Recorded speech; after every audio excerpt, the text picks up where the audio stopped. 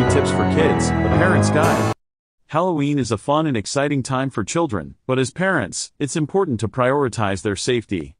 Today, we will share some valuable tips to ensure your child's Halloween candy is safe to devour. First, let's talk about inspecting the treats. Before your child digs in, go through their candy and remove any open or damaged packages. Check for any signs of tampering, including torn wrappers or broken seals. It's better to be safe than sorry. Next, let's discuss the importance of reading labels.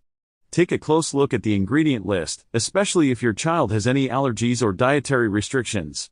Look out for common allergens like nuts or gluten.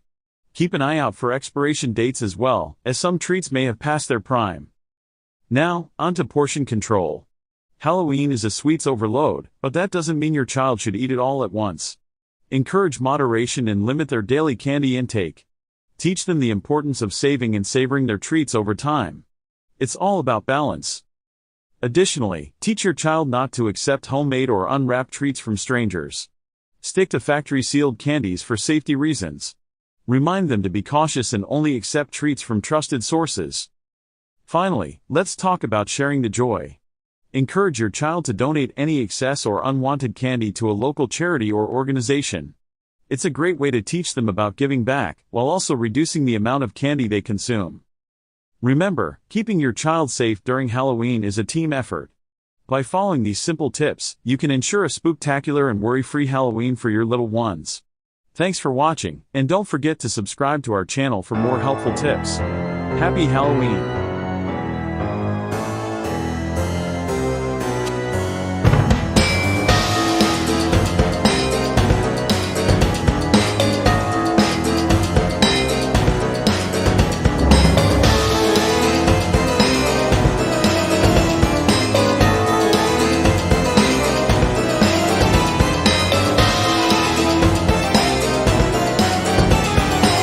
Welcome to Pumpkin Pals, the curious and spooky tale of carving jack-o'-lanterns. Today, we'll dive into the fascinating world of pumpkins and uncover the mystery behind why we carve them. So, let's get started.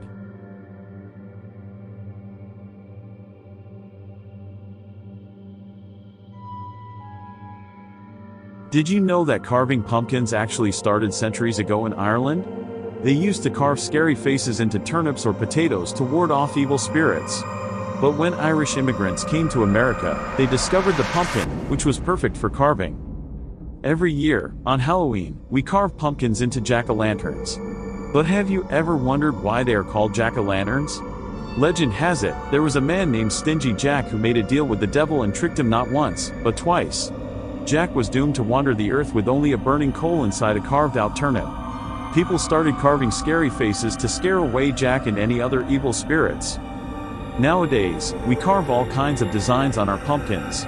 From spooky ghosts to friendly witches, the possibilities are endless. And the best part? Carving a pumpkin is super fun. You can scoop out the slimy insides and create your very own masterpiece. Did you know that pre-drawing on pumpkins can enhance your carving experience? When it comes to pumpkin carving, most people dive right in with a knife, but taking the time to pre-draw your design can make a world of difference. There are a few reasons why pre-drawing is a step worth taking. First, it allows you to plan and visualize your design before making any irreversible cuts. You can experiment with different shapes and patterns, ensuring that your final carving will be exactly what you envisioned. Pre-drawing also helps you create more intricate and detailed designs. By mapping out your design beforehand, you can take the time to sketch out every intricate detail, making your carving truly exceptional. Another benefit of pre-drawing is that it allows you to make adjustments easily. If you're not satisfied with how a certain element looks, you can easily erase it and try again. This saves both time and frustration, ensuring that your carving turns out just the way you want it. So, next time you're ready to embark on a pumpkin carving adventure, take a few moments to pre-draw your design. You'll be amazed at the difference it makes in the level of artistry you can achieve. If you've ever wondered about the perfect age to carve a pumpkin, you're in for a treat. Believe it or not, the ideal age to start pumpkin carving is around 3 to 5 years old. At this age, kids are beginning to develop their fine motor skills. Carving a pumpkin provides them with the perfect opportunity to practice using their hands and fingers, enhancing their coordination and dexterity. As children grow older, around 7 to 9 years old, they become more independent and can handle more complex carving tasks. They start to explore their creativity, making each pumpkin uniquely their own. During the teenage years, around 13 to 15 years old, carving pumpkins becomes a great way to let their artistic skills shine. They can create intricate and detailed designs that showcase their growing talent. And let's not forget about adults. Carving pumpkins can be enjoyed by people of all ages. It's a great way to bring friends and family together, creating lasting memories and having loads of fun. So, whether you're young or young at heart, pumpkin carving is an activity that transcends age. Now that you know the perfect age to carve a pumpkin, why not gather your loved ones and have a pumpkin carving party? Why do pumpkins symbolize Halloween? Well, it's because they are in season during this time of year. Plus, their bright orange color adds to the festive spirit. So, when you see a flickering jack-o'-lantern on a porch, it means that house is ready for trick-or-treaters. So, the next time you carve a pumpkin, remember the ancient tradition and the spooky tale of jack-o'-lanterns. Let your creativity shine and scare away those pesky spirits. Thanks for watching, and don't forget to subscribe to our channel for more exciting adventures with Pumpkin Pals.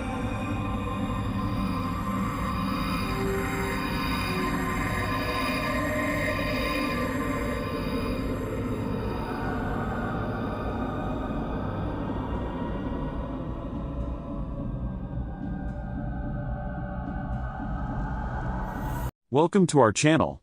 In this video, we will show you how to make perfect homemade biscuits with our step-by-step guide. So let's get started.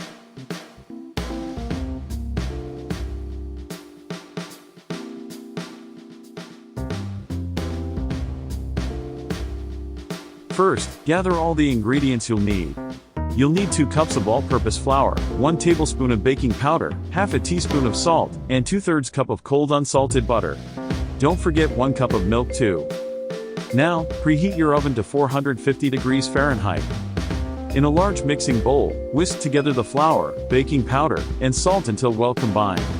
Cut the cold butter into small cubes and add them to the bowl. Using your fingertips or a pastry cutter, blend the butter into the flour mixture until it resembles coarse crumbs. This step is important for creating a flaky texture in your biscuits. Next, pour in the milk and stir everything together until a soft dough forms. Be careful not to overmix, you want the dough to just come together. On a lightly floured surface, turn out the dough and gently knead it a few times to bring it together. Pat the dough into a 1-inch thickness. Using a round biscuit cutter, press straight down into the dough to cut out the biscuits. Avoid twisting the cutter, as this can hinder their rise. Place the biscuits onto a baking sheet lined with parchment paper, leaving some space between each one. Now it's time to bake. Pop the baking sheet into the preheated oven and let the biscuits bake for about 12 to 15 minutes, or until they turn golden brown. Once they're ready, take the biscuits out of the oven and let them cool for a few minutes.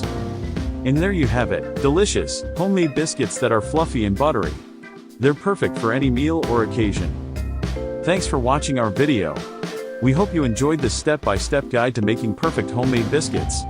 If you found this helpful, don't forget to hit the subscribe button and stay tuned for more tasty recipes. Happy baking!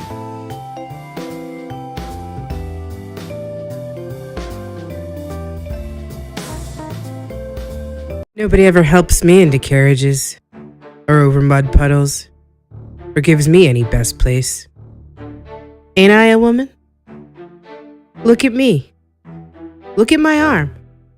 I've plowed and planted and gathered into barns, and no man could heed me. Ain't I a woman? I could work as much and eat as much as a man when I could get it, and bear the lash as well. Ain't I a woman? I've borne 13 children and seen most of all sold off to slavery. And when I cried out my mother's grief, none but Jesus heard me. Ain't I a woman? Sojourner Truth, 1851, Women's Convention in Akron, Ohio. The history of black motherhood in the United States has been marked by separation. From the time of slavery, the American black woman has been viewed through the lens of the labor she can provide others. Her role as wife and mother minimalized by the expectations of her work outside the home. The legacy of these ideas formed during the infancy of this nation is still felt even today, as Black women experience motherhood differently than their white counterparts, even in the first few hours after giving birth. Subjected to tropes such as the mammy, who in almost comical irony is characterized as the ultimate caretaker for white children, while simultaneously being neglectful to her own. Black women have for centuries seen their motherhood and their mothering called into question. The modern incarnation of the quote-unquote welfare queen characterizes the Black mother as a dishonest materialist who only has children in order to game the system for more money. The lasting impact of such inaccuracies has been devastating. During slavery, Black women were called upon to be wet nurses to the children of their white owners, often separated from their own children, sometimes permanently, just after giving birth. This practice continued even with emancipation, as many families, especially in the South, continued to employ Black women in domestic capacities. In the first decades of the 20th century, as economic opportunity began to expand for Black men, many Black women were for the first time in a position to make the choice to stay home and care for their own children.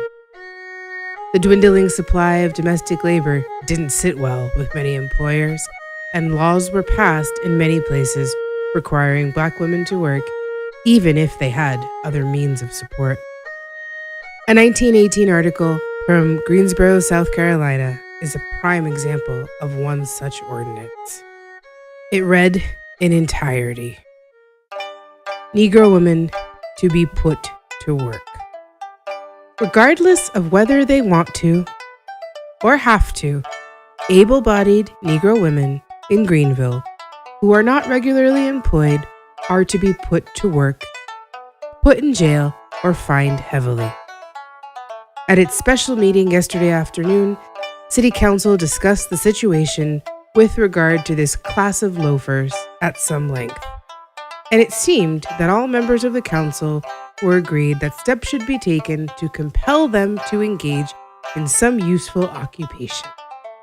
It was decided that an ordinance similar to the one now in force requiring all able-bodied men to work at least 5 days a week should be passed with regard to these women.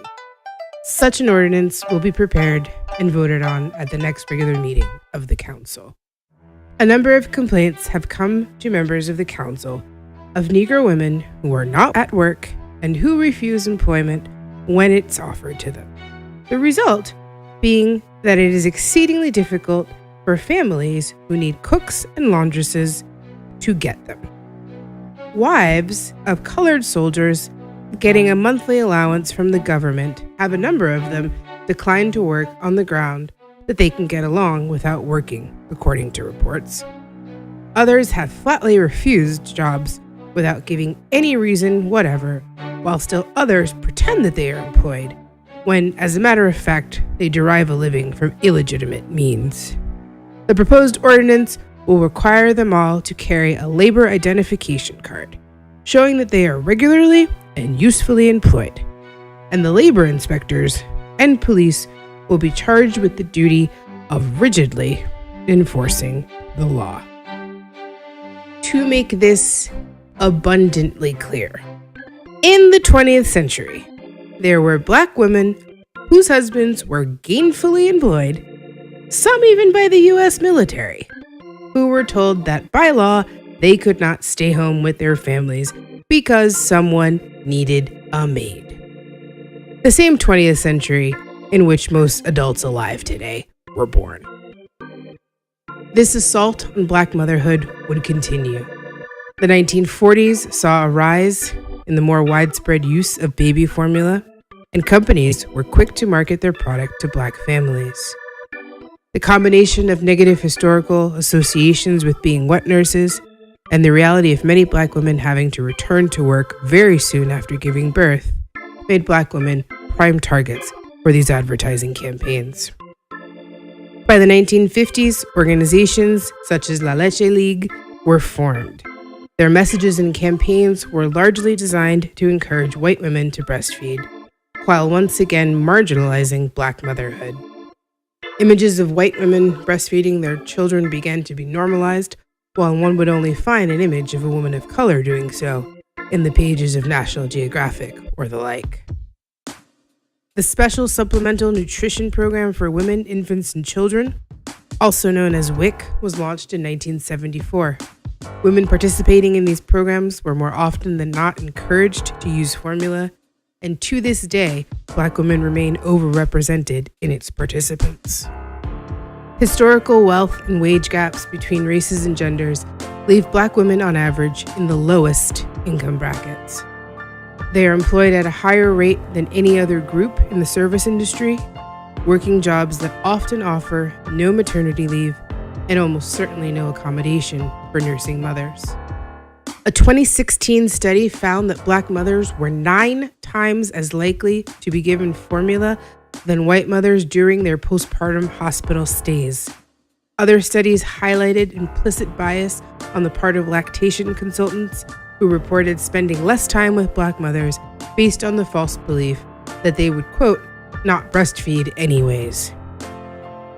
Centuries of structural racism, societal norms, and implicit bias have led to the grim reality that as a group, Black babies have the highest infant mortality rate in the United States, with preterm birth also being a determining factor in the disparity of these rates. The survival of preterm infants is exponentially increased when they are given human milk and also time and contact with their parents. Yet, even today, having the opportunity to offer this care to their own children is still not possible for many Black mothers. It's high time we examine the root causes of such disparities and do the collective work of learning from the mistakes of the past in order to shape a better future for Black mothers and their children.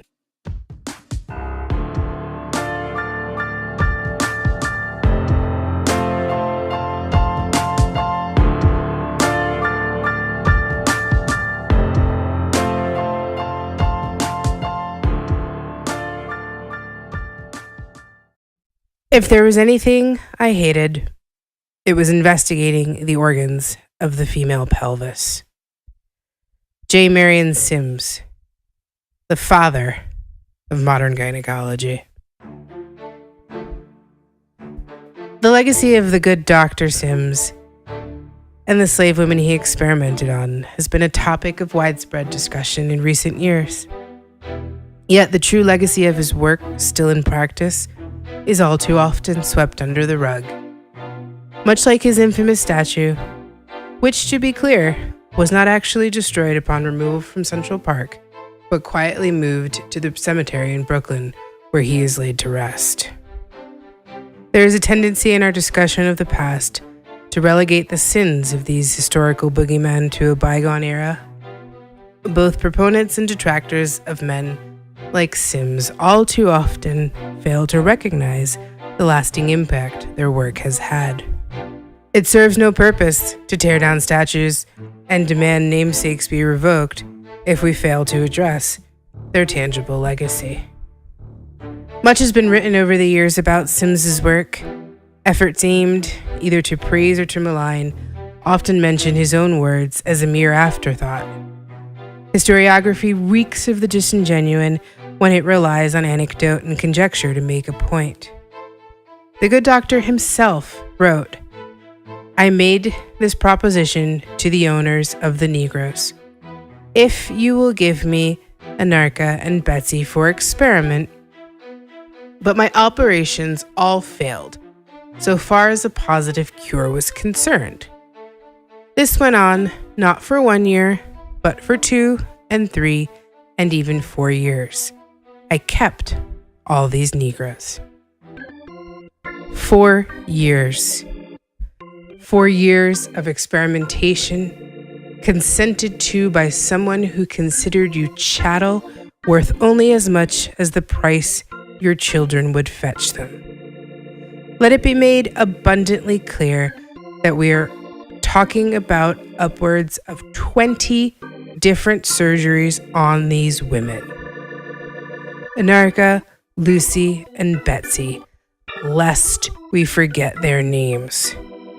Surgeries done without anesthesia, while on all fours, with curious doctors and students observing and participating. The pain and humiliation these women were subjected to is unconscionable. Sims's actions are all too often excused by saying the man was merely a, quote, product of his time. The problem with this excuse is that it belies the fact that in many ways, times haven't really changed. The 19th century birthed many of our most reputable fields of medicine, along with the journals that chronicled their so-called discoveries. It was a time in which medical training was cursory at best and often perfected in the form of apprenticeships or field experience. These journals influenced the practice and tools of the field much the way they do today. The works of such doctors as Philip Tiedemann and Samuel Cartwright, respected authorities of the era, are riddled with quote-unquote scientific evidence suggesting not only surface but actual physiological and anatomical differences between the races. Assumptions about the so-called Negro subjects of their studies suggest differences in everything from circulatory patterns, respiratory capacity, and even a dulled sensitivity to pain in some cases. We would assume that such absurdities would be relegated to a distant past, their assumptions long since disproven, and we would be wrong. A study published by the National Academy of Science in April of 2016 came to the following conclusion. Many white medical students and residents hold beliefs about biological differences between blacks and whites. These false beliefs are related to racial bias in pain perception. Participants who endorsed more of these beliefs reported that a black patient would feel less pain, and they, as a result, were less accurate in their treatment recommendations. Let's be abundantly clear about what is being said here, because it needs to be restated.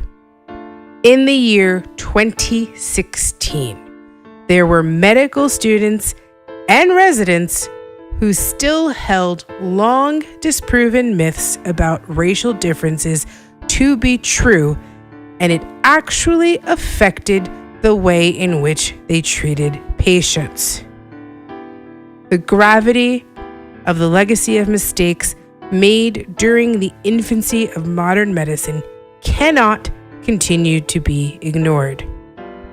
Removing a statue or renaming a building merely pay lip service to very real and often fatal disparities in this country. It's not enough to wrestle with the demons of yesteryear if we ignore their very real legacy in today's world.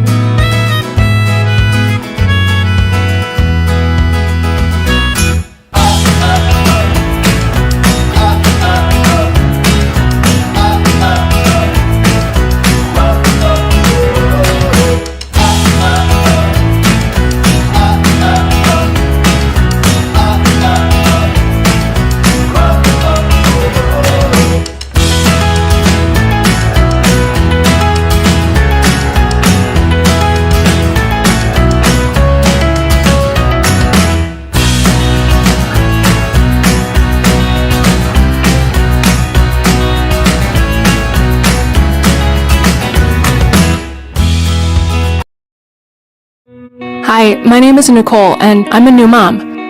When I was pregnant... Hi, my name is Nicole, and I'm a new mom. When I was pregnant, I learned that more C-sections are being performed in hospitals than ever before, even if the mom and baby are healthy. This worried me, so I decided to educate myself. I learned many things I could do to avoid having a C-section I didn't medically need. I learned how to talk to my doctor about what I wanted for me and my baby, and I brought a friend to my doctor's appointment in case I was too nervous and needed support. I told my doctor I wanted to avoid a C-section unless it was absolutely necessary. When I got to the hospital, I told my nurse too, and she was really helpful during labor. I know there are many things in life I can't control, but I believe it's better to do what I can to make a difference, especially when it comes to my baby. Remember, your voice matters.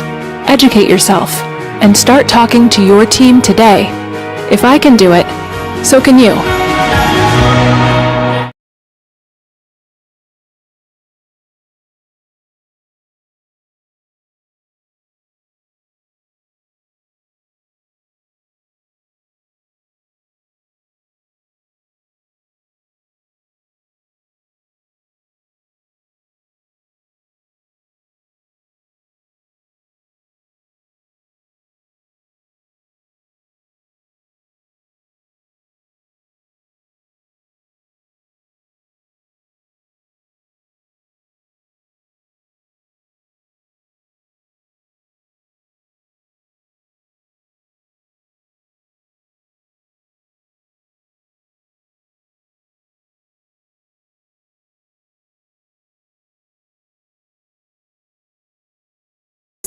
And I'm a labor and delivery nurse. If you want to have a healthy birth, it helps to have a strong birth team. That team includes your doctor and your family, of course. But there are 4 other people you should know about: the labor and delivery nurse, a nurse midwife, a doula, and a childbirth educator. It's not likely you would have all of these people helping you, but you should know who they are. I'm a labor and delivery nurse, a special kind of nurse who works with moms and doctors during childbirth. We're one of the first people you meet once you arrive at the hospital. Labor and delivery nurses monitor and support moms and babies during labor and give moms medicine if needed. After the baby is born, we help moms with breastfeeding and look out for complications. A nurse midwife is a nurse who has advanced training to care for moms during pregnancy, labor, and they can help you deliver your baby if it seems that labor and delivery will go smoothly. Nurse midwives are really good at helping moms avoid C-sections and other medical interventions unless they are absolutely needed. In the hospital, nurse midwives work as a team with doctors. They'll call the doctor if the birth becomes complicated. A doula is different from a doctor, nurse, or midwife. They're like having your own personal coach who stays with you all through your labor and birth. They provide emotional support and help with things like moving, breathing, and relaxing so your labor goes more smoothly. They'll show your partner how to support you in labor and can even help you at home after your baby is born with things like breastfeeding. Some hospitals give you the option of having a doula, but more often, you'll have to hire a doula yourself if you want the extra support. Lastly, it's super important to be as prepared as possible for your birth. If you're expecting a baby, consider taking a childbirth education class. Childbirth educators empower expected parents with knowledge and skills so they feel more confident about the process of having a baby. This is really important. Your birth matters, and your birth team matters. Start building your team today.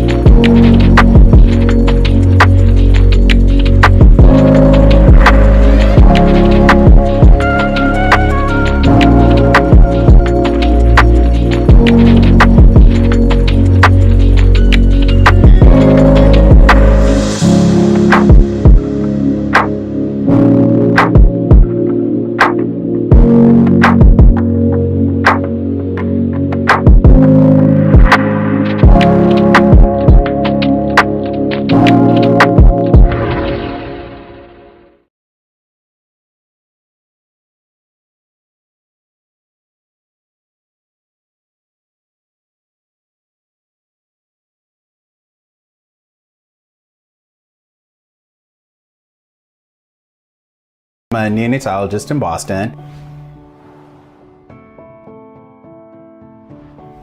RSV is a virus that causes a respiratory illness or kind of like a cold. So RSV varies a little bit. If I was to get RSV, I probably wouldn't be able to tell the difference between having a regular cold and having RSV. For a baby who gets RSV, they get what they call bronchiolitis, and usually that presents as a kid having a difficult time breathing. Usually you see their little ribs popping in and out as they're trying to breathe. You see their little noses flaring as they're trying to breathe. Sometimes they turn blue because they're not getting enough oxygen. They tend to have a lot of secretions like coming from their nose and a cough. And so it can be pretty significant and it can change really quickly.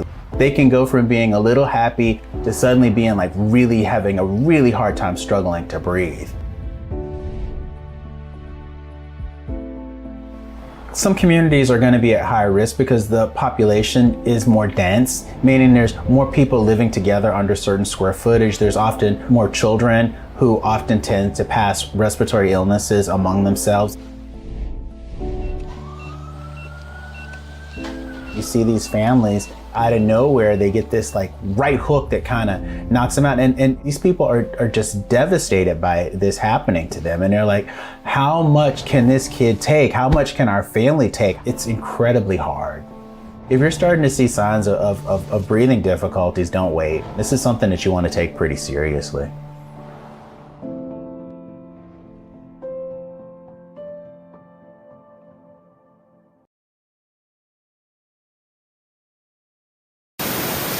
Hi, it's Jen. I just wanted to take a second and update you guys with what I've been working on this weekend. If you've been with Fortunate for a while, you might recall that we put together NICU kits shortly after the boys were home as a way to reach out to other families that were going through a similar journey that we experienced in the NICU. And we just put together a few things just to kind of make the NICU stay a little bit more homey and a more personal. If you don't mind, I'm going to show you a couple of things that we put together in the kit. I'm making one for our triplet family right now. So my favorite thing in the kit probably is On the Night You Were Born by Nancy Tillman. It's a super book, beautiful, beautiful illustrations, beautiful words. Just go out and buy it for the next baby shower you have. It's gorgeous. The next thing we have is like a NICU journal, so that you can leave this with the nurse's station, and they can jot down some things that may have happened while you were gone. It's a good way for you to kind of keep things straight as they're giving you a lot of medical terminology you might want to keep track of. We have our schedules for the multiples moms. It has a feeding schedule and when you changed them, all that good stuff that you don't have the brain power for any longer. Some lotion, because you're washing your hands constantly in the NICU, and it leaves your hands nice and dry and chapped. We've got disposable cameras to put in close to each of the kids' isolates, so that the nurses can take pictures while you're away and you don't feel like you're missing out on as much. Got preemie sized blankets. Just again, another handmade touch. It's kind of nice for that. Chapstick, gum, snacks. It's just been fun to put it together, and we really hope that it can be a blessing to somebody else.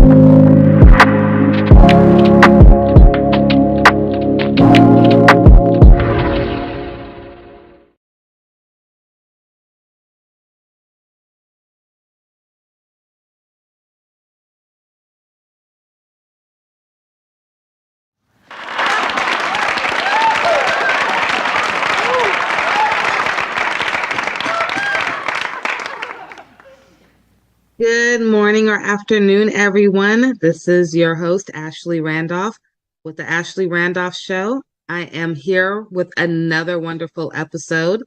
Today, I have Dr. Natasha. Doesn't that sound so lovely? Dr. Natasha, she's wonderful. I'm so grateful to have her here, not only just for our families, but even for our healthcare professionals. So she's amazing. Dr. Natasha, thank you for being here with us. I would love for you to introduce yourself, a little bit about what you do, and then we're going to get started in this conversation that I've been dying to have with you. You're on mute, Dr. Natasha. Thank you so much for the invite. I am delighted to be here. I'm always delighted to have conversations with people who are doing dynamic work such as yours, right? So I am Dr. Natasha Wright. Dr. Tasha, that's it for short. I am a licensed clinical social worker. I am also a transformational coach. I work primarily with women in both arenas. I also run a group practice focusing on wellness for women. So my days are spent servicing women and helping women navigate life in all areas of transition and maybe some hardships and struggles, but really being a sacred and safe place for women. I'm a mom of 2 little boys. Well, not little boys. One's 22. So, right. And the other's 14. So I don't think he would think he was little either. Yeah, they're not little no more. Them your big boys now. Right, because I'm like, my little boys. Well, I guess they ain't. So that's me. In a nutshell, I reside in Connecticut. Ooh, nice fun fact. I'm across the way. Okay. I put myself on mute when you introduced yourself because you just have so much that's so good about what you do that I didn't want any interruptions in the background. Okay. Everyone, she does a lot of amazing work. I am so grateful to have her here, even if it was for 5 minutes. I mean, anything that she can give any of us is going to be of value. Dr. Natasha, or Dr. Tasha, I'm sorry. Whichever one. As long as it's not Dr. Wright, it feels so formal. That I'm the same way. So I tell all my interns and staff, just please call me Ashley. I can't do President Ashley. I know that's my title, but it's okay. Okay, so I'm a mom with 3 kids. Okay, so like you got 2 grown boys. I call my son, he's about to be 12. He's way bigger than me. So I'm like, okay, you my grown boy now. I got 3 kids. I have 2 nonprofits that I'm running. I have all these different titles as well that I have to juggle every day. I probably work 7 days a week, but I'm working on getting that down to 5 days a week. Hello. It's been 8 years. I think I deserve that. What tips do you have someone like me, even if they don't have a lot of titles like me, but maybe just their day-to-day life of going to work and taking care of the kids is a lot. So what advice do you have for us? To start out, let me say blanketed, whether it's entrepreneurship, regular 9 to 5, the children. I don't care if you're a housewife, like there's a plethora of things to do. Yeah, absolutely. So almost context almost doesn't matter nowadays because there's always something going on. So the universal conversation that I'm having with women is the question that I originally or first start out with is, how are you? Not how's what you're doing. Not how's the boys or how's the girls, how's the husband, how's the business, but how are you? And usually I get a pause because not a lot of women are being checked on. They're like, oh, I don't know. And I'm like, okay, so sit with it for a minute. I usually got time. Yeah. Or I get this almost auto response of, fine, I'm good. No, slow down. Let's ask again. And then once I ask, how are you? I pivot to, well, how's your heart? And that is a totally different question. And it forces people, women, to pause for a minute and examine what's going on in life. And I usually get a more authentic response. Because you can't fly, when I ask how's your heart, it's not good, fine, great, how you? No, those are those automatic responses when we are in the hustle and someone asks you, how you doing? Good, I'm great, you good? All right, and then we're in passing. And so having women slow down. So what I want people to know is, women to know, is that I do believe that you can have it all. I'm a firm believer that you can have career, that you can have children, you can have hobbies, you can have dreams. It's just how we manage the time that we're given. So where I come in at is strategy, because I do believe that you can have it all. We are all given the same 24 hours and 1 day. Right. And I'm sure we all have dreams and hopes and desires, but what are we doing with them? Do they get lost in the hustle of life? So one tip is checking on yourself. How are you? That how's your heart question doesn't have to go from one woman to another. We can sit and reflect in our quiet time when we carve out quiet time and ask ourselves, Okay. how's your heart? But having that, stealing a moment to say, how am I doing? And then being real reflective. I'm having a rough week. It's been a rough month. It's been a rough quarter. Everything is extremely busy. I don't know if I'm going to the right or going to the left. That's data that we can use to say, I might need a better plan. I might need some systems put in place. Okay. Because there are times when we are doing everything that we should be doing and that we can be doing. We're probably just not doing it in a most strategic way. Absolutely.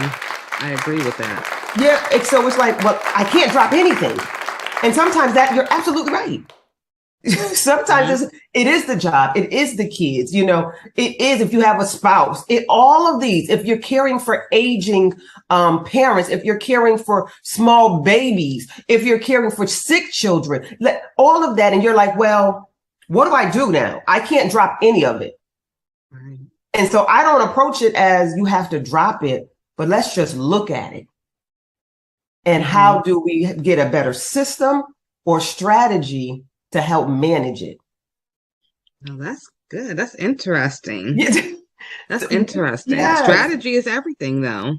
I always say that I'm like, we need a strategy to do this thing. So if you want it all, you got it all. Because the way that I look at it also is most women, me, and I always come from the context of women because that's who I deal with. Yeah. So men, I'm not being exclusive or excluding you all, but I always naturally flows are the women that we can have it all. And just how do we have it all? Right. It's that how to. So, and I believe that women are so gifted that there is usually a call, a urge, a mandate to do multiple things. And then instead of running from it, how do we lean into it with better systems and strategies to get it done, where we're not worn out and weary at the end of the day, at the end of the month, at the end of the quarter. And so that's where I come in as a thinking and thought partner. Right. Like, this is what I'm doing, or this is what I want to do. How do I make this happen and still live a healthy, aligned life? And I'm strategic. I'm strategy. So I'm like, okay, let's write it all out. Now let's go to work. Yeah. Oh, I like that. Let's go to work. I have a question for you. Okay. So with your expertise and knowledge, I have noticed that a lot of African-American moms that I have in my nonprofit, a lot of them seem to veer towards negative, like social media sites or let's say reality TV that promotes negativity. And I always hear, well, I'm able to look at somebody else having a hard time, and for a minute, it takes me away from mine.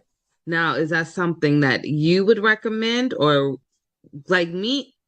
I'm sorry, I watch Christmas movies all year long because it brings me instant joy. Like it could be Yes. May, and if I watch it in 10 minutes, I'm instantly happy. I try not to stay on those negative pages or sites as much. What do you recommend? I'm with you. So I do not recommend watching these toxic shows, unhealthy.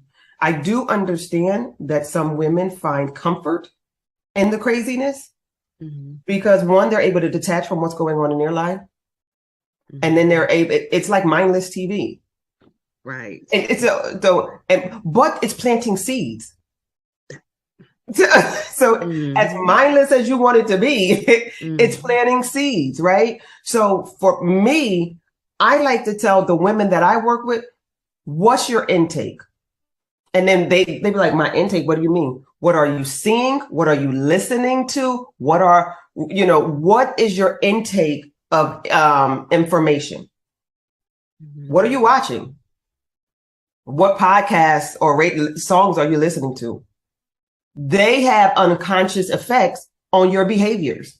I said, so I totally, that's why I'm like, turn the TV off. So I'm not a big promoter of watching television. Now, I do love a good movie. I do love sometimes mindlessly watching TV, but I only allow myself to watch TV on the weekends. I do not watch TV. I watch TV from Friday afternoon, because that's when my workday finishes, to Monday night. Sunday night. Monday through Friday early afternoon, my TV does not come on. Wow. Okay, so I always have my TV on, but I'm hardly ever watching it though. But it is always on. Now my kids, they're in school from 7:30 in the morning until 5:30 every day, Monday through Friday. They have a strict schedule to be home, to be in bed at 8 p.m. So when they come home, they do their routine, take a shower, start putting on your night clothes, homework, dinner. Then they get an hour of game time, usually right before bed. So they're not watching TV. By the time they turn on the TV to put it on cartoons, it's 8 o'clock. They're laying down for bed. By 8:30, they're knocked out sleep. So without them even noticing, they're not even watching TV as much as other kids are. But I do notice that other kids are teaching them things at school. For instance, my son, he's never seen. So I'm one of those real strict parents, and I love it. So I don't care what no one says. The TV guides, and you know how it says the ratings, TV 14. Oh yeah. Well, if you're not 14, I'm sorry, you're not watching it. So my son comes home and he'll be like, "Oh, Mom, Jason movie. I heard about Jason, or I heard, there's a movie called Saw or something." And I'm like, who's letting their kids watch this? You know what I mean? Yep. And, I tell them, one day you'll watch it, but you're not that age yet. But I do know that a lot of the outside world has an impact. So that's why I'm so into the parents about what they're watching too. Because sometimes the kids see what you're watching and you may not even be really paying attention, but they're picking up on everything that video is showing or whatever they're listening to. Like you said, even simple podcasts, it's giving them visuals. They're hearing it, and however they want to, think about it, that's how they're going to think about it. Absolutely. And YouTube is big now amongst my son. That's what I was thinking of, was YouTube. Yeah, my son doesn't watch a lot of TV per se. He watches YouTube. And so just think about watching YouTube on not the children's YouTube, but on regular YouTube, and the commercials that can come through. Right. And so they just plant seeds. And so I like to err on the side of caution. So I direct and I control what's going on in my ears or what I'm watching. So the limiting of TV is huge because it takes up such a gap of time So you're like, I could be getting this done, but I'm gonna sit down and I'm not saying that, you know, these shows don't be good. They probably do. I don't have cable. I ain't had cable in must be probably 12 years. I stream everything. So when I say that I watch TV, I watch Hulu and Netflix on the weekends. And I don't like series. If I have to watch a series, I may have to make sure that I have time to finish it. Because it'll drag into my week and it bothers me. Yep. So I'm the same way. I don't have time to finish a series, I need a movie that's less than 2 hours. I'm in and out and I'm moving on to the next thing, because a good series will be on my mind all week and I'm distracted. So that's what I said, what we do and being strategic with the time that we're given. And so I give practical tools on really how to order your day, to order your week, to order your month, and how to really get things done. Okay, now I like how you say that. So how can someone be a part of what you're doing? So define list for me, go right to my website. There is a discovery form up there. Yeah, you can go right there. I offer VIP days. So I'm for the busy person. I don't have no long program because I work with busy people. I work with ambitious, busy, motivated, but slightly overwhelmed people. And overwhelm is not a negative thing. It could be like things are going, I have to do all of this and I just don't know how to do it. And so I'm a VIP strategist. So I'm a strategist. I strategize. I come to my clients or my clients come to me. We meet to make sure that we're just a really good fit. And then we begin to look at life. And so there's a discovery form on my website, drnatashawrightconsulting.com. And it's a quick questionnaire. Pop into my calendar. And then we begin to talk about what it would look like to partner together. Do you want clarity? Do you want a plan? Because I come to find out that people have dreams and goals, but they don't have a plan. They can't execute. So the the goals remain so abstract that nothing's getting done. And to me, the dream and the goal, it's just something that's hidden and probably latent in your heart because there's no strategy to go along with it. And because we're busy, ambitious women, got a lot of hats going on here, right? That we don't even have time to think. So I am that thought partner to help you think and strategize. So working with me, I work in 3-month increments. So in those 3 months, at the end of a VIP day, you leave with a tactical strategy to execute for the next 3 months. Ooh, I like that. This is for the ambitious people that know they have something, they know they're ready, they just can't think. It's the first step. You hear so much. People don't know just the first step. Just show me the first step and I got it. And I make it clear. They actually leave with a tangible document that's like, listen, this is what you do next. This is how you do. And I'm there and I offer support for 30 days post the VIP day. And by the time by the time you execute this 12 weeks, you'll come back to me for another VIP day because we're going to the next thing. Ooh, y'all take advantage of them VIP days. Yes. Okay. And the VIP days looks like me. It's either one-on-one, depending on how it's scheduled, or with a small group. No more than 4 because we're executing because you get me that day and I'm thinking and rolling. Yeah. And we're executing, getting to work. And that's what I always say, I'm for the hungry. Ooh, I come for the hungry. I like that. Because I'm ready to feed. And if you're not hungry, I'm going to do nothing but give you a stomachache. Ooh. Because I'm going to have an opposite effect.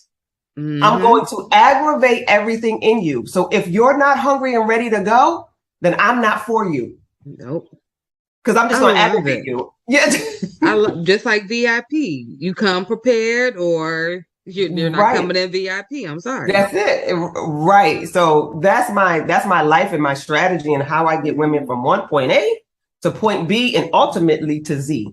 Step by step. Step by step. 3-month program. Dr. Natasha Wright Consulting.com. Do you have any Instagram or Facebook? I do. Instagram, it is IAM_Dr. Natasha W. And Facebook is Dr. Natasha Wright Coaching Consultant. Okay. Do you have any books or anything? Or are you thinking of writing? I do have ebooks that were coming out for the VIP day. So I walk through the workbooks. I'm producing 2 workbooks. Part of this is I have 2 VIP days. One's for business and one's for life. So there's a life edition. Ooh. That's the walking through life. What are we doing? How do we get this life together? And then another is a business edition. I kind of want to start a business. I don't know where. Let's get through some of this thought work. How do we clear the path so I can do this business? One last there's question. 2 different. Mm-hmm. So you said business days, and you said you have business and you have one for life.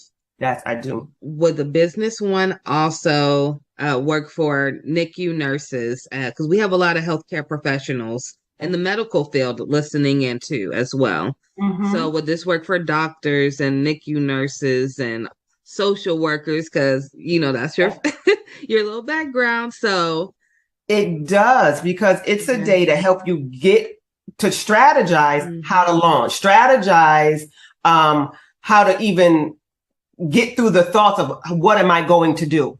So remember, it's very tactical. And so afterwards, after they're up and running, then they probably go off to a business coach for the intricacies of the business. But I'm that thought partner that's cutting it out, saying, what is the mind doing? Mm-hmm.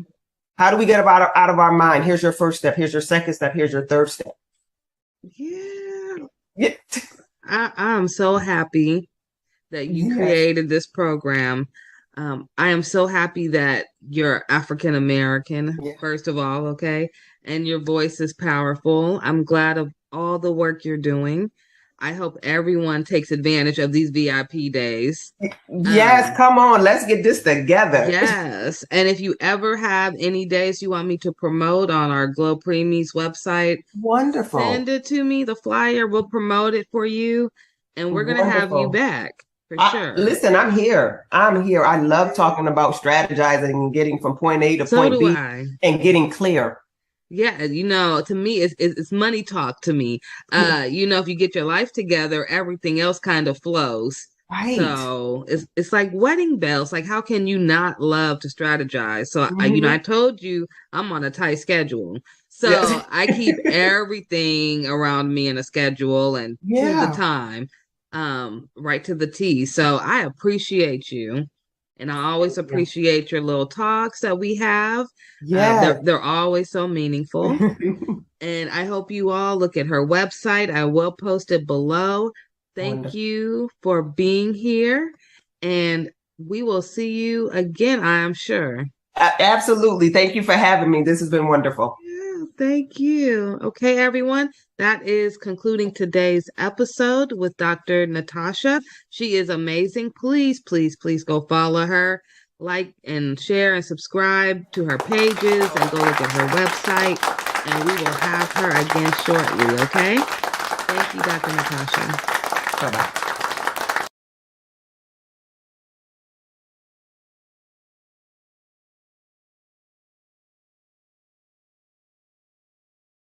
Human milk is the natural food for newborns.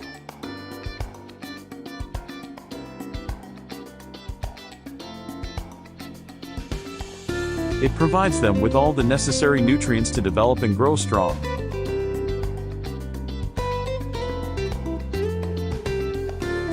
However, not all mothers can produce enough milk for their babies. This is where human milk donation comes in.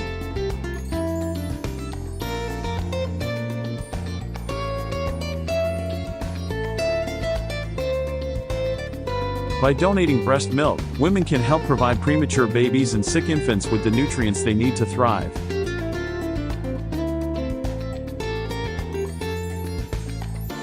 And just like blood and organ donation, there are human milk banks that collect, pasteurize, and distribute the donated milk to babies in need. Donating breast milk is a selfless act that can make a significant impact. And it's not just babies who benefit from it. Breast milk is also used to help people with digestive problems, immune deficiencies, and other medical conditions.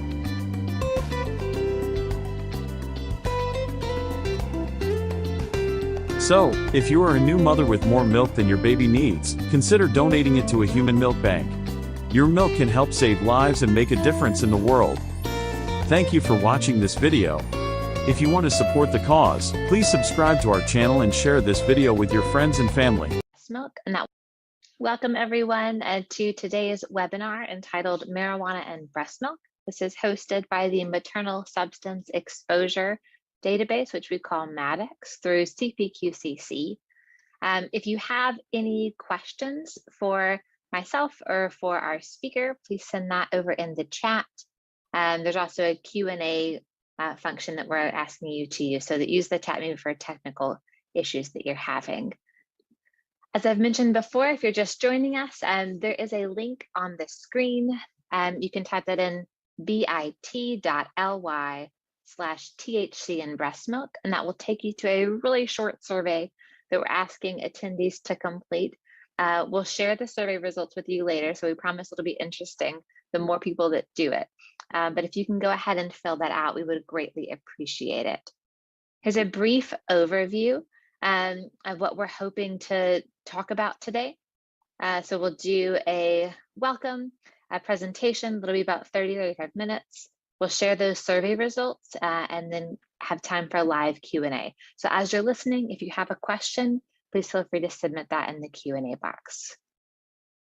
The Maternal Substance Exposure Database, that's the group that's hosting this webinar today, is an optional and free database that's part of the California Perinatal Quality Care Collaborative. You might be familiar with us, CPQCC. A lot of you are from California. So we collect data on all maternal substance exposures. So those include, but aren't just limited to, opioids. And by doing that, we aim to improve healthcare for exposed newborns by focusing on treatment and length of stay in the hospital. And while the database is designed to capture information on infants who have been exposed to opioids, many of our members also use it to collect data on infants who have been exposed to other substances as well.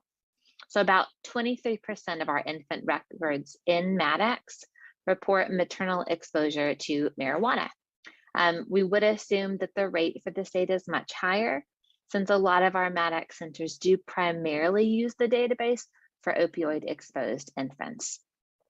So this is an example of the MADEX report site, where if you join MADEX, which again is free and optional, you can compare your hospital to other MADEX participating hospitals. So we have 32 right now across California and over 500 infant records that have been entered to date. This data is used to drive improvements in the care provided to exposed infants. This is done through a range of reports designed to help you identify areas of high and low performance, monitor the effects of improvement interventions, and conduct research that advances the quality of care. MADEX is available and free to all CPQCC centers, but you do have to request access. So if you'd like more information on MADEX, send us a message in the Q&A or in the chat with your email. You can also submit your email in the evaluation survey for today's webinar. So again, this is, I'll say this one more time. So please take a minute to answer the following survey. You can type this in, THC and breast milk. The slides will be available afterwards as a PDF for download, and I'll send around that link. We are really excited today to welcome Dr. Christine Bixby as our speaker today. She is board certified in pediatrics and neonatal perinatal medicine. She completed both her pediatric residency and neonatal perinatal medicine fellowship at Harbor UCLA Medical Center. She attended medical school at the University of California, Davis, and she is a practicing neonatologist at CHOC Children's Hospital. She is an international board certified lactation consultant in IBCLC and the lactation medical director at CHOC Children's Hospital, where she focuses on breast milk handling and breastfeeding support in the NICU. She is a strong advocate for breastfeeding in Orange County through the Orange County Perinatal Committee and the Orange County Breastfeeding Coalition. She has published and speaks frequently on best practices in breast milk handling and optimizing breast milk production and breastfeeding in the NICU. Welcome, and I will turn it over to you, Dr. Bixby. Hello. Thank you very much for inviting me to speak. It is my privilege to get to talk to you about cannabis and breast milk. Let's hash it out. And I will do my best to minimize the number of dad jokes, but I had to put that one in there. It is quite the appropriate day. As you note on the bottom right corner, Cannabis 420. It is the most sacred and celebrated day for marijuana. And so it is very appropriate that we are talking about it today. Next. So my disclosures are limited. I am faculty for the Small Baby Care Specialist Program from Engage, Grow, Thrive, where I shockingly talk about optimizing milk supply in the NICU, the benefits of milk and human milk in the NICU, and how to handle human milk in the hospital setting. I'm also a consultant for Willow breast pumps as well. Next slide, please. So here's our big question, and it's the question I get asked as an MD IBCLC all the time is it okay for a woman who tested positive for THC to breastfeed or express milk for her baby in the NICU? And I think the easiest way to answer it is it's complicated, and I'm going to walk you through it. This question kept coming up a lot.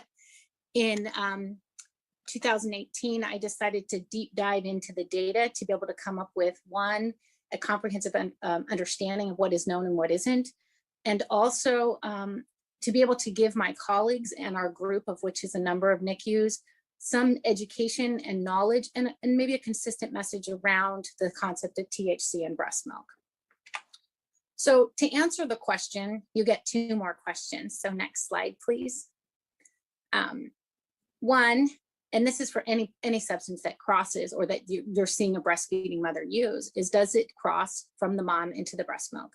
And if it does cross, is there harm to the infant? So we're going to go after the next question, the first question, which is, what is cannabis? And cannabis is a plant, as you see it on the right up corner. It's cannabis sativa. It has over 150 known compounds. It has increasing potency over the decades and by location. Of note, between 1995 and 2014, the potency or percentage of THC has increased from 4 to about 12%.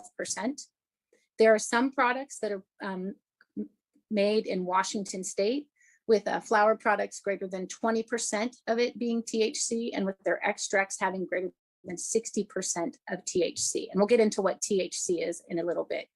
There are various forms of consumption: the good old-fashioned cigarette or joint, using a water pipe or a bong, my aunt and uncle's marijuana brownies, the more common and newer versions of vaping, and then this new thing to me called dabbing, which is where they pour butane over the plant and you get a sticky precipitate out that you can then smoke that allows you to have a much higher concentrate of THC with a very rapid onset.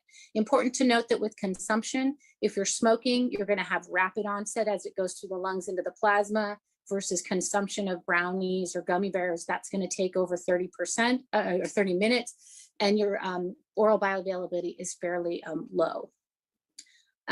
Other thing to note about cannabis, there are other additional unknowns as the growing of the product is not technically regulated. So there is potential for lead, mold, pesticides, rodenticides, herbicides, and fertilizers in the product, and we don't know what they are. Next slide. So two components of cannabis that everybody is very known in common colloquialism is CBD or cannabidiol, which is a phytocannabinoid that's extracted from the cannabis plant and then diluted with the carrier oil, usually a coconut oil. Not a lot is known about CBD. It's felt to be less psychoactive. And I'm not going to talk a lot about CBD at this point in time because of the lack of significant data. The big thing that we're going to talk about is THC, or delta-9 tetrahydrocannabinol, and I'm not going to say that word again. We're going to call it THC going forward. And it is the most psychoactive component in marijuana. It has a very large volume of distribution, and it enters the plasma compartment almost instantly from the lungs and then redistributes to highly vascularized tissues such as the brain and the liver. It's highly lipophilic, so it likes to store in fat and can be there for weeks to months. And important to note, the half-life of THC is fairly long. In infrequent users, it's 20 to 36 hours. And in chronic users, it can be about 4 days. We'll talk about further data that's come out just in the last few months about even a longer half-life. Of note, it is present in an exhaled breath for 2 to 4 hours after one cigarette. And I think this is an important thing for those of us in the newborn intensive care unit where we're putting babies skin to skin appropriately for moms to smell the environment around their babies so they can have that IgA exchange into their breast milk.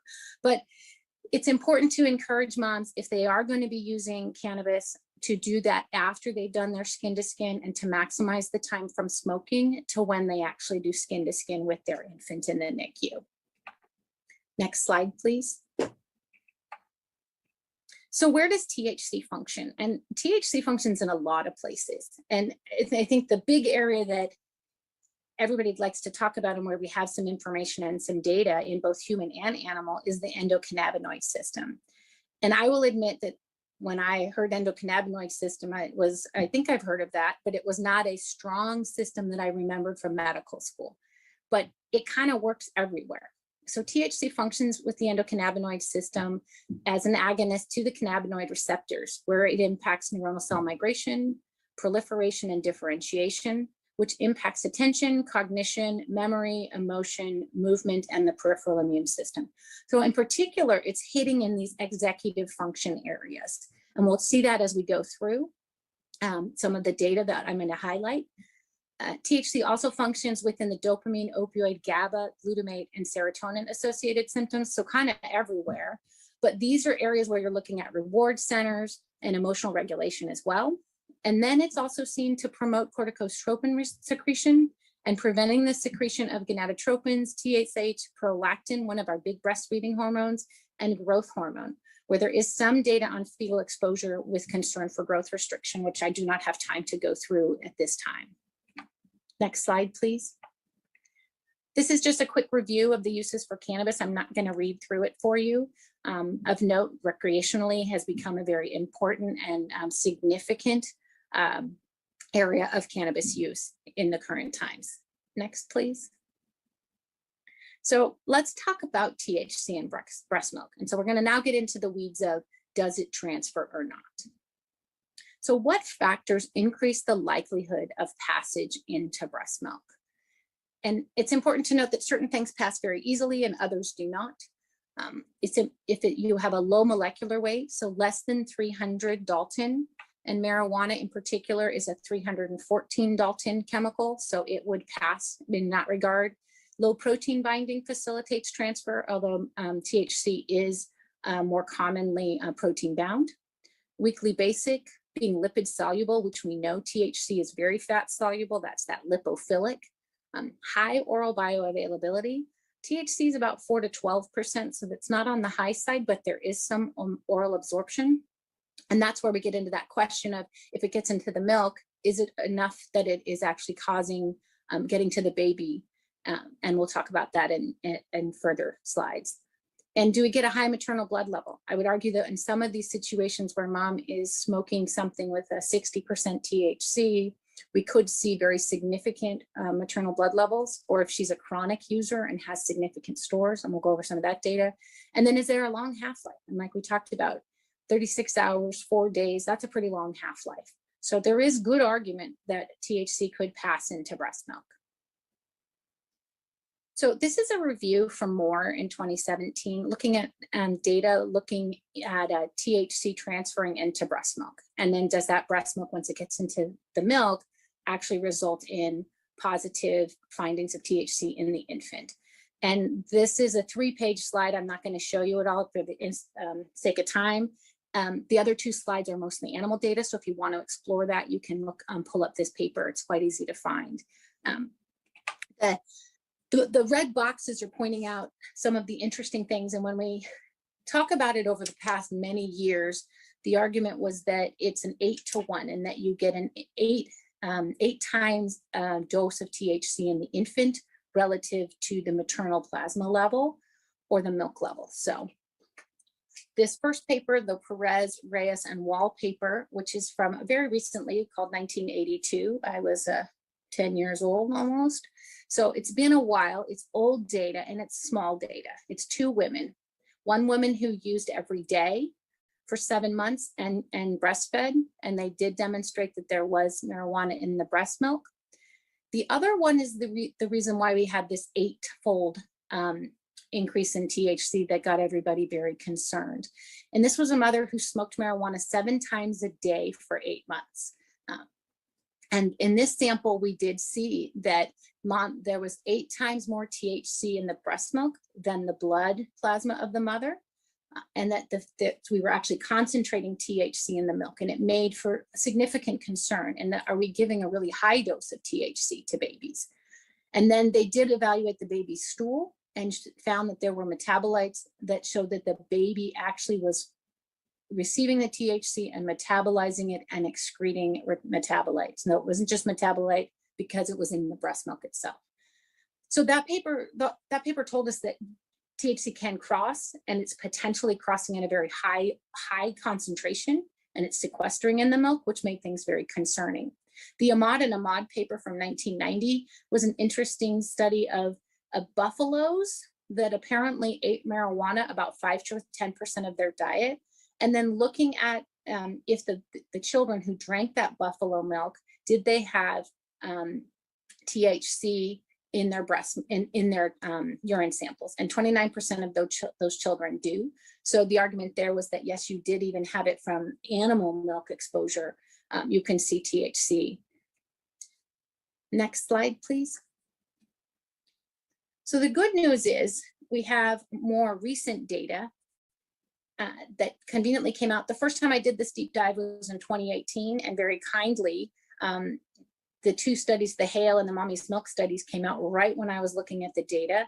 And they were, we've known about the Colorado study for a while. And Thomas Hale, who is a pharmacist and is kind of the resource for what is safe in breastfeeding when it comes to medications and substance exposure, he had started enrollment on a study in Colorado after marijuana was legalized. And we were all so excited about this study and hoping it was going to give us so much information. And it was kind of a letdown in some regards because they were only able to enroll 8 mothers, even though it was an anonymous study, and only 5 of those mothers actually completed the questionnaire.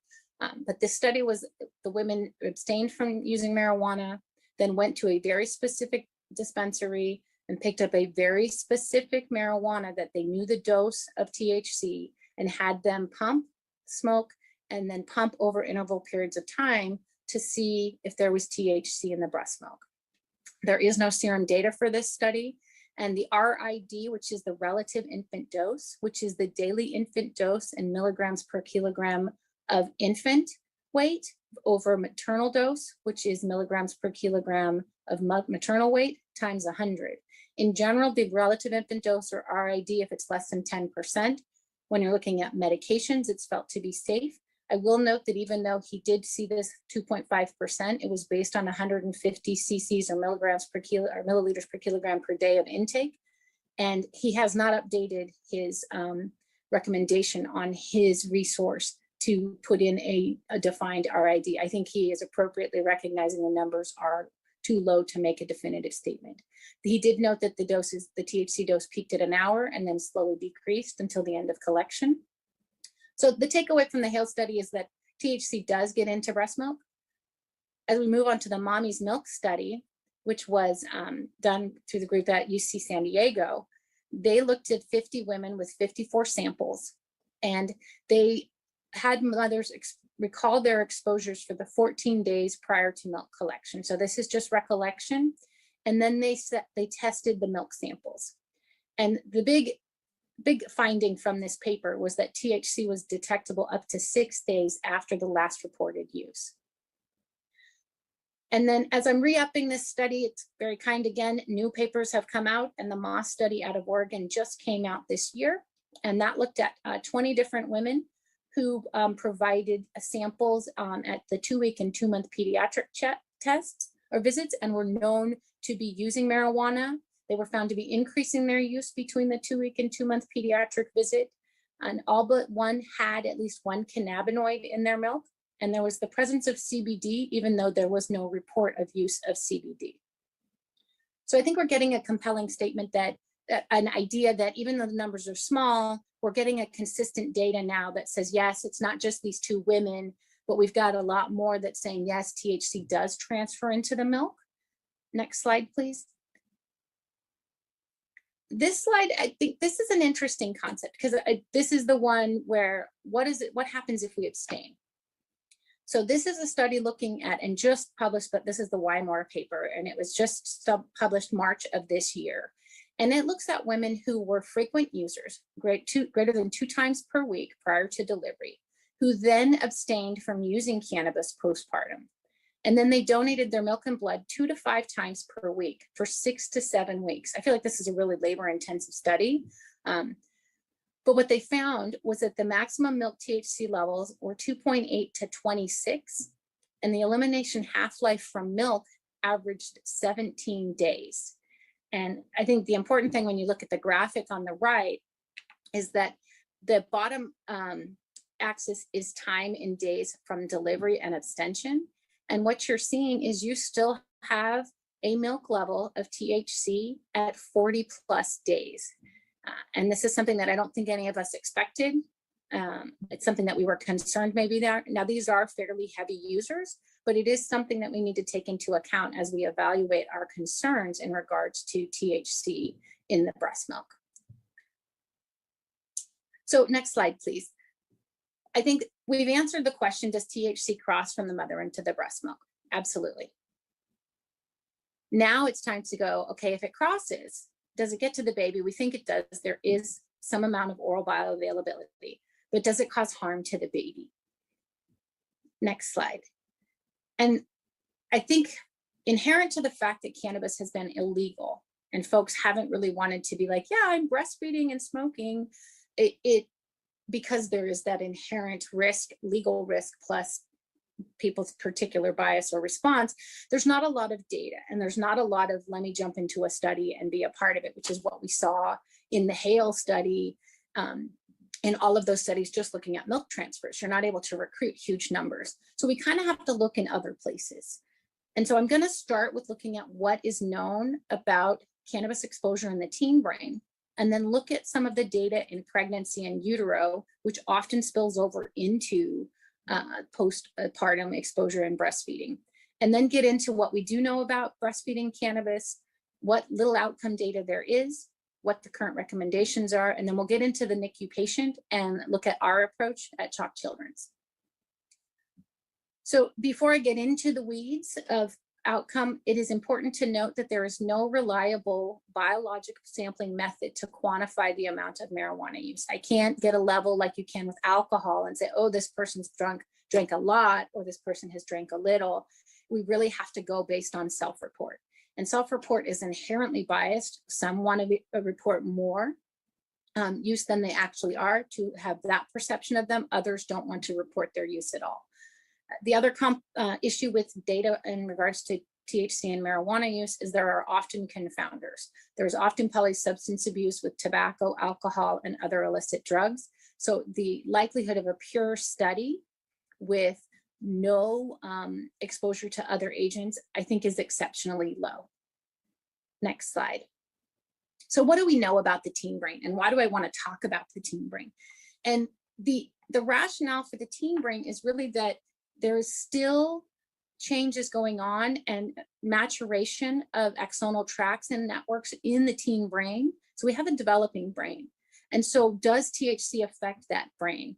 And in telling folks I was doing this talk, I said, oh, I was going to talk about teens. And in my mind, when I think about teen and marijuana use, I think of Spicoli from Fast Times at Ridgemont High, which then they all look at me like I don't know what I'm talking about, because apparently I've become old.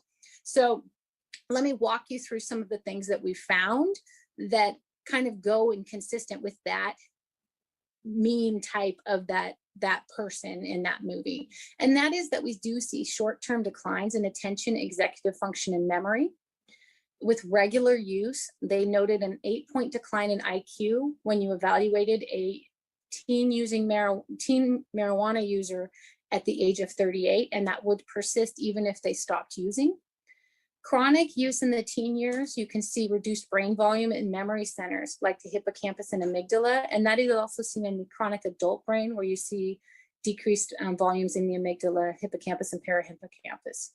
Chronic users also, when you do functional MRI, show impaired axonal connectivity in the white matter, and that is worsened if they have earlier age of onset of use. So we do see attention, executive function, and memory affected by their exposure to marijuana, as well as changes within the brain itself. Next slide, please.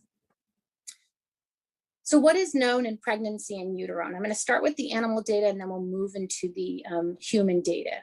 And this is a summary by Navarrete looking at preclinical findings for perinatal cannabis exposure. So this is both pregnancy and breastfeeding, which is generally what we're going to find. If you're using marijuana during pregnancy, I was impressed to see this new paper from Wymore, because it's often hard to find someone who thought that it was okay to use marijuana during pregnancy and that they did not want to continue post-delivery.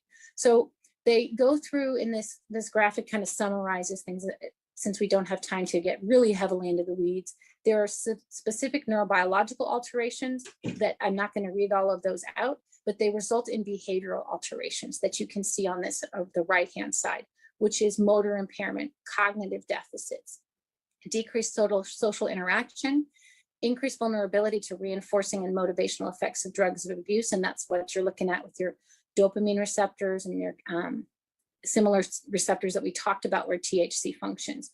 And so this is kind of, we're going to start seeing this theme. We see cognitive deficits in the teen, and now we're seeing it in the rat that's exposed. And now we'll go ahead and move on to the pregnancy as well. And so what do we know about pregnancy and marijuana use? 36% use at some point in pregnancy. Use declines over gestation. And if they're using at term, then they are likely a chronic or dependent user.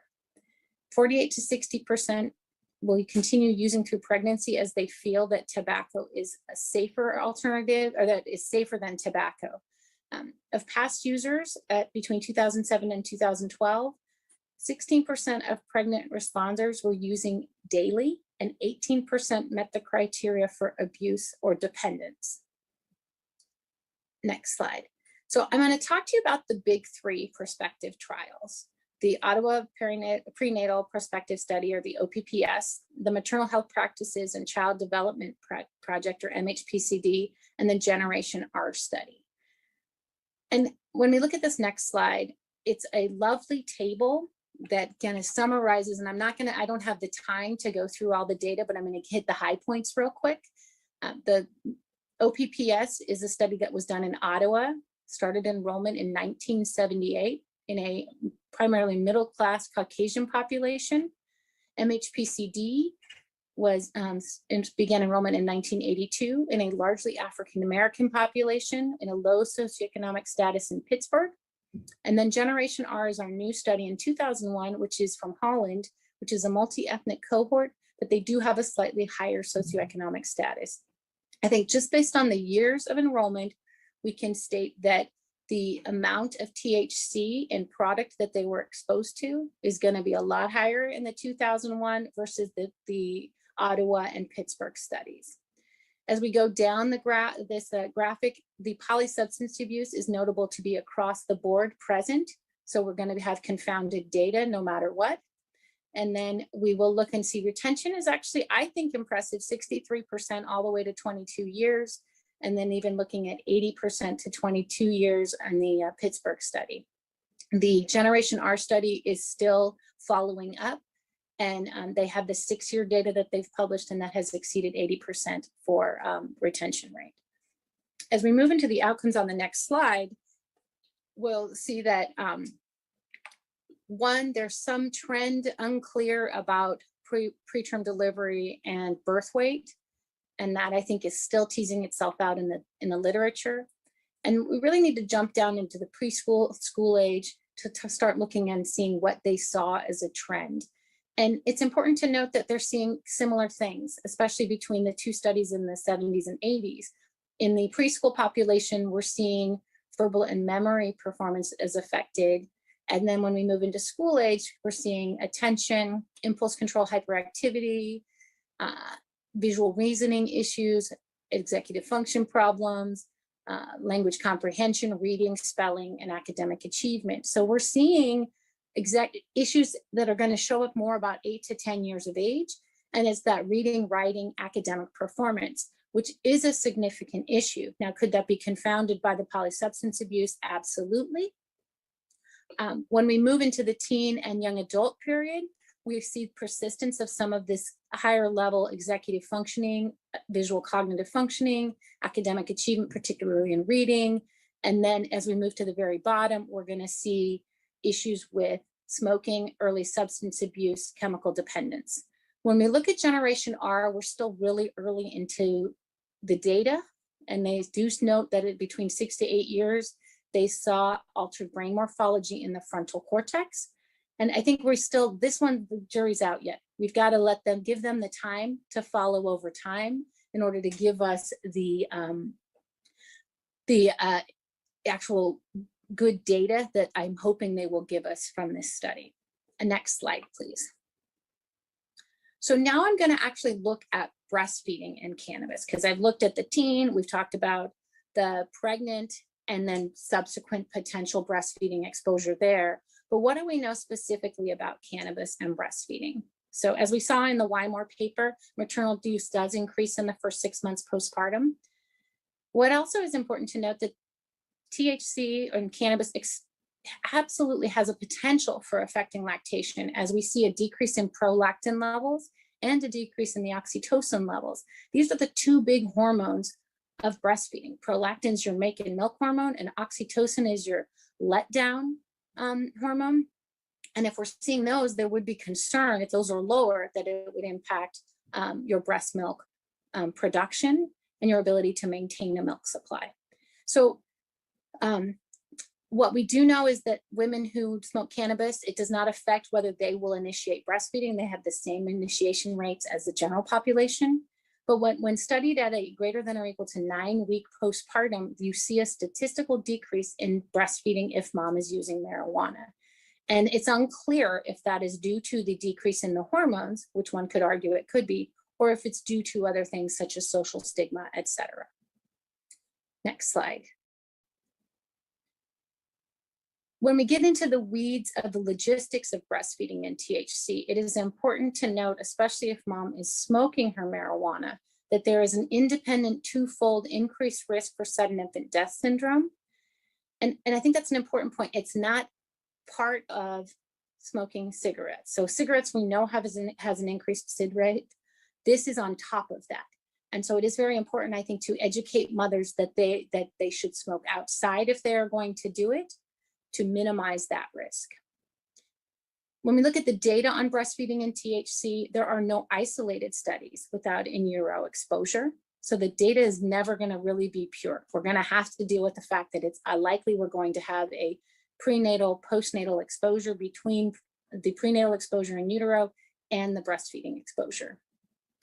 And the evidence that we have, which is very small currently, on the effects of THC on infant development is sparse and conflicting. And I'm going to run you through that now. Two papers that are referenced, if you look at any review, LactMed, et cetera, you're going to see these papers referenced. But again, this is data that's not too recent. The tennis paper was from 1985. It looked at women who were using marijuana while breastfeeding and compared them to controls. There was no comment on whether marijuana use was occurring during pregnancy or not. They assessed the babies at 1 year with the Bailey scales of infant development. And for those who don't recognize the term Bailey scales of infant development, that is a assessment of an infant done about 6 months on onward until about 2 to 3. We use it in the high-risk infant follow-up clinic to assess fine motor and gross motor development, as well as psychosocial development as well. So it's one of the tools that we use consistently to evaluate infant development. In the tennis paper, they saw no difference in motor and mental development. When we moved down to the Astley and Little paper 5 years later, they had a little bit larger cohort of 68 babies in each group. Both groups, mothers used marijuana during pregnancy. The exposed group continued to use marijuana after in the first and the third month of postpartum while breastfeeding. They assessed at 1 year of age using the Bailey scales of infant development. They noted that at higher exposure, you saw a lower psychosocial developmental index, and as well as you saw a decreased motor developmental interest on the Bailey as well. So there's no difference, there's difference. And it's small data, so it's hard to really hang your hat on it, and it really hasn't been able to be reproduced, partly because I think it's very hard to recruit into this patient population. Next slide, please. So I don't have the time to run through all the animal data, but I'm going to give you the statements from 2 organizations about long-term concerns about effects on the infant. The Academy of Breastfeeding Medicine, which is an organization of physicians who support and advocate breastfeeding, in their review, noted that the number of studies that have found concerning evidence, both human and animal, outnumber the studies that have concluded no effect. A conservative approach is suggested until evidence can strongly support otherwise. The AAP, or American Academy of Pediatrics, in their clinical report, noted that their current understanding of the ECS, or endocannabinoid system, and its role in the development of neural circuitry in early fetal life also provides theoretical justification for the potential of marijuana substances, particularly THC, to affect neurodevelopment. So there's concern. Next slide, please. So what are the current recommendations? And I'll start with Hale. He's the guy out of Texas with the Infant Risk Center, or Mommy's Meds, or Milk and Medications. And he has the rating scale of L1 through L5. I'm imagining that many of you recognize that scale. And L1 means that there is no risk, or there's perceived to be no risk, and there is some data potentially that is supporting its use. L5 would argue that there's significant risk and you should not use that substance while breastfeeding. L4 is often considered one that you shouldn't use while breastfeeding as well. So he's saying limited data, possibly hazardous. I've underlined this statement he added recently in the last few years, and it says, well, this data poses numerous limitations and does not directly examine the benefits of breast milk versus risk of exposure to marijuana and milk. Cannabis use in breastfeeding mothers should be discouraged at this time. And I think his point is valid in that there's a benefit to breast milk. We know that long paper from 2012 from the AAP with the graph that shows all the different percentages of improvement in milk in outcome when you're exposed to maternal milk. But then there's a risk to marijuana that we don't know. And we don't, I worry that it's going to be hard to find this pure data where we're really able to analyze the benefits of breast milk and the risk of exposure to marijuana. Next slide. So the recommendations are to avoid further use from the ABM, AAP encourages to abstain, the CDC encourages to abstain, and the ACOG, marijuana use is discouraged. So where do we go from here? In summary, we know THC crosses into breast milk. There's concern for marijuana exposure in all ages, particularly in the developing brain, but the data are imperfect.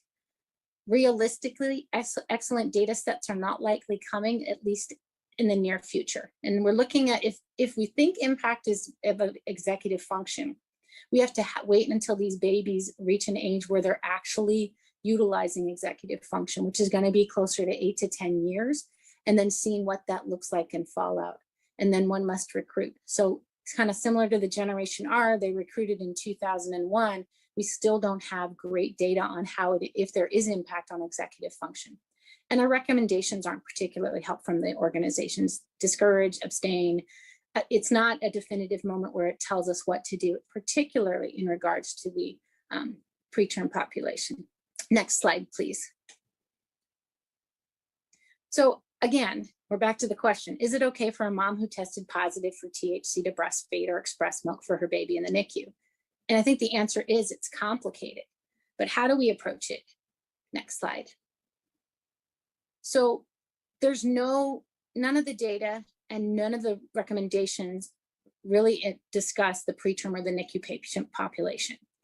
And I think it's important to note that most of our infants who are admitted to the newborn intensive care unit have an inherent risk of neurodevelopmental delay due to their underlying diagnosis and subsequent need for neonatal care. The AAP, of course, supports human milk in the preterm and NICU population, but has not given us any guidance on how to address marijuana-using mothers in the NICU. Next slide. So how do we develop a recommendation in the NICU? And I do think it is each unit, because the data isn't definitive, there's a lot of concern, but it's important that we look at what the patient is bringing to us and what we have as options as we evaluate our potential recommendation in our unit. So first, how frequently is mom using? When was her last use? Is there polysubstance abuse? Is there maternal willingness to discontinue use? Is there an ability to develop a trusting and therapeutic relationship? Is there availability and reliability of donor human milk? And what's your NEC risk in your unit, particularly when dealing with your higher NEC risk populations? Next slide, please. So there's 3 possible approaches. And I think that you could argue, based on what your availability of and ability to answer the questions previously, how to approach it. So number 1, you could just say, you know what, we're going to use breast milk for all marijuana users and go with the belief that breast milk is really going to mitigate any potential risk that we don't know is coming from use of marijuana and getting into the breast milk.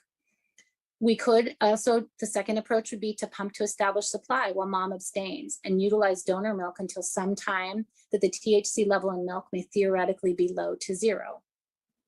And then finally, you could say, you know what, mom's used marijuana, we're not going to use her milk at all, and we'll just use donor milk because we have such easy access. And we really feel that the risk of marijuana is significant, and we don't think it supersedes the benefit of what is concerned, what we gain from being exposed to mother's own milk. Next slide, please. So I'm not giving you an answer, unfortunately. I'm going to give you our answer at the Children's Hospital of Orange County, which is our chalk stoplight approach. And I'll walk you through that. Next slide, please. So where are we and what are we? CHOC is a 334-bed tertiary freestanding children's hospital with a 104-bed level 4 NICU in Orange, California. We have a robust and liberal donor milk policy. We will give donor milk to anybody in our NICU. A part of that is because we are very successful in establishing milk supplies in our mothers, and so it is a small portion of our population that doesn't have mother's milk in large volume, and so it's often a bridge, but it's available to all comers. And then we also have a strong lactation team where we are able to support moms and engage with them in establishing milk using a pump. Next slide. So our approach is multidisciplinary. The nurse, the doctor, the LC, the dietitian, and the social worker are all engaged and involved in this process.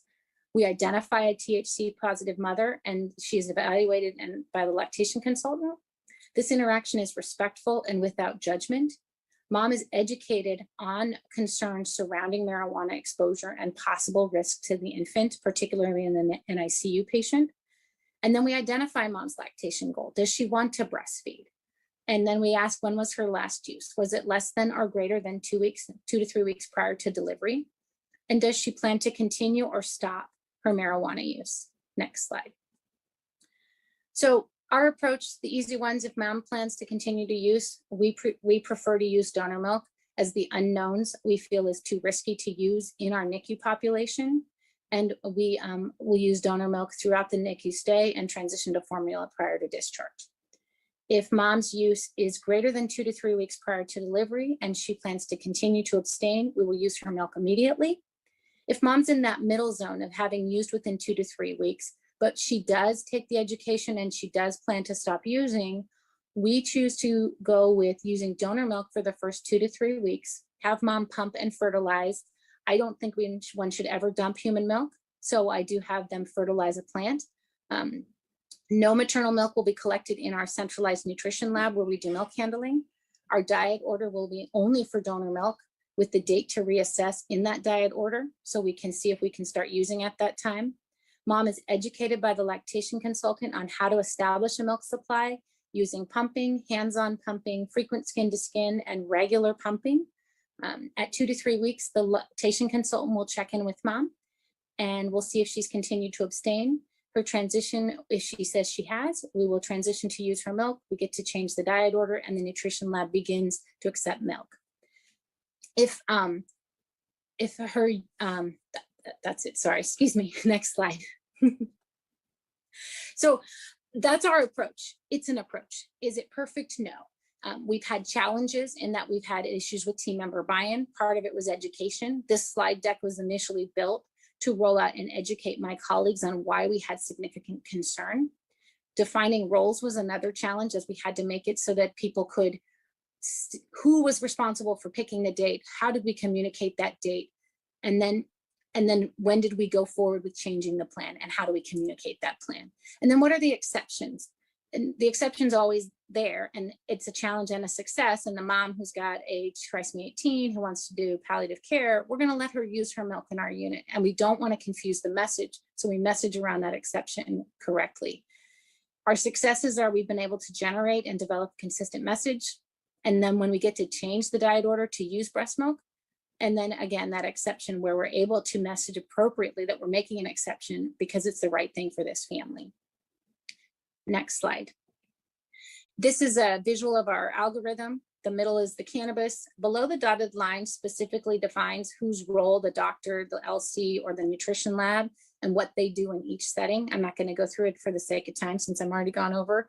And next slide. I think we are done. I think we just have references and cute pictures of my breastfed babies, because we always have to end with breastfed babies.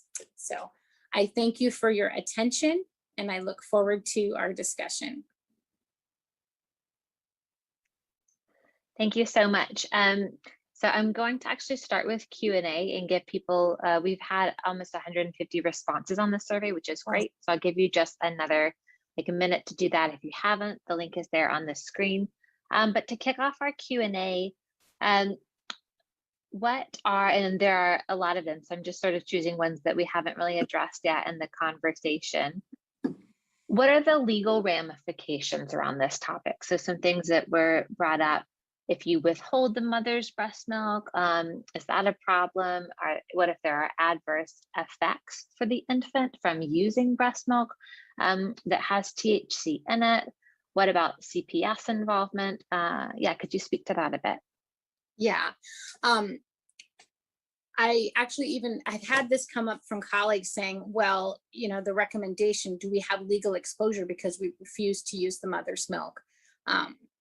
And I've actually even run it by our risk folks to just make sure that we don't have legal exposure, because it seems to make sense that if we're going with the conservative baby's best interest and the general, because the recommendations are abstain, discourage, basically do not use, we are okay with following those guidelines, and it is there is no risk from a legal standpoint from their perspective to use donor milk and not use the mother's milk, which makes sense if you think about alcohol. You're not supposed to, you know, really shouldn't, but you're discouraged to not use a ton of alcohol during breastfeeding. If I have a mom who's a severe alcoholic, I'm not going to use her milk as well.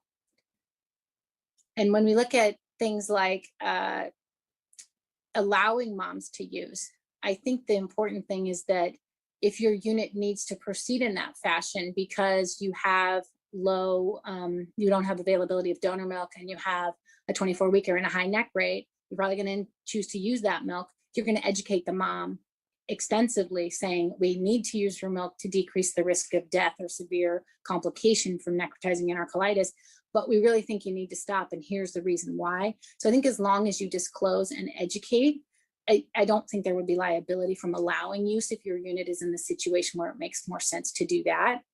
Referring to CPS, I think tends to be more social work and unit practice. I think that there's often, if there's use, that referral will happen, often more just to check into to whether there's a file on the family and to make sure that it has been communicated if there's concern. It's often more than just the THC use alone that gets a call to CPS. Thanks. A couple questions about CBD oil. You mentioned that at the beginning. Do we know anything about CBD in breast milk? Not really. And I think part of it is we're still getting just the minimal teeny amount of THC data. So my hope is that we will see that coming as CBD has become a very popular product that people are using for almost anything at this point in time. I think it is important to note in my review of all the literature, and I will say this talk was very narrowed down. I could have gone on for 4 hours. So there are things that I didn't go into, but in looking at CBD, oftentimes when you look at the product of CBD, it's still, even though they're trying to purify it out, there still is THC in that product. It may be a small amount, it may be more depending on how pure, how good their process is, but inherently there is THC with the potential to test positive as well. A couple questions about the mom, and if she stated that she is abstaining or planning to abstain, do you take her at her word, or do you do some sort of toxicology test? Thank you. I was running out of time, so I kind of glossed through that. I do not. In our group, we do not, because we believe in developing, the multidisciplinary team believes in developing at that therapeutic relationship. And so we work actively with moms and say, you know, we develop that relationship. The LC is working with that mom to establish and maintain the milk supply until we're ready to use. And it's an eye-to-eye conversation of, okay, have you stopped? Remember, we talked about the risks. Are we good to go? I do find that oftentimes moms that are not able to abstain, the nurses already have their antenna up. And if you respectfully question them on it, they'll own up to it and say, you know what, I couldn't abstain. And oftentimes they, based on their aversion to risk, will stop pumping because they can't stop using or utilizing the marijuana. I think this is part of it, goes along with it. Do you have parents sign an informed consent to use their breast milk if the mother is using marijuana? Since we don't use mom's breast milk when we believe there's a significant amount of marijuana, we do not. I'm not a fan of signing consents, the whole consent for formula and the term population as well. I feel like it's more respectful that we have an educated conversation and have that trusting therapeutic relationship. When you pull out a form that says you sign this saying that I told you you're going to hurt your baby using your milk, I think it undermines the whole process of being in the newborn intensive care unit and supporting both the baby and the family. And oftentimes when you advocate and say, this is what's best for the baby, most people will say, you know, unless they're chemically dependent, they're going to go, okay, wait, I don't want to take cough medicine. I don't drink coffee when I'm pregnant and breastfeeding. And so I think it can often, if you explain that there's concern and data, the problem that we suffer with, which I didn't talk about, was this perception of safety, because legal is safe. And that is a component that we do have to address by educating them on what is known and what is concerning about THC exposure and the developing brain. Thanks. For moms with chronic use, should the breast milk be restricted for 2 to 4 weeks? Is that based off the half-life of the data? No. This actually was when we made it, and we're actually going to be, I have a meeting coming up in the next few weeks to look at that Why More paper that just came out in March. When we picked 2 to 3 weeks, we knew that users often have positive urine upwards of 4 weeks. And because of the sequestering in the fat, we picked 2 to 3 weeks because we felt that it was going to lower the amount of THC, but was a reasonable time that we wouldn't lose mom's pumping. And for anybody who's pumped, if you're pumping only, it is not a rewarding experience. And yes, we have moms that have to do that because they're in the NICU, but if you're pumping and then your milk's being sprinkled on a plant instead of being given to your baby, it is not a rewarding experience, and it is not going to be something you want to do for a prolonged period of time. So part of why we picked 2 to 3 weeks is we felt that it would allow for a decrease in the amount of THC in the milk. We didn't have any notion that we would have 0 THC. We were mitigating risk in saying we could decrease the dose by something. According to that Why More paper, we're probably about at a half-life. So we've halved the amount of THC in the milk. So it's not based on it being gone. It's based on saying, how can I balance the likelihood of successfully maintaining a milk supply and not losing mom because we're going out too long versus trying to mitigate the amount of THC in the milk. And like I said, this is an imperfect, there's no perfect answer because we don't have the data. Thanks. A lot of questions about for a newborn nursery or for a well baby nursery, not the NICU. What approach would you recommend? What if you don't have donor human milk available? Yeah, the term population is different. And it's one that I am highly unsatisfied with my options because they're going to go home. They're going to go home fast. So they need to be fed, and they're going home into an environment that may be having THC smoke. And there you're looking at, wow, I'm going to have a potential increased risk for sudden death. And so breast milk is probably the best approach. I believe that mothers should be extensively educated in the nursery and really given the understanding of, okay, there's risk to your baby, and taking it into you're advocating, we're doing the right thing for the child, and really educating on, hey, in your pregnancy, what did you, and I think the approach needs to be, in your pregnancy, what things did you not do because you were concerned about it potentially affecting the baby? And then when you educate them about the marijuana and say, we believe you should not breastfeed when you're using marijuana and would ask you to stop, but we do know there are benefits of breast milk. So in my experience, I don't develop those policies, but the approach is to educate and allow to breastfeed, when to establish milk supply, and knowing that the benefit of milk there may be more helpful than the exposure, especially if you can get mom to stop, and you would just tolerate the fact that there would be exposure until that dose is out of the milk. Thank you so much. We have so many questions coming in, but I do want to make sure we have the time. So this is out of 168 responses. So I'll just go over this and then I'll turn it over to Bob to give us a wrap up. So what is your role in the hospital? Obviously, it's really varied. Lots of, looks like RNs and MDs and lactation consultants are the top. Does your NICU have written guidelines regarding breastfeeding or the provision of breast milk?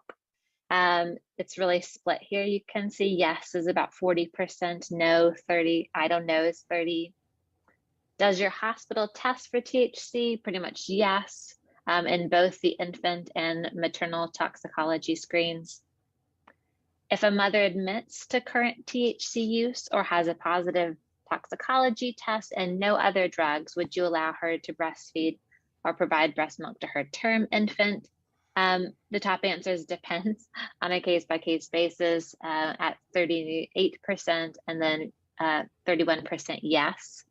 And then same question for the preterm population. Depends or no actually went out here at 33% as well. And then at your hospital, is it usual procedure to consult with CPS when a mother has a tox screen that's positive for THC but no other drugs? Yes is listed at 38 and no is at 38. So we're almost at a tie there. So we just wanted to share that to provide a little bit of context about the audience on this call and what your fellow healthcare providers are doing and practicing. So Bob, I will turn it over to you. Thank you, Caroline, and this is Bob Castro. I'm the NICU Medical Director at Salinas Valley Memorial Hospital and one of the maternal exposure or MADEX co-chair. Thank you, Christine. That was a wonderful presentation. It's great to hear from a fellow colleague who also has trained at Harvard UCLA. You remember that, Christine? Also glad to hear that you were only 8 years old in the 1980s and appreciate the Ridgemont High reference. Thank you to all participants for completing also the pre-webinar survey. Please remember, we are still hoping that your center, if it's not already participating, will participate in the statewide MADEX database. My and other centers who are participating have learned so much on how we can better care for infant exposed to substances in utero. We have started focusing on opiates, but as one of the MADEX co-chairs, along with Lisa Chai, Angela Wong, and Pam Aaron Johnson, we are discussing expanding the database in the future to include other substances exposures, including marijuana and amphetamines. But this can be done already at your specific center. So please reach out. We would love to hear from you. You will receive a link to an evaluation survey for today's webinar. Take a minute and complete it so that we'll know what you appreciated and what you would like to see in the future. Thank you for prioritizing and participating today. And a special thank you to Caroline, Tony Nolan, along with their CPQCC colleagues for all of their services, making the Maddox database a progressive success. So thank you, everybody. Caroline? That's all, folks. Thank you so much. The slides, I don't think I showed this. The slides can be available here. They'll also be sent around in a follow-up email link. So be on the lookout for that. Thank you, everyone. This is Ashley Randolph, the host of the Ashley Randolph Podcast Show, right here on Glo Preemies Podcast. I am so happy today to have Bridget Baker with me. And hey, Bridget, thank you for being here. Yeah, we are so excited. We've really been looking forward to this. Yes. I cannot tell you how many times I have gone over topics like the one we're going to go over today. In case you guys are wondering, she is from Booked, Bagged, and Tagged. And not only is that a great podcast, but they're all about crime stories and safe havens for babies. And I mean, you guys are going to love them just as much as I do. Oh, thank you. Bridget, do you want to tell everyone a little bit about you and your husband? Because you guys are a duo, which is like so perfect to me. We are. Your podcast. So we started the podcast, honestly, we wanted something that we could do together as a hobby. And we have both always been very into the whole true crime world and the different cases of it. I'm always been very intrigued with the psychology behind all of these people in these cases and kind of like why they do what they do. And with true crime being such a hobby with both of us, we've used it as a teaching tool, if you will. Like our 3 kids, they know what to do and how to do it if they're ever somewhere and something happens, and we've got them like trained on how to react, just from different cases that we've went over. And with each case, we try to give out resources, like different things with babies. We've talked about safe havens, or when we have a domestic violence case, we always let everybody know the different resources around us that they can have. Now, that is interesting. Something that you said just made my eye twitch a little bit. You said that you use the stories to help educate your children. I do. That is something that you don't usually hear, but that is actually a great way if you really think about it. So that's actually a good tip. And it's really about the perspective. It is. And I mean, you have to keep in mind, like we have 2 younger ones and then we have an 11-year-old. We do not tell them all the scary things that can happen. But with each case that we've done, I've learned something from that in ways of just like, say, we're out in town and I've listened to a case before. I'm like, okay, well, I know that if, A, B, or C happens, this is how I can react. And so I've made sure that even our youngest knows their address. They know our full names, not that we're just mommy and daddy. And they can, do what they can tell somebody what they need to tell them if they're ever in a situation to where we're not there. So we've used that to just make sure that, we are keeping our kids as safe as we possibly can, because I mean, it's 2022. This world it's a lot now. Yes. Way different than 10 years ago or 20 years ago, I will say. Absolutely. Now, that actually brings into our topic today. So we're going to talk about safe havens.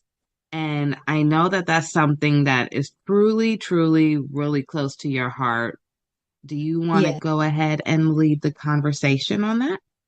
Yeah. So every state, it's a little different, but for the most part, the idea is the same. So what they do is a safe haven is basically a place to where you can take your baby, and it's where, like, because there were so many people out there who were abandoning their babies and something would happen to the baby, or people who didn't know they had other options. So we made up these safe haven laws. So like in Georgia, where we are, you have up until the baby is 30 days old, and you can take the baby to like a medical facility, a fire station, a police station, and you don't have to show proof of identity. You don't have to show any addresses, and you can leave the baby there, and you will not be asked any questions. Nothing will happen to you. You're basically surrendering your parental rights when you hand it over by saying, I can't do this, here's the baby. And that is the safest, alternative to leaving the baby somewhere, or, in some of the cases I've looked at where it just goes the worst possible scenario. Right, right. So the key word I heard you say was you will not get in trouble. No, you will not. Like I said, in Georgia, you can take the baby to a safe haven up until it is 30 days old. And then after that, you can still take the baby, but you would probably be asked to show some form of identity, in Georgia anyway. Now, I think there was Tennessee. I think they had one that was a little longer, a time frame, but it's just a way of saying like, okay, let us help you. This is the best thing that we can possibly do for you and this child. No questions asked, basically. Right. I love that. No questions asked. We're here for the baby. Now, Yes. as far as let's say a mom drops off her baby and about maybe a month or two goes by and she decides she wants her baby back. Do you have any resources or educational tips or anything you can give to those parents? In that situation, what happens when you surrender your baby? Basically, you're saying, I cannot be this child's legal guardian anymore. So it is a form of you handing over your guardianship or parental rights. Now, to get that baby back, you would have to work with family services and things of that nature, just because, you did surrender your parental rights with it. Right. I'm not saying that it's impossible, but you probably it would take some time for you to get the baby back if that's what happened. Okay. So thank you for that. For any parents who do have that in mind, just keep that in the back. It's not hard. Well, it's not a hard no, but it will be a fight. Yeah, it's just but like they said, they you want have what's best for the options. baby. Yes. Right. The baby's in mind. Thank you for sharing that. As far as are there safe havens in every state, or are you not sure? I'm not 100% sure. I do want to say there's some form of a safe haven law in every state. Okay. I know that I think it was in 2020, there were 4,422 babies that were saved that year, which was almost tripled from, a few years ago. So it's something that sadly it is working. And I say sadly because that is a very hard situation, but I would rather a baby be surrendered and find a loving home and family than the baby struggling and also the mom, Right. And I agree with you. If mom's already struggling, I love the fact that they have options. So if they're not comfortable going to the hospital, you can go to the fire department. You can go to different places. So, where you feel most comfortable and who you can trust the most, you have options. Options are always good. Do you happen to know of any stories of safe havens? I do know that. So it's not technically a safe haven story, but it is one where the law enforcement and the fire station people, they just kind of went above and beyond with it. And the footage from this will just make your heart feel. Actually here in Georgia, I want to say it was 2020. We, not far from us up in Forsyth County, we had there was a family who had been on vacation and they came home. It was pretty late at night and they were walking in the house and they heard something. And at first they thought it was a coyote or just, you know, something like an animal, because your first thought in the pitch black outside is not that there is a baby. Right. Well, they investigated and they found a baby in a plastic bag that looked like it had been tossed off the side of the road. And, you know, they immediately just kind of jump into action, and they named her, well, I think the hospital named her baby India. You can look it up. It's such a heartwarming story. She's now adopted and in such an amazing family. But the part that of this whole story, you can look it up on YouTube, and it's the baby India body cam footage.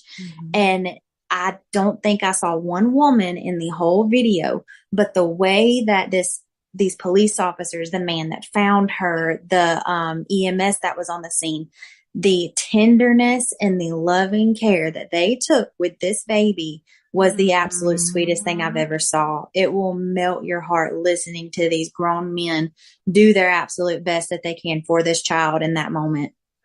Oh, wow. Okay. I'm going to make sure to put that link at the bottom of our episode for baby India. That sounds really sweet and a good example. Yes. And see, the thing, I called up and I spoke with some police officers. The case is still ongoing, so they could not give me a whole lot of information, but I don't think they were ever able to find baby India's actual birth mother or what had happened. There's now being in the area. Of course, we have heard tons of rumors of who it could be, but I don't think they ever very definitively found out who it was. Wow. Yeah. That's a touching story. It is. It is so nice to see like how good she's doing now, because the way that the community came together in that time, they posted a picture of the baby on social media, and basically they were trying to find anything out, like, you know, who could this baby possibly belong to? And the amount of people who were offering to foster her until they could find something more permanent, it was overwhelming. It was so sweet to see all these people just giving anything and everything they could for this child. We need more of that. We do, especially in a world like we live in today. Yes, that's a real village. That's a really, really good village for that baby. Yes. How old do you think baby India is now? I want to say she is 3 years old. Oh my goodness. Yeah, I'm pretty sure.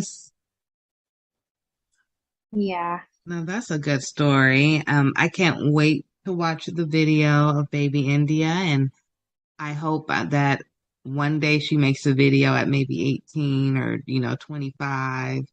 That would be cool to see, as an update with all. Maybe the staff may not be around, but maybe the same, like fire department.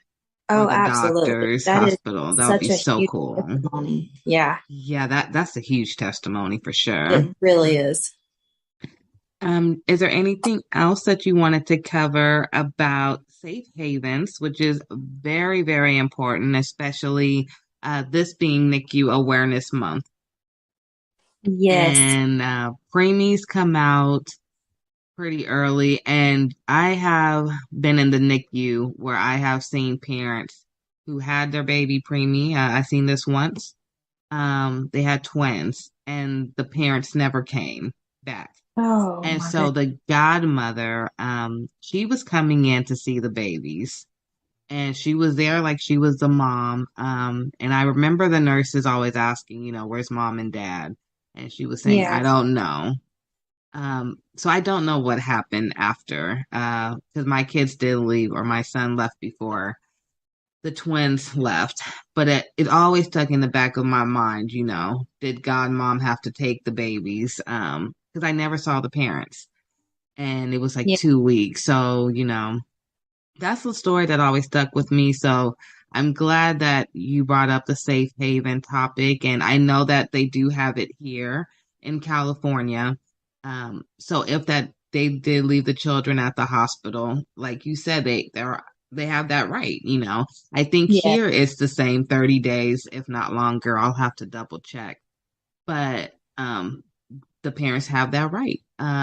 So thank you for bringing that up. I do want to talk to you about one more topic. Okay. I have to ask you, where is Irene? What is going on with her case? I know her family made a website called whereisirene.com. Yes. I've been following it closely, and initially, this is why I reached out to you, because this story was so mind-boggling to me that I had to get you on board. Yes. What is your thoughts with Irene? Where is she? Where do you think she may be? Just tell me your thoughts and let's jump into this convo. So she was last seen alive during a video call with her parents, and that was back on February 24th. So she ended up not being reported missing until March 20th. And there has been so many like different stories come out about this that I've heard, different theories, you know. Mm-hmm. They seen her fiance using a debit card to purchase items that were, you know, it was like a boots and shovel and Mm-hmm. things of that nature. And obviously, when you see that, your mind goes to one very scary place. Right. So they have, you know, he is identified as a person of interest, but I think there was also, according to documents, he had been accused of transferring over like $3,000 out of her bank account and ended up charging $600 on her debit card after he had told the authorities that she packed her bags and left. Mm-hmm. So very sadly, I hate to assume this, but with him buying the things that he was buying, and it looks like he's using her Visa card and he hit the $3,100 limit on it with 80 different transactions back to back. Like that really to me all points to one thing. And sadly, it makes me feel like she may have already passed away and it's being hidden, or, you know, and again, I hate to say that, but it's just in so many cases I have looked at it's one of those things when someone shows you who they are, believe them, you know? Them. Yes. Yes. You know what story just came into my mind as you were describing what's going on? Remember the young couple, the white couple that it was a young girl and her boyfriend or fiance. Gabby Petito. Yes. That was what, last year? Or was that even this year? No. That was it was last summer. Yeah, and it's like such night and day. Yes. Still a couple. He had used her card. He was doing weird things that included his parents. Mm-hmm. And then look at how it ended. It gives me the same vibes without the same publicity because everyone was talking about that case. And you know what's odd to me is that case absolutely blew up. Mm-hmm. But there were, I want to say, a handful.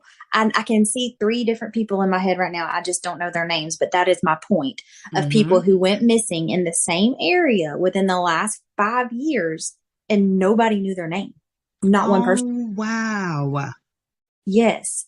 And it was like almost identical stories of them being in that area. They went missing and you don't know anything. Now, that is nothing bad to say toward Gabby Petito. It just happened to be the one that did blow up. And I think honestly, I think the biggest part of why her case blew up is it was the time that it blew up, because during the time that this all happened, you know, a lot of people are still in the middle of quarantine. A lot of people were still at home. And of course, everybody knows during all of this COVID, TikTok blew up. Like TikTok was all anybody could do. And I think that is the biggest reason her case blew up, is because it got onto TikTok and everybody on TikTok, it like spread wildfire. You're right, because it went from TikTok to Instagram to Facebook to Twitter. It was CNN, then it went everywhere. But you're Yes. right. I did start seeing it on TikTok first. Yes. And everybody was sharing their theories about it.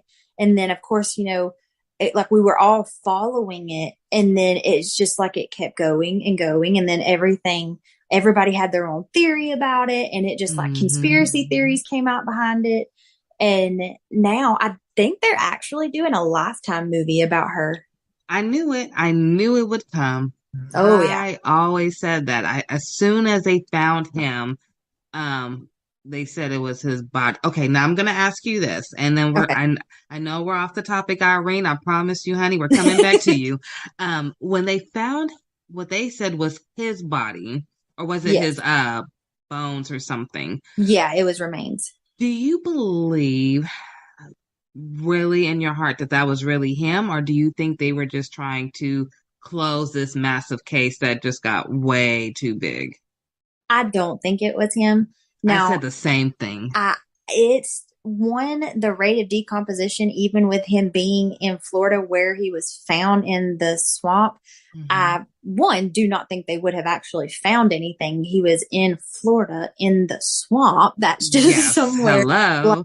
Like you're not going to find like the elements and the wildlife down there is unlike anything else, I really don't. And also they found skeletal remains and he returned home on September 1st of 2020. And, then he goes missing and I think they found him. Yeah. Okay. They found him on September 9th. And he had just went missing on September 1st. There's no way all they found was skeletal remains. That at the rate of decomposition, even though being out in that hot Florida weather would, exacerbate all of that, it's not going to be just skeletal remains. That's what I said too. I said there's no way. No, not at all. But the case disappeared just that fast. But I just knew that there's something still not right.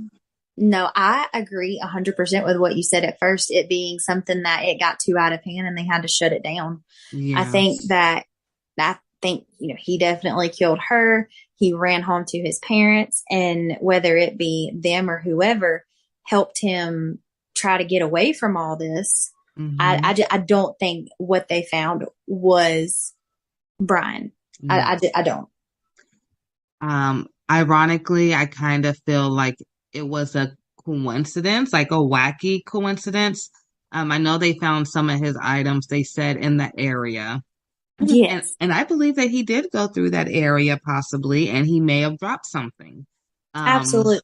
It just happened to coincidentally be where somebody's remains were, unless they planted it there. But and didn't they say they had found like a notebook of him confessing to everything?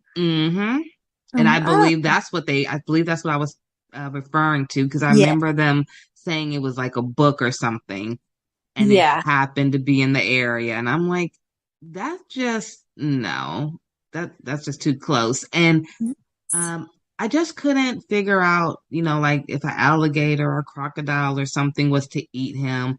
I assumed they would drag him somewhere.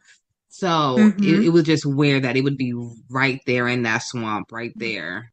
And so there is wildlife in the Everglades and all that where he was found, that there are animals that would and can very possibly swallow him whole. Yes. So I just don't think it was, I just think it was very convenient how it was found and how it was just presented. And I 100% agree. I'm glad I'm on track. See, I told you, we were talking before this, you guys, and I said I've always had a second life, if you would say, where I've always been into crime stories and following, things that happen and the facts and what makes sense and what doesn't make sense. But I've never talked about it really except to my dad. So this is really fun for me. Like this episode right here, the whole episode is like pure joy. So bringing it back to Irene, I see the same thing because the cops didn't arrest him, and then he got away. I really feel like he got away. Yes. Now I know the guy in Irene's case, her boyfriend, um, he went to jail and bonded out. Yes. Even though all this evidence, just like Gabby Petito's boyfriend, all their evidence is like almost similar.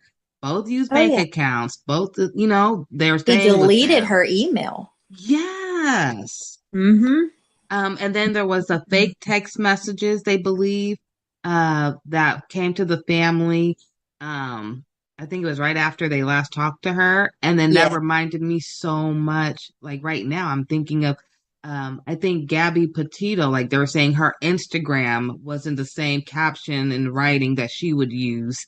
And so Yeah. it's like things to throw people off. And it's like, how can you let someone else walk away? Especially for Irene, because Yeah. she was going to be a nurse, I know, and Yeah, she was. she was I only mean, it's just 32. one of, yeah, and it's just like this is like you said, it's almost identical, and it's like, are we really going to do this again? Yeah, and it's like I hate to say it, but it's like a slap in the face. Like, yeah, we know what happened the first time, but this time it's not as big. So we'll just let the facts roll out however they come out, and if they ever come out. Mm-hmm. Now, something in me tells me that she may be somewhere close to where they lived. I don't know Yeah. why. I don't have no evidence to prove it. But I always go back to, and you may know this story. I'm gonna call you my crime partner now. In Sacramento, I want to say like 20 years ago, or maybe even longer than that, there was a lady, and I'm from Sacramento. There Okay. was a lady who lived downtown, and she had a house, and she was having people come in who had like SSI checks and government checks. Dorothea Puente. Yes. And she Yes. killed them all and got all their checks. And I almost have like the same mindset for him. Like he used her and then he obviously took her money and Mm-hmm. then nobody knows where she is. And I almost feel like she has to be somewhere by that house. She has to be. Yes. I mean, in Dorothea Puente's case, it's funny. We actually did a case on her recently. So this is very fresh in my mind. You got to send me that link so I could post that too. I will. Like all of her, well, most of her victims after they were killed were just in her backyard, Yes. So it was, I mean, very close. And it's not like he has really ran. I mean, I agree. I feel like he's very close, or she is very close to where they are. Yeah. I just have that real strong feeling. Because he bought the boots. I know he bought a shovel. Yes. There was nothing hinting at the fact that I saw, maybe you did, like any extra gas to carry with him. So like no gas cans or anything. Because I assume if you're driving with a dead, deceased body, that you wouldn't be stopping at gas stations to refill. I just, there was like not a lot of planning, obviously, but it had to be somewhere close to him. And I know they live in, I believe was it Wyoming or Idaho? Wyoming is where they were staying. Yes. Now, Wyoming has a lot of wooded area, I believe. A lot of wooded area. So she could be there. I just really hate that she's been missing for so long, and I really feel for her family. That's the thing. I mean, in any situation, it is absolutely devastating, but I feel like not getting the closure in the end is what hurts the most, because it's like, okay, I'm obviously grieving because this person is not with me, but am I grieving their death or am I grieving just their disappearance? Like, how long do you hold out hope? Oh, yeah. That's so true, because you're grieving, but you don't know what you're grieving for. Mm-hmm. And that alone has to be giving them nightmares. Yes. I And I know know that that, they were yes. talking about like neighbors had told police that they noticed him burning a 55-gallon drum that he had purchased the day of that final video. Really? Yes. So the shovel, the boots, him burning something in this 55-gallon drum. And it was the same day that it was that February 24th that she had talked to her mom and dad. So, I mean, it really makes you think like, okay, was she killed that day? And that was him disposing of the remains. Because now I'm on her website that her family created for her, and they said she was 5'1", 89 pounds. Very, very petite. So she definitely could have been in that size of a 55-gallon. I Yes. think she would be able to fit in that if. Absolutely. No, I did not know that part. Yeah. And that's just what's devastating about it is there's really not much in this case that gives you hope other than just, praying that it turns out well. But it's just such a sad situation because, she hadn't been in America very long from what I believe. I think her family was from Kenya. Is that right? Yes. And they said she came May 2019. Yes, that's right. So she hasn't even been here long. No. And what all of the things are saying is, so she met this man on Craigslist. So there really there's no telling what he had told her beforehand. And she meets this man. And then, what kind of nightmare was she living before this happened, Yes. Okay, so let's see. Looking at the timeline now. Let's see. So, she moved. Let's see. Oh, I see it now. February 24th. Nate buys a 55-gallon drum. March 3rd, some unusual texts were sent from her phone. That's what I was saying was so similar to the Gabby Petito case. March 8th, her WhatsApp account is deleted. Oh, that's ironic. Oh, yeah. March 10th, her phone number is deleted. Oh, my goodness. And then the 20th, they file a missing persons report. Yeah. They had 24 search warrants, but they really just didn't see much. Other than they found that he was charging all kind of stuff to her accounts. He had deleted her email, her WhatsApp app, and all of those things. But it was like in the Mary Catherine Higdon case, in the Casey Anthony case, it puts you in that mindset of both of those women. It's very obvious that they probably did it, but you could not charge them with murder or whatever beyond a reasonable doubt. Like I can I can have all of my theories all day long. And like the Casey Anthony case, like we know, but I cannot prove beyond a reasonable doubt that she did that. Just like it puts you with him, unless you have like very definitive, concrete, evidence.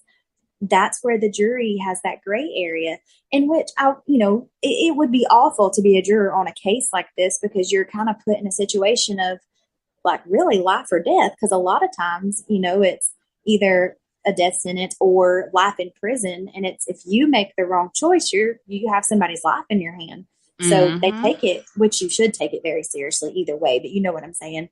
And it's just one of those things. That's why those women got off, because beyond a reasonable doubt, they could not prove that they did that. And that's what's so infuriating with cases like that. It's like, you know that what happened, but you just can't definitively prove it. Now, you almost gave me tears right now because I totally forgot about the Casey Anthony case. Casey Anthony was the one who was in Florida and she killed her little girl.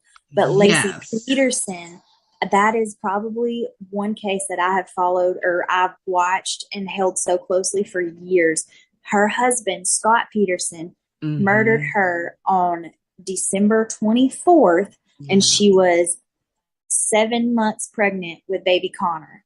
And that case shatters my heart because, and I mean, I know I don't want to get too gruesome because I mean, on my podcast, you know, it's a true crime. You know what you're getting when you come there. So I don't want to get too much, but the way that they found them and a woman's body is just absolutely amazing. And the things that it can do and the way that it protects the child, even when you don't think it is, a mother's body is just absolutely amazing.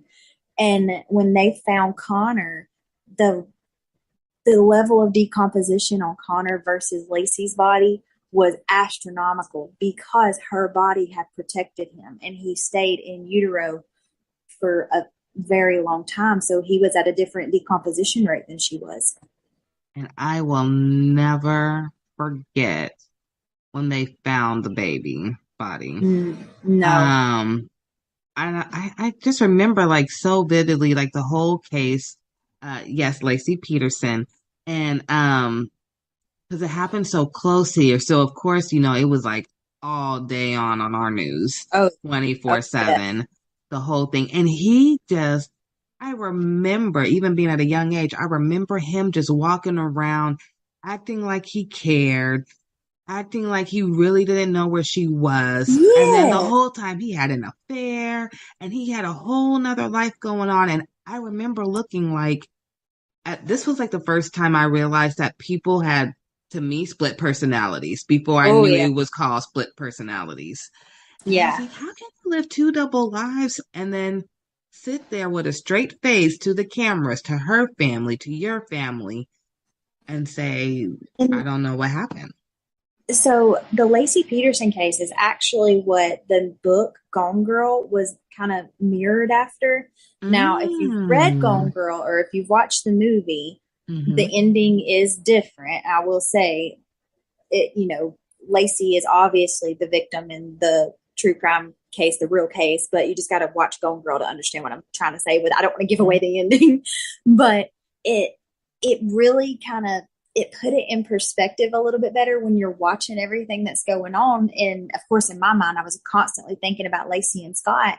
And I'm just like, the narcissistic, like, behavior behind the entire case, throughout the whole case, that Scott was like, I'm not going to get caught. You know, they're not going to look into me. Or the fact that he could turn on those tears at the drop of a hat. I was like, there had to be more going on at home than Lacey had said anything to anybody for it to take a complete 180 turn. You know what I'm saying? And it's just I so actually said that now that I'm older and, you know, I work a lot with families and families with babies, most of the time it's arguments that went too far. Yes. And so when I look at Lacey Peterson, which I hope did not happen with Irene's case, you know, somebody usually gets fed up. And so maybe Lacey found the pictures of the affair, or, you know, there was something, because it was getting close to Christmas. Yeah. Maybe she found a gift for the other woman and she went bonkers, or some money was taken out and she saw it was at a store that she know he shouldn't have been shopping at. Anything. And that whole like scenario right there is exactly what happened in the Chris Watts case, where she kind of found out she was pregnant and she found out about him having an affair while she was away, and he killed her pregnant with their son Nico, and then he killed their two babies. And they were, I remember, 2 and 4, 3 and 4, something like that. And there's a video of the youngest one singing that Coco Melon song about my daddy is a hero, and knowing how their lives ended. It's so, I don't understand. Like, something that, you know, I know beyond a shadow of a doubt that I was put on this earth to be a mom. I I'm just a motherly spirit. I've raised my siblings and our 3 boys. And, that's why I think I've held the baby cases and the cases with these children so closely, because I don't understand the kind of person who could do that. But I read somewhere, what was it? I can't remember who said it, but they said something along the lines of, I don't understand how somebody could do this to a child. And the police officer turned around and said to them, as long as I've done this, I've had people ask that question. And the second you can answer that question is the second you turn into that person. So I stopped asking myself that question. And I'm like, yeah, there's some things that you just can't explain. And it's better to stop trying to ask the question and just be the one that gives the resources and has the hand held out for whoever needs the help. So these babies don't have to keep suffering through the lives behind the curtains and behind doors that their parents are hiding. Now, that was a good way to bring both topics together. I must say that. See, I told you guys she has a good podcast. You guys have to watch it. Thank you. I am just so happy that, I was able to bring some awareness to Irene Gakwa story. Beautiful Black woman. I hope that this helps people look for her. If anyone has any information out there, please contact the Gillette Police Department. And you can also contact the National Missing and Identified Person System. And I'll make sure to post the links below. Bridget, I wanted to say thank you again for our wonderful episode. You are more than welcome anytime. I mean, we can talk about these stories all day long. I would love to have you back. I would love to start doing a series with you. Absolutely. Even if it's once a month. I know you have your own things going, but we'll talk more. And this was really, really, really powerful. You brought us safe havens and information and even a good story. And then we spread awareness about not only Irene, but we talked about Lacey Peterson. We even brought up the name Casey again, Casey Anthony, so people remember, we talked about Gabby Petito. So there's all these faces. So we all have to come together to help one another. If you do see a sign of any type of stress, there's a common trend now that says, if a couple is arguing, stay out of it because they'll be the one getting back together and they won't be talking to you. But then you also don't want to end up with a situation like what we have in front of us. Exactly. And you have to remember, like, domestic violence, it is not always black and white. There's a lot of gray in there. But at the end of the day, you have to say, do you want that person maybe a little angry with you that you stepped in, or do you want to get the phone call that you never want to get? Exactly. Another good resource is the Crime Stoppers USA. And it's just like, it's a 1-800 number. You can add the link for that, of course, but they are always taking any tips or anything out there for any cases. Yeah, thank you for that. Please use these resources, guys, if you need to. Crime Stoppers is amazing. I do know that. And hopefully we can find Irene. I do have one more question for you before we leave here today. And I hope we don't come back on another episode. And I said, oh my God, you were right. The 55-gallon barrel that they found. Yes. From now we know you're not exactly, forensics or anything, but from what you have went through with your stories and background, if she was in there, do you think they would be able to possibly find some DNA on that barrel proving that she was there? They can. It's absolutely possible that they could. It just really depends on what condition that the barrel is in now.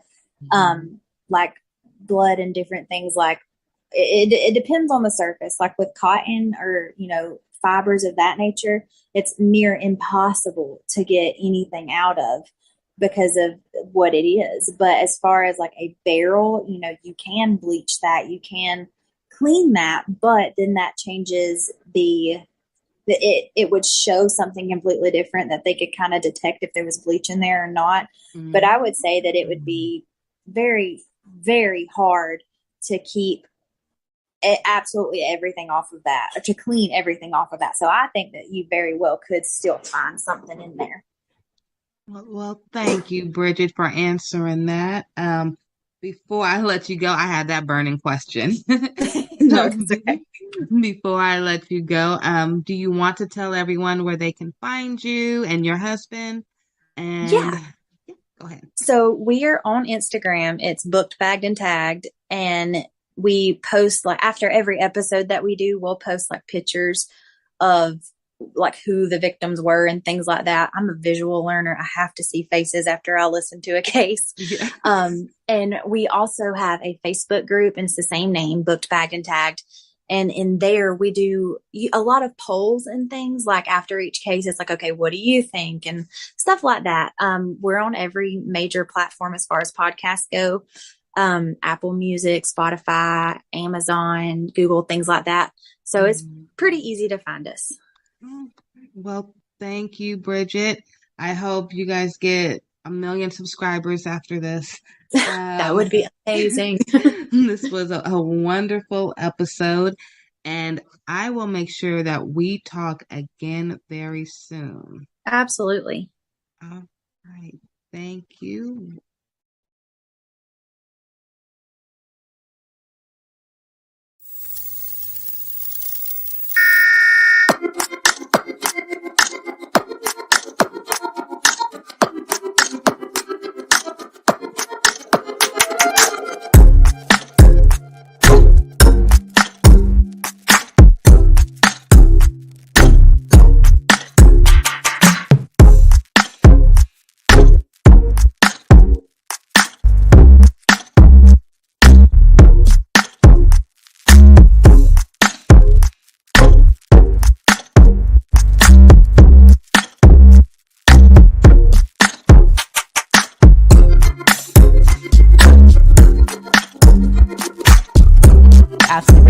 Founder of GLO Preemies and co-founder of Alliance for Black NICU Families. Welcome to AM Buffalo, ladies.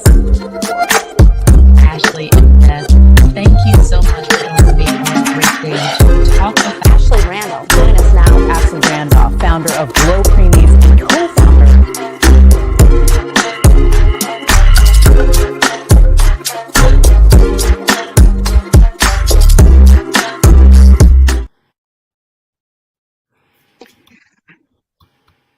Good afternoon, everyone. Thank you for a new episode of the Ashley Randolph podcast show.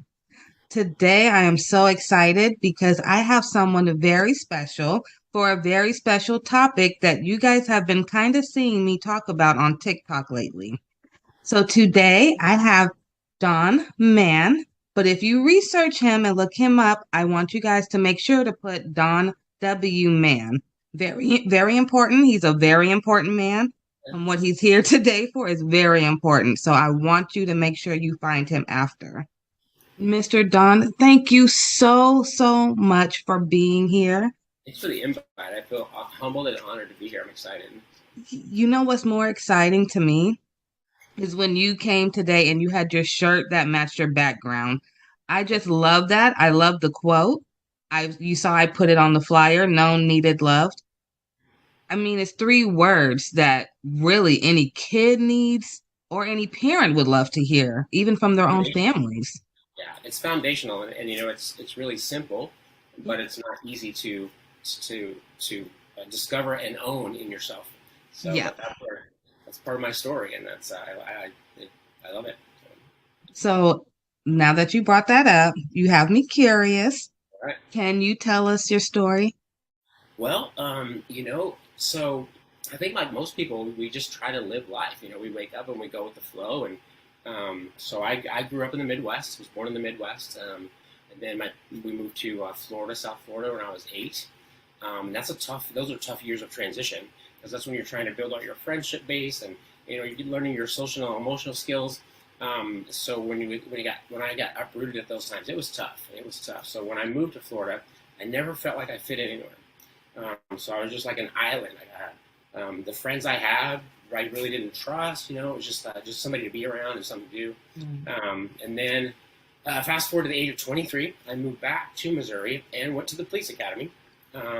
So I became a police officer, and I did that for about 10 years full time, and then 5 years as a reserve.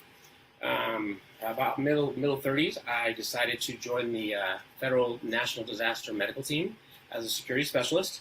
So we enjoyed deployments to Hurricane Katrina, some of those responses. So it was very interesting to be part of that.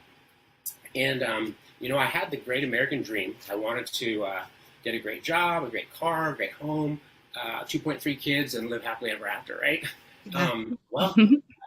But it's nice to want that, but you have to know how to get it. So I didn't know how to get it. So as much as you want and you don't know how to, that creates a roadblock. So fast forward to 2011, I was in my fourth failing marriage. That's a heavy burden. And I had gone through a child custody issue. So when I got divorced from my first wife, she lived in the same state as me. And now that I'm in my fourth failing marriage, she petitioned to take the kids halfway across the country to Georgia. So I didn't want to be a part-time dad when we got divorced, and I definitely didn't want to be a part-time dad. Right. Yeah, I love my kids. I mean, I had a strong heart for my kids. Yeah. And then, it seemed like I fought hard. In hindsight, I wish I wouldn't have. Crazy, I know. But I'll never forget the day I was sitting on the couch and my attorney called me, and he said, "Don, I'm sorry, the judge is going to let her take them." And I was devastated. That was a sadness and a depression that I had no idea how to heal or how to work through, how to just deal with it. It was that. I changed. That was the day I began to change and then start to spiral down because of those big emotions I didn't know how to deal with. I didn't know how I became the person that I was. I just knew I didn't want to be that guy anymore. So I left full-time law enforcement and became a full-time security director. So it's on the outside, life seemed great. I was living the social media life. It looked great on the outside. Yeah. But on the inside, I was broken. I didn't know who I was. I didn't know what I was supposed to be doing. I just knew that what I was doing, I wasn't doing well. And so I ended up getting fired from my job at the hospital. And but my wife was great. She put me through she put me through real estate school. Wow. So I became a realtor. I had a lot of drive, a lot of grit. I always wanted to be successful. But it was something in my past that's always held me back. I became a realtor in 2008, 2009 here in Springfield, Missouri. I won a Rookie of the Year award. But in the background, again, it looked great outside. I began to drink because those big emotions that I didn't know how to deal with. Alcohol is a great emotional number, negative emotions. But the problem with that is it also numbs out all the good times in your life too. And it often comes with legal battles. And so that's kind of what happened to me and the crazy thing is so my ex-wife ended up sending the kids back because it didn't work out with her. So in March of 2011, I had all my family there. I was making great money as a realtor.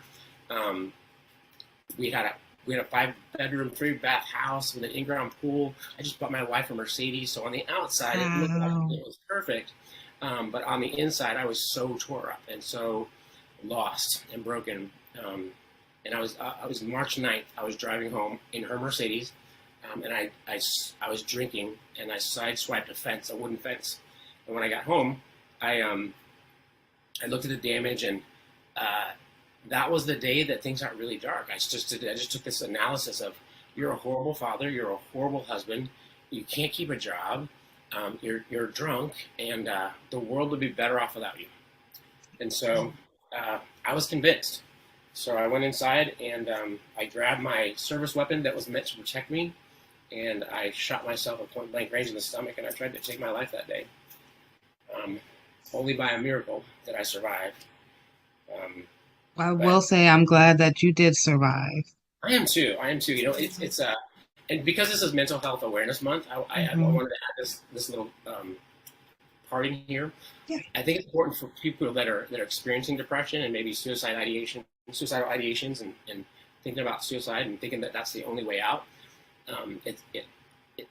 What happened to me is I knew in one moment that I wanted to die, but the moment I pulled the trigger, I knew I wanted to live so bad. Like I never wanted to live so more. I think it's helpful if if you think about that.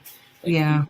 You don't really want to die. You just want the pain to stop, and that's where I was. But then it was fear. You know, it was like I may have just taken my own life, and I didn't want to.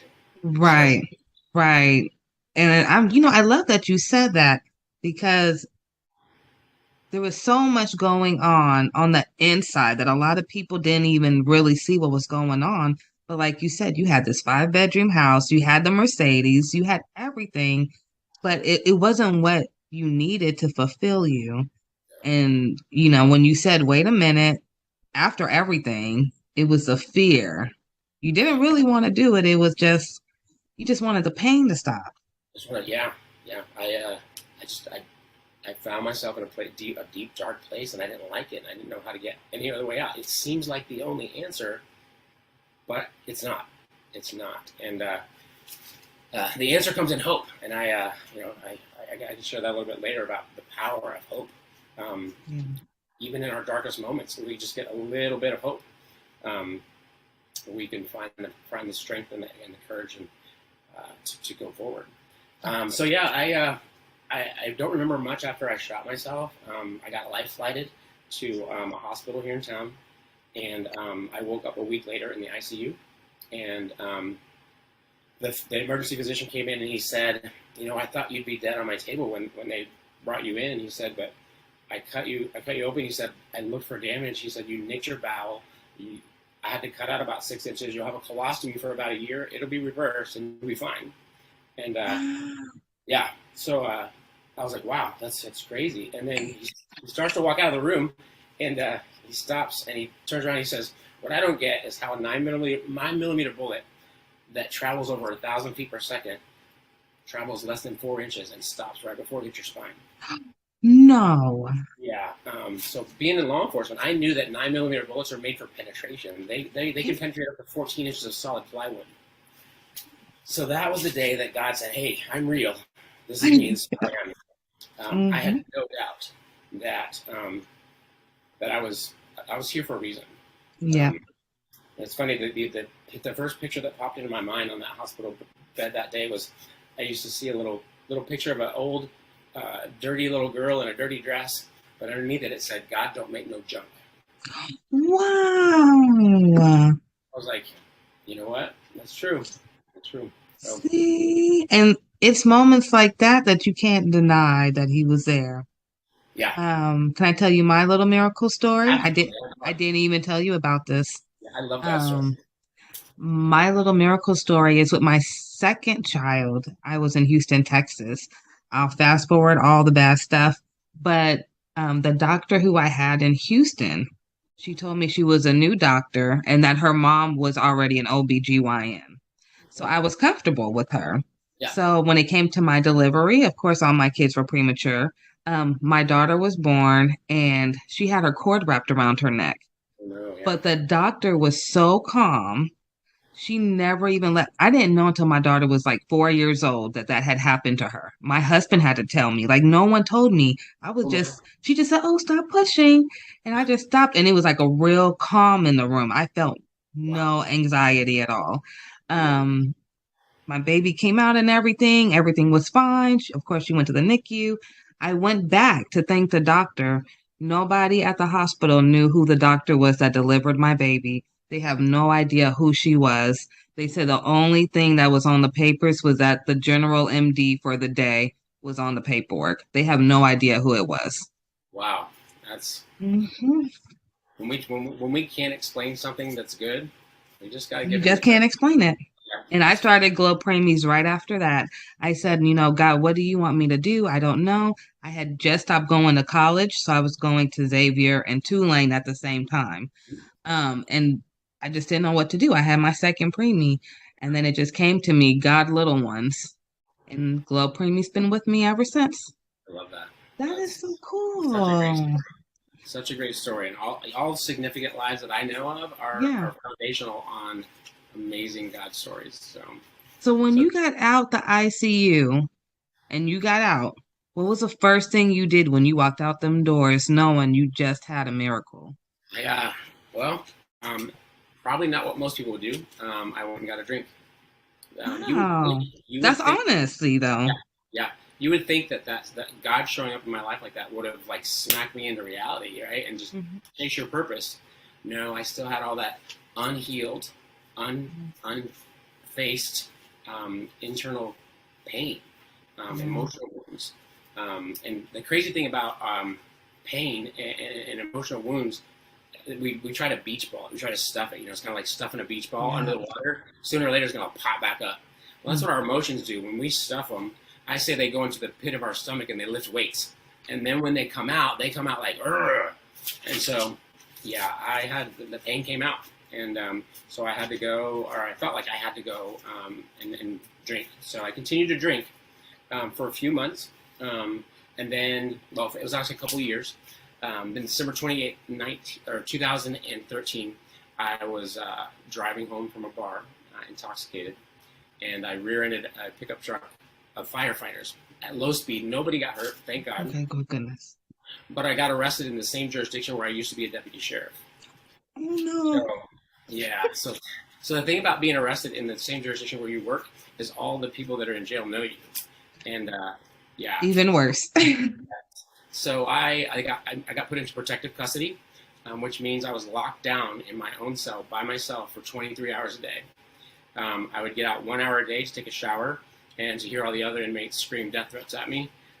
But it was usually like 2 or 3 o'clock in the morning. I couldn't call my kids. I couldn't call my family. So it magnified the isolation. So I was in jail for about 7 months because I burned all my bridges with the alcohol abuse and just my life was turmoil.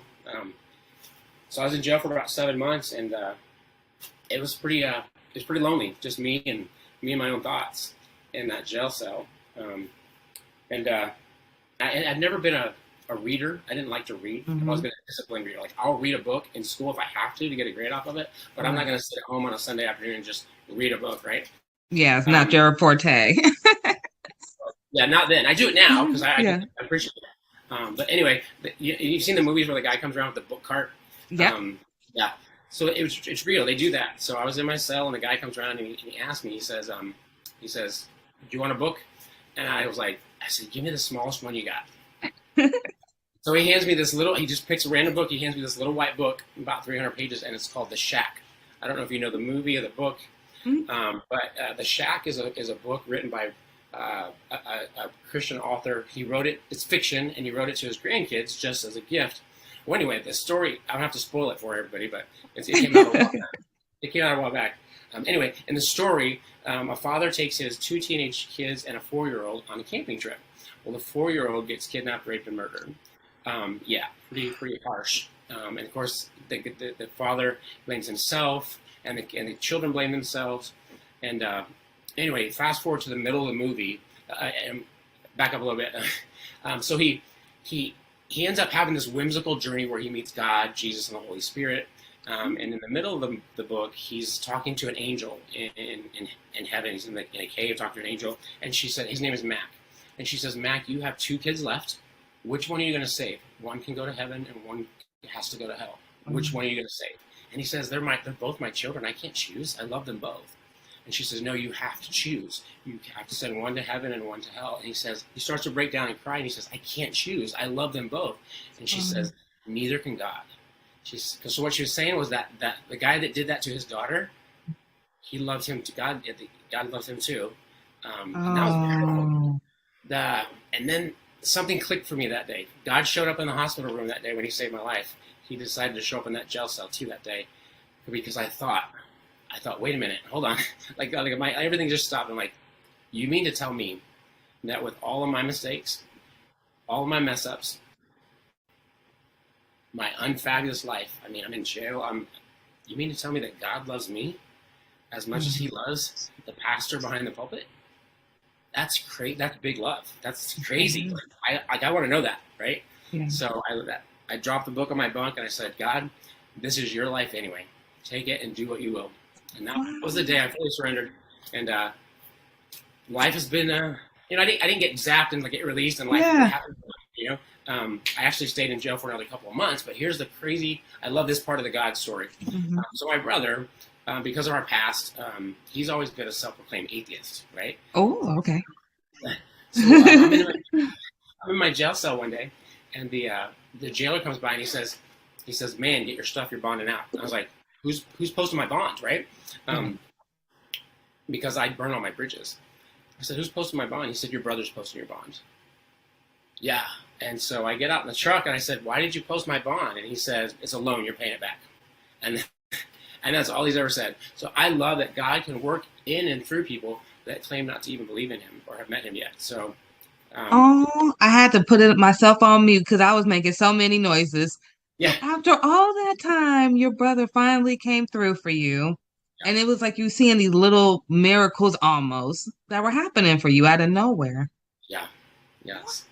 After the little small book. Yep. Yeah. It's like God will he used that little book to show me how big he was and how much he loved me, how much he wanted me and his family, right? So it was that spark of hope that I needed. A little mustard seed of hope, literally. Yeah. But then, life is hard. We go from, and in that moment, I went from feeling great and feeling amazed, feeling like I had a zest for life, to I had nowhere to go. I got out of jail, but I had nowhere to go. I couldn't go to my family. Oh my gosh, yeah. So I ended up, I had my brother drop me off at a homeless shelter in Springfield, Missouri. And so I lived in a homeless shelter for 4 months until I was able to get a job and get back on my feet. But it was just one foot in front of the other. Just the determination to know that that I'm here for a purpose. I may not know it right now, but it's going to get revealed not by staying where I'm at, but by taking one step at a time and trusting God to get me there. So, and that became the journey of finding out if I'm known, if I'm needed, and if I'm loved. So, okay. So I have a question. So you're at this part of your journey. Okay. Now I have to know, were you talking to your kids at this point? Because I know a lot has happened to you. It's like a year now, maybe. Yeah. So I had 2 older kids and then 2 younger kids. So the older ones, my oldest daughter was probably 14 when I attempted to end my life. And I remember about a week before that, because I drank all the time because I was in pain all the time. Not an excuse. That was just where I was at. But I'll never forget her little face. She looked at me with tears and she says, "Daddy, you chose alcohol over us." And even though that wasn't the truth, that was her truth. That was her reality. And I had that hurt, that cut deep, right? So yeah, my kids, they knew they wanted Dad, but Dad was just not part of their everyday lives because I didn't even know who I was and what my role in life was. So yeah. What a strong story you have. Yeah, and you'll get people that tell you. So when I got out and I started making better choices, they're like, "Well, you don't need permission to go be their father. Go be their father." Well, that's insensitive because I made some poor choices. I can't just rush back into their lives because I'd made some choices that left some scars on them. So, yeah, and that's when I learned one of the biggest qualities. And one of your questions you're going to ask later. One of the biggest qualities I think a parent can ever teach their kids is a good one. So, yeah, humility. Humility is perfect. Humility. It's so inclusive. Like it comes with it has collateral other characteristics that set your children up for success with the characteristics. So. Oh, okay. So I guess we have to hurry up because now I want to get to the good tips. Okay, so we know your kids, they really do want Dad. So I'm so glad you said that because that's what I wanted to hear.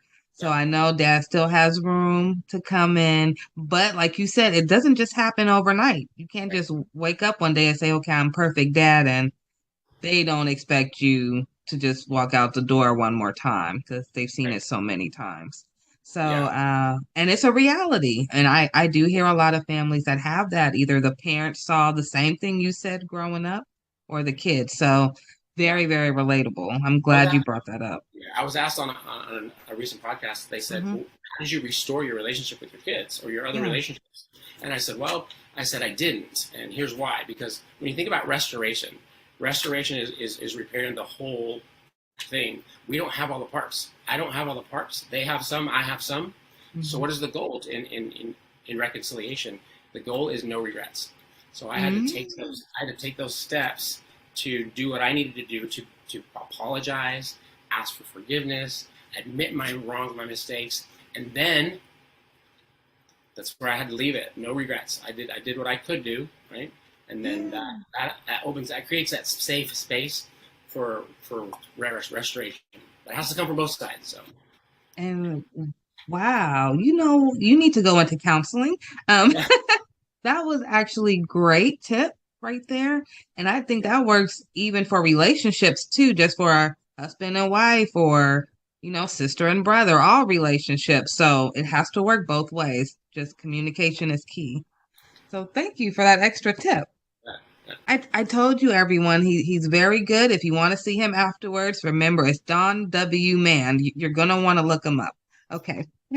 So I'm going to ask you what's your favorite quote, but I'm going to assume it's what you are wearing.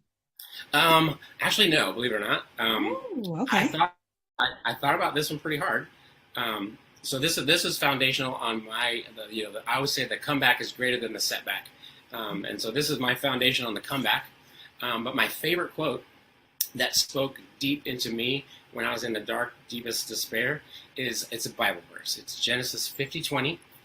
And it says, you meant it for evil, but God meant it for good, to do what it's doing now, the saving of many lives. And when I look at that on my life, it's like, wow. That's it. That's it. So, I feel like that was my life too. Oh my goodness. Look at that. Yeah. Wow. Genesis 50:22, right? Genesis 50:20. 50:20. Oh my goodness. I'm going to look that up. I may print that out and post it in my house as a reminder. That was beautiful. Thank you for sharing that. That's a wonderful quote. Really, really is. Okay. So we're going to go to the next question. What are the best resources that have helped you along the way? So when I think of resources, I think of when I burn all my bridges, when I made those poor choices, and basically I was an undesirable person to be around, right? Mm-hmm. And when you're undesirable, you don't have access to very many resources. So number one was my faith community, my faith-based community, because I'll never forget the day that I walked back into church. And you think that everybody knows your story and everybody knows the junkiest things you did, and they're going to look at you and they're going to talk to you about it. But that's not the case. In my experience, that wasn't the case. I walked into church and they said, "Don, we're glad you're back. So glad you're here. So good to see you." And it was that non-judgment that allowed me to breathe, relax, and walk into that journey of healing. So my faith-based community, and then piggybacking off that is that they created a safe place for me to find out, for me to figure out who I am, right? Okay. Because if we don't know who we are, we don't know where we're supposed to go. I always say that that the more you tell somebody who they are, the less you have to tell them what to do. Because if you know who you are, you know what you're supposed to do. And then the other great resource was family. And it was kind of flip-flop for me. So right now, it's the good times, it's the joy, it's the intention, it's the investment. Back then, it was the challenges and the hardships that I had to endure with them. And how was that a beneficial resource? Because I believe that some of our greatest blessings are on the other side of our greatest challenges. And we have to go through them to receive that stuff. And So yeah, I look forward to challenges and hardships and kids that talk back to you and kids that want to argue about bedtime. I'm like, yes, learning This is time moments. to So, go. Okay, so you kind of just reversed it. What most people stress about, you're embracing it. Bring it on. yeah, I was if I failed at something or if I made a mistake or if I cried, like all those things were wrong, like they were bad, and actually they're all good if you think about it. What's guaranteed in life? Everybody's gonna do fail. Everybody. That's true. Sooner or later you're gonna fail at something. So instead of finding yourself in the middle of failure and decided to take a heavy weight of a loss or something negative, no, fail. I think Will Smith said it, fail forward, right? Find out, don't ask yourself, why is this happening to me? Ask yourself, what am I supposed to learn from this? If you reframe it, there's no such thing as a loss and failure. It's just a learning. And it's going to work perfect. Yeah. I love that. Kind of the same tips that I give my son and my daughter. So just reworded a little differently. So that's amazing right there. So yeah, I love those resources, especially the family one, because I know that you said earlier, there was a lot of tension between everyone and now they're your best resources. So I love that. Always depend on your family. It may be some hard moments. Nobody said there won't be, but there will always be something brighter at the end.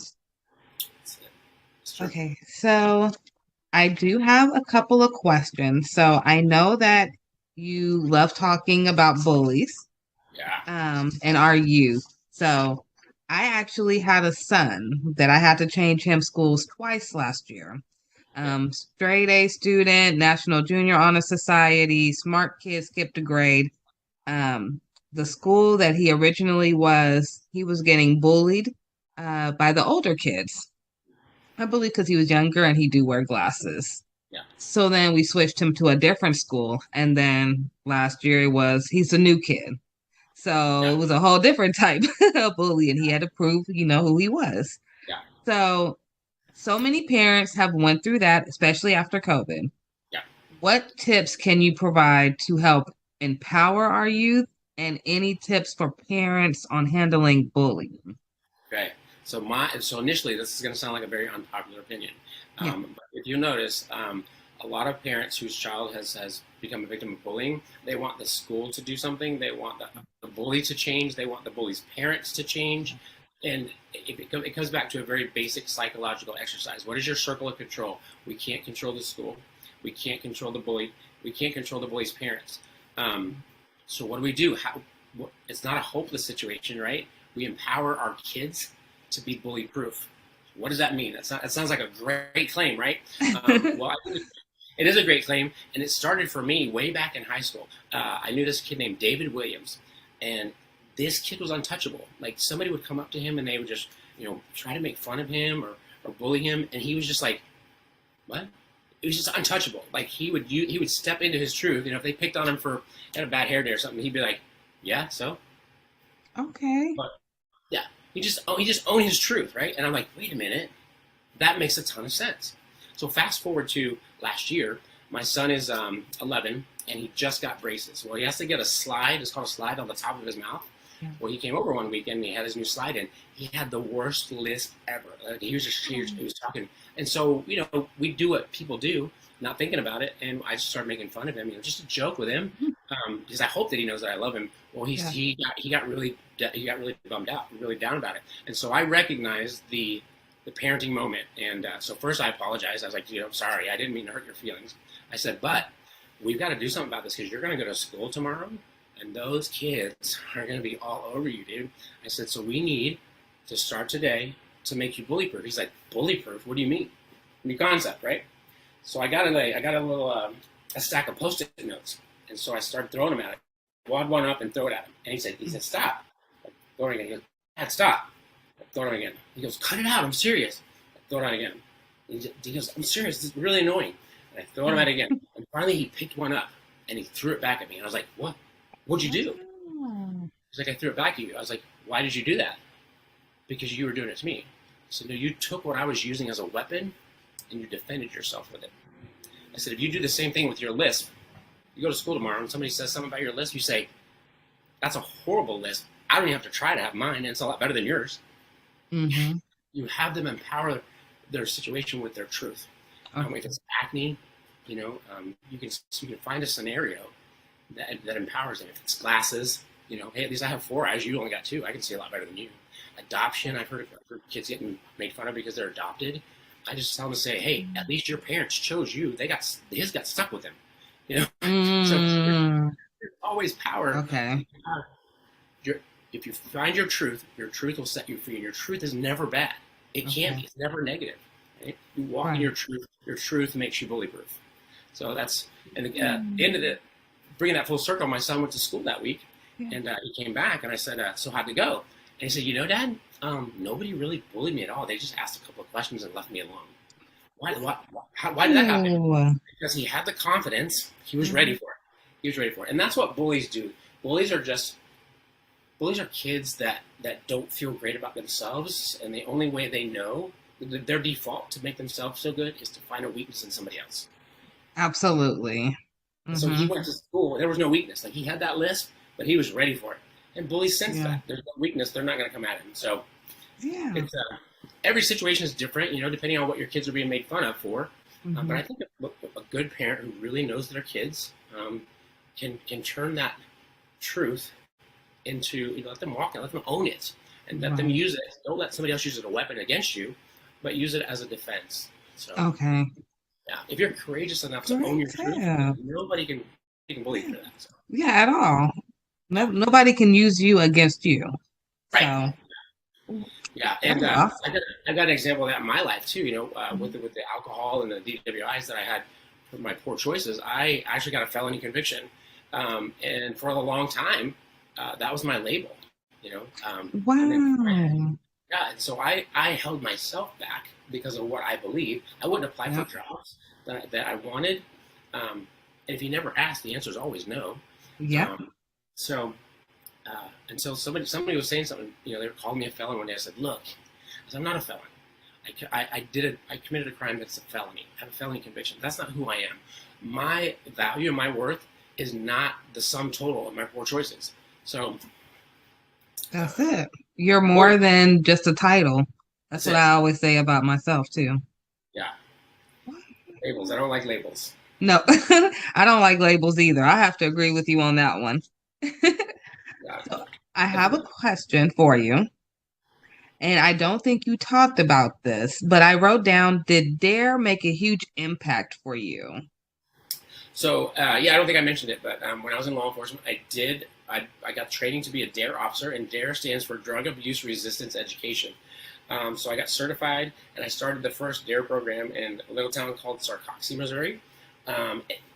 It absolutely had an impact, and here's the impact it had. It started to bridge that gap between a 30-something-year-old man and sixth graders. Even though I'd been through it, I ran from it, so I didn't know what they were going through, and it also it helped me translate adult information into youth knowledge. So it was helpful in that area. It was definitely a foundation for a speaking career, for having a passion and a heart for youth. So absolutely. Do you think that it also helped you with your known needed loved? Because DARE, the acronyms, and they're so straight to the point. And so is like everything about you so far has been straight to the point almost. Yeah, I think the message that it sent me was, I went to school. I went to an adult training to teach kids how to stay off of drugs and alcohol.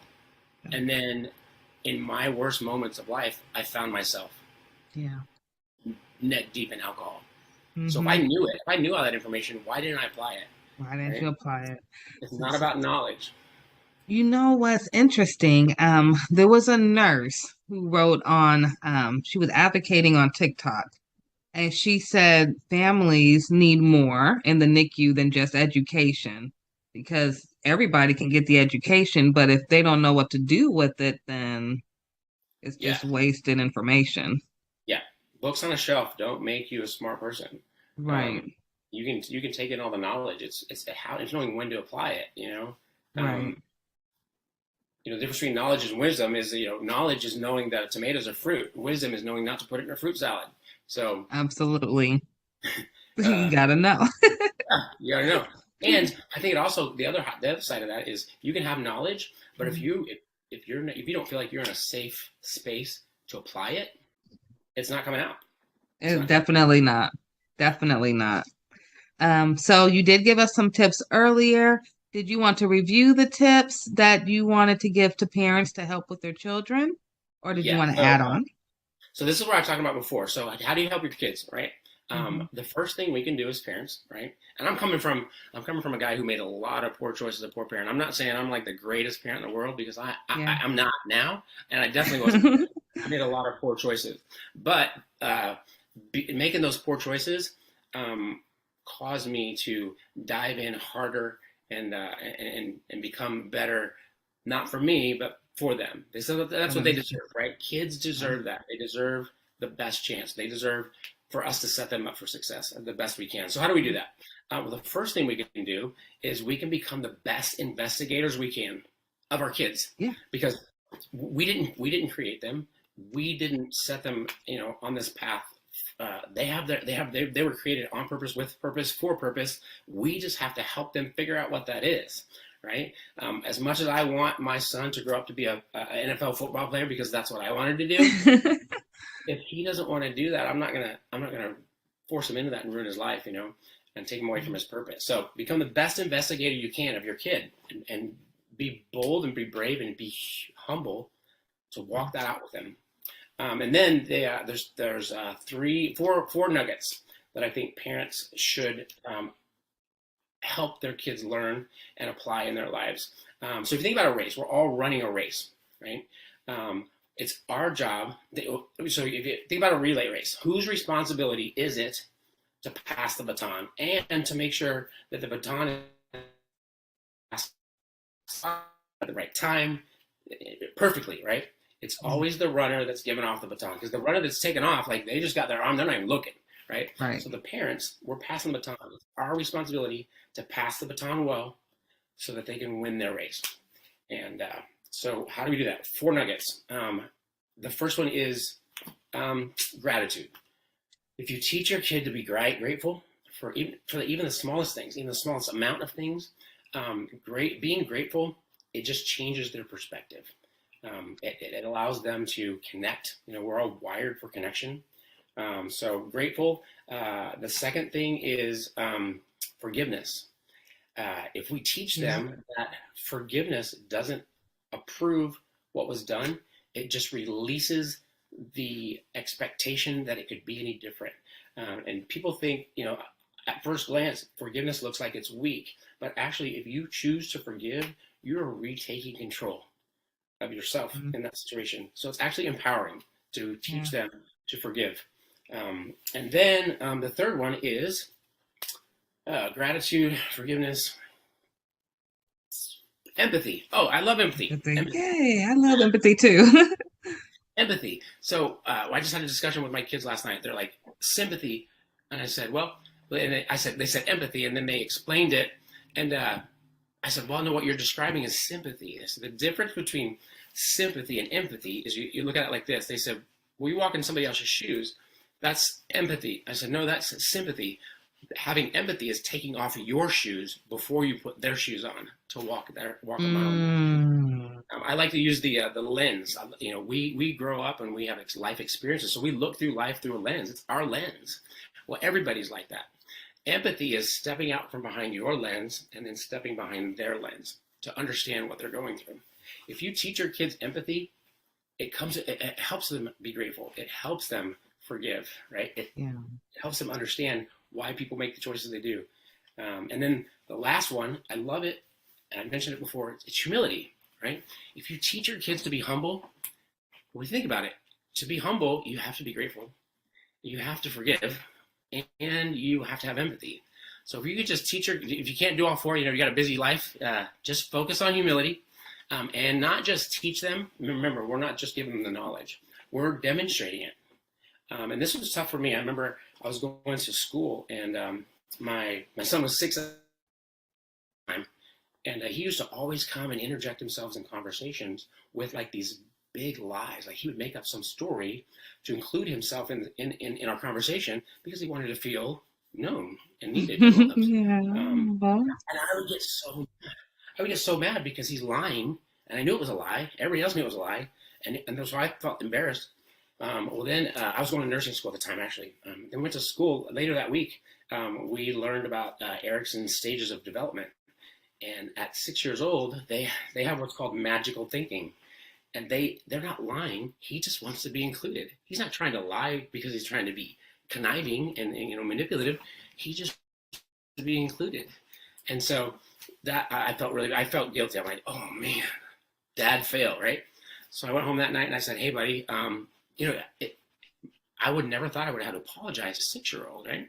I said, hey buddy, you know how Dad, accused you of lying, and I said, well, I learned in nursing school, but you're not lying to do wrong. You're lying because you just want to be included. I said, so I'm sorry I did that. And he's a 6-year-old. He's like, it's okay, Dad, don't worry about it. Yeah. That was a huge lesson for me. So what that taught me is, we all have failures, we all have mistakes. So if you're humble enough to admit your mistakes in front of your kids, that's setting them up for success. I know that we think that we have to be the perfect example so they can follow a perfect example, but that's just not real. That's not authentic. And I think your kids would rather want a parent that's real than a parent that's right. Just be real. If you make a mistake, own up to it. That's going to bring you closer. It's going to draw you closer together. Not have them look like you're weak. So, and it also helps them with accepting their own failures when it comes up, because they've already seen their parents go through a failure, maybe work their way out of it. Now it's not so stressful on them. Yes. Wow, good nuggets. I like those. Thank you. Very good. I hope all of you wrote that down. Those are very important. I'm going to leave with one more question. This is the most important question I have for you. Where can people find you? And I know you have something special coming up in the works. Do you mind telling us a little bit about it? You bet. So my website is it's DonWman, all lowercase, .com. So if you just go to www.donwman.com, that's where you'll find me. I've got resources. You can contact me. I've got a contact sheet on there. I just have a passion. So my life's goal is to impact as many youth as possible, because right now suicide is the second leading cause of death between the ages of 10 and 24. I think it's tragic that children choose to take their own lives because of big emotions. So that's where you can find me, and a lot of resources on there. We'd love to hear from people. Love to hear stories. I love stories. Everybody has stories. Yeah, you love stories too. Good. So you guys don't just send me stories, send him stories too. He loves stories. Yep. And so I am in the process of writing a book. I've had so many people say, Don, your story is so crazy, you should write a book. So I'm going to write a book and hopefully finish it by the end of this year. And then there's editing and publishing. And so, but yeah, it's going to be called Known, Needed, Loved, God's Story Through My Life. So I am so blessed to be able to give my kids a second chance for the father that they almost lost. So What a story. What a story. And when the book comes out, please let us know. We'll share it on all our websites.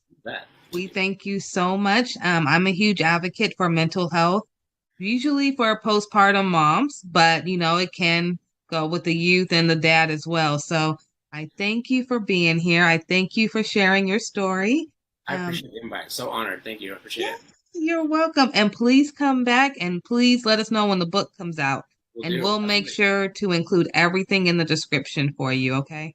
Thank you so much, Ashley. I appreciate it. You're welcome. Thank you, everyone. See you next time.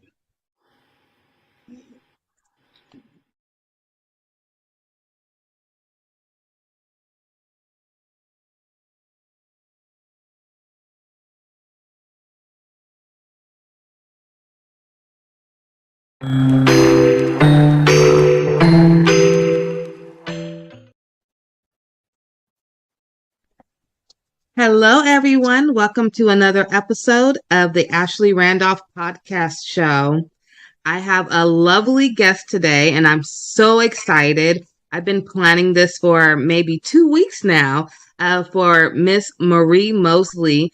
She is the author of Pretty Divorce, which is a very touchy topic, which I am absolutely so excited about sharing with you all. I know we do get some questions to our case managers about do they have any resources for when going through a divorce or how to find a lawyer and things like that. So this is a little educational for you guys. She'll tell you about her book, but most importantly, you have to hear her story. Thank you, Miss Marie, for joining us today. Thank you for having me. Yes, thank you. I can't tell you how excited I am to have you. I have been putting your flyers up for 2 weeks now and telling anyone who would listen to me to make sure they watch today. So, incredible story that you have. I want you to, if you don't mind, introduce yourself to the audience and let them know who you are. And please tell us about when your book will come out. If you want to start with that, and then we'll go to your backstory. I think that will be phenomenal. Okay, perfect. Yes, I am the author of Pretty Divorce, how to sever a toxic union and create an illuminated future.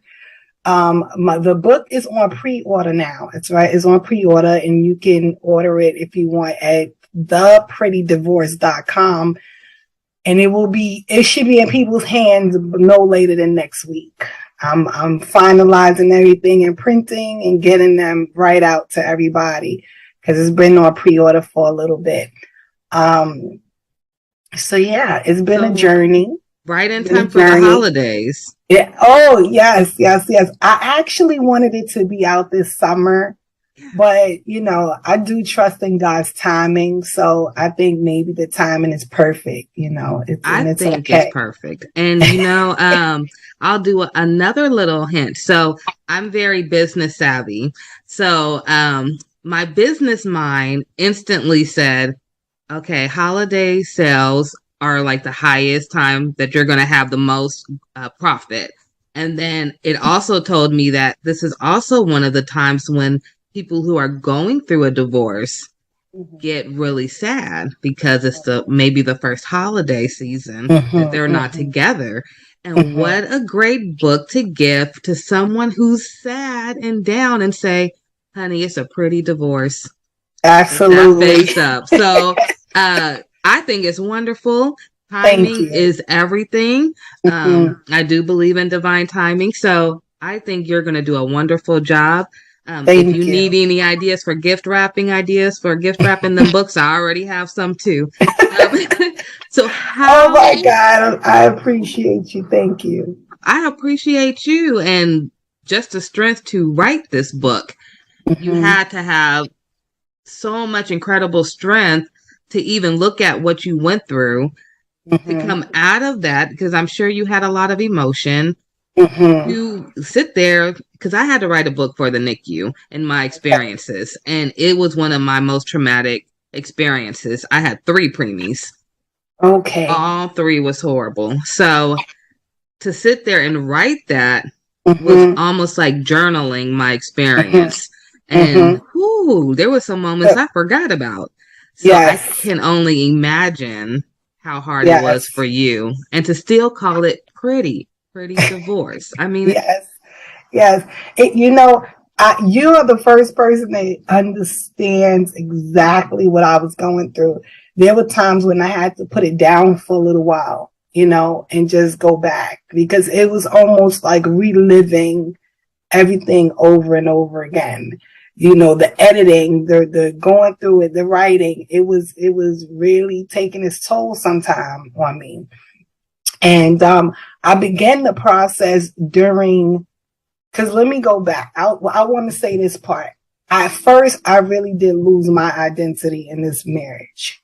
And my story was wrapped around being teenage parents, that stayed together and kind of made something of themselves. All right. So that was my story. Like a fairy tale story. I didn't think about the toxicity. I just like, all right, we're together. You know, we have a story, because I've always wanted to be an author. I always knew that I was going to write my story. So, but it took me years to redevelop a new identity, my own identity, without separating apart from the relationship, you know, because we were together from the time I was 13 till I was 38. Yes. All of those years. All those the major milestones. Major. The good 20s. Oh. Yes. So was it hard to go through your 20s in the book? Because I know you were looking like, these were my golden years. So the book tells you a lot, but I'm going to say this. And this is not a funny topic, but around about 16 or 17, I became suicidal. It had gotten that bad. It had gotten that bad. And I talk about it in the book. My girlfriend introduced me to her boyfriend's friend, and he kind of became an outlet. So yeah, I don't advocate side relationships. However, I have to say that my side relationship kind of saved my life. You know, so that moment it worked. Yeah. So my 20s were horrific at home, but they were glorious somewhere else. If that can, you know. So I don't know why, you guys. I'm sorry, but I have to say this. I am getting the song Khalees Milkshake Bring All the Boys to the Yard stuck in my head when she said, you know, it's like this at home, but outside. Oh my goodness. But it worked for you. You're still here. Absolutely. So, absolutely. I'm not advocating for it, but not at all. And I'm, you know, and I don't take, because I was an educator for so many years working with kids, I would have a lot of children with suicide ideation, attempts, different things that I've gone through. So I don't take that lightly. But as a teenager, you know, becoming a mother at 14, you know, I was a good student. I was a really, really, really good student. I started to fail in school. Like, all of the things that made me who I was beginning to change. And it's like I deviated from the plan and I was spiraling out. So, so it became a little bit rough for me around that age. But finding another outlet, you know, albeit it was a side relationship, it really did help me. It helped. He helped me a lot. You know what I mean? Like, I'm married to a different man right now. my girlfriends, some of my girlfriends, they were like, wait a minute, what? Like, you're not with him anymore. How are you not going to be with this guy? Because that's how like that's how it was forever. Yeah, we really, really fit. But you know, things happen, and I'm in a new relationship. He's in a new relationship, but I definitely know for a fact that we both still have a really high regard for one another. You know, him and his family were my solace. They were my peace, you know, so I can never forget that. Like, I can never forget them, you know, and what's awesome is my husband now, he knows all about it, because him and I were best friends. So he got to know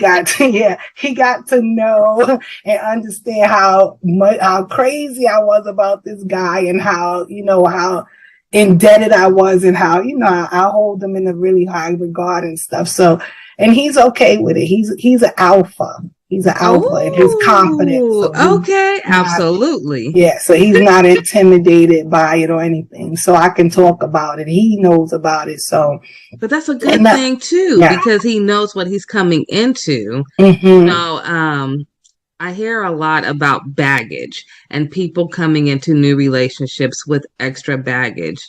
But for him, he already seen your baggage. So you're really not coming in with no baggage because you already knew each other. So that Mhm. actually, do you think that you guys are more on like a soulmate type of plane now? Because My husband, let the me one be, you're with because now. you know what, my husband was like, tell your story and be honest.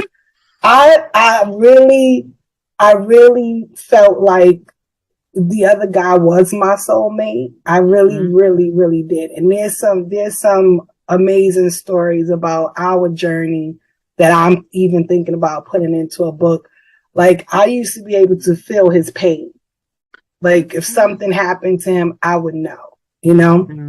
And so when I think about my soulmate, I don't know. My husband right now, me and him I guess because we were best friends or something, we fit. It's crazy to me. You know what I mean? Because some women wait their whole lifetime to feel what I felt with the other guy and even what I feel with my husband. You know what I mean? Like, my husband is my dude. He's my, my That's your rock. cool. You know what I mean? Yeah. So it's so I never compare the two of them, but they both were like gifts to me. That's how I feel, honestly. You know what I'm saying? And I wouldn't give my husband up for anything, like, for anything, because he's really been there for me, for my children. Like, that's their father. You know what I mean? Yeah. That's their father. And so his place in my life and what he means to me is tremendous. So it doesn't compare to the other one. It's different, but both of them were beneficial to my life. You know what I mean? Yeah. I can't in all honesty take anything away from the other person. You know what I mean? Because it's like getting two different jewels, and it's like they're both beautiful in their own way. Absolutely. And it's fine for that. You know what I mean? It doesn't have to be one part or the of your other. crown. Absolutely. And so my husband is just like, he's my life now. And he knows that I wouldn't deviate from that for anything. You know what I mean? I can still give honor to the other person without being disrespectful to him. It doesn't take, because he's that guy. You know what I mean? He really is. He's awesome. He's one of them people. He has his own children biologically, and then he has my children. And anybody, even me, I look at him with all of them, and you can't tell which one's a which. That's how savvy he is and how much love he has to give, that he's willing to spread it. You know what I mean? He's willing to spread it. And so, but yeah, we both have a really good understanding. A lot of people think that you shouldn't talk about your past relationships, but we were best friends, so we told each other everything. Yeah, I feel this way, and this person did this, and I feel this way about that. And then we ended up together. So, and we didn't let it get in the way of what we felt for each other. Yeah. So, yeah, but that's, So listening to you sound so confident. Thank you. I gotta know. I'm gonna tell you a little backstory about some of the women in my family, and why I found what you just said so powerful. Because you are able to divorce and find somebody else to make you happy, and you still are good. Your life is good. You don't have to dwell on the past, and you not at all. Someone that still matches you. So I have been with my husband. We've been together this month. On the 29th, we'll make officially 10 years. And we've been married for 6. A lot of the women in my family are not married. They have all got married and divorced. And divorced is where they stayed. So to me, growing up, it was almost looking to these women. They were all powerful, independent women, but it was like, why did you stop on your love life after divorce? Like, they didn't feel they were worthy enough. But then I hear you come, and I'm like, okay. Well, it sounds like she knows she worthy enough, and she went and got her man. So, it's an eye opener. So, for those who are out there listening to or watching, if you have a background like me where the family that you have, they get divorced and stopped, here's a story that tells you can continue to move on. And so it's powerful. I think that one thing, my background in psychology and counseling and things, it really helped me going to school, right? I learned a lot about relationships and human behavior, and I was hell-bent on not bringing my baggage with me. Like, I wanted no parts of it. It had to go. I didn't want it to go into a new relationship. I didn't want it to go to the store.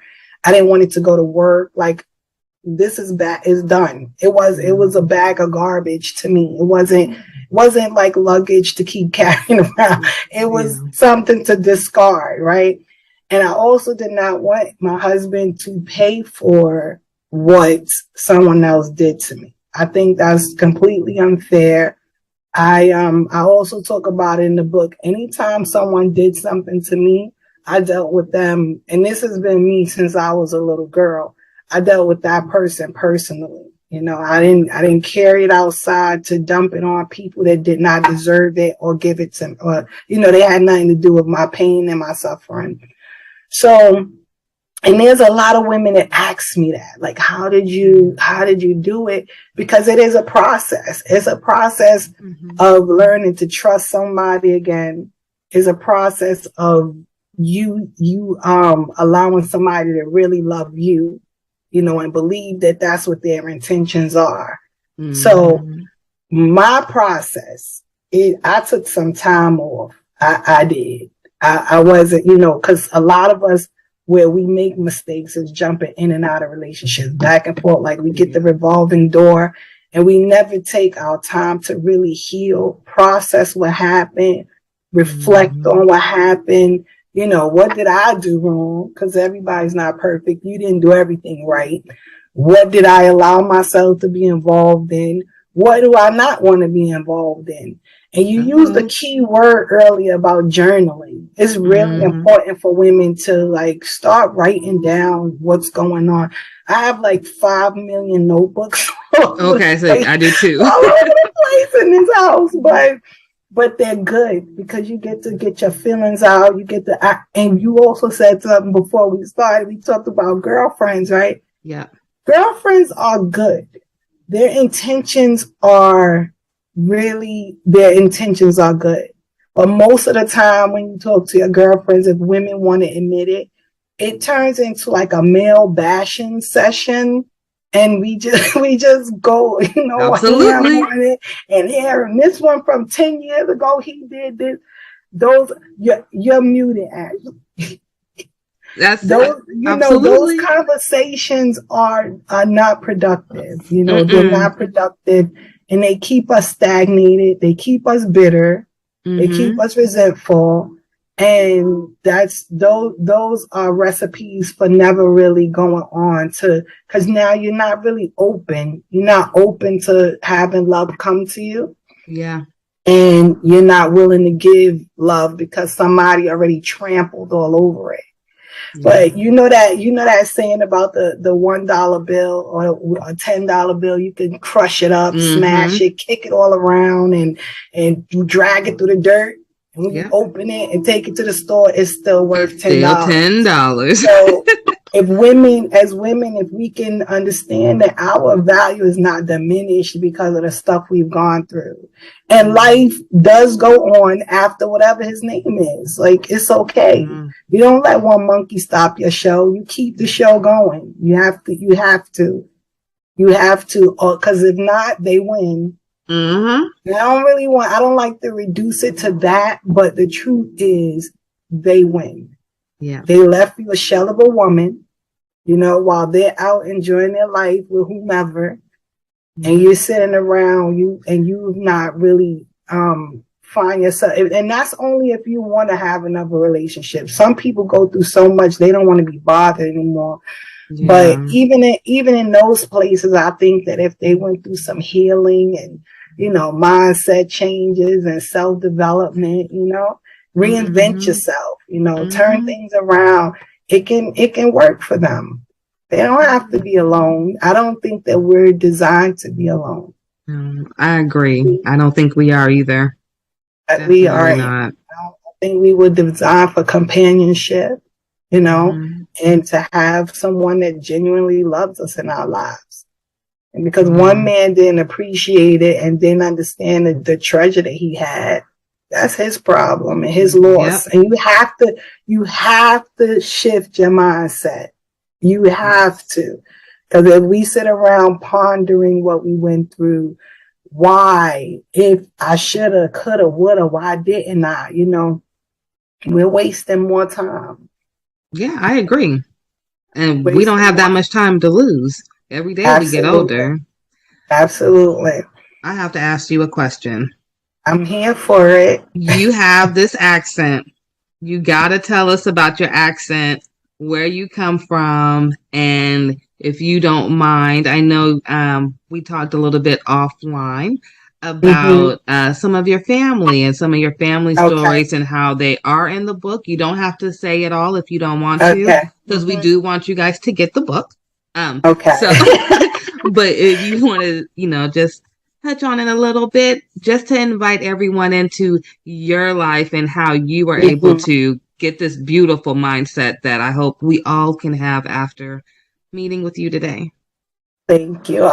So I was born and raised in the Bronx in New York City. Right? Growing up, people thought I was Southern for some reason. Now, my dad, I don't know. My dad is was born and raised in South Carolina. So I didn't know, maybe his genes were that powerful that I got his accent. But I'm originally from Bronx, New York. My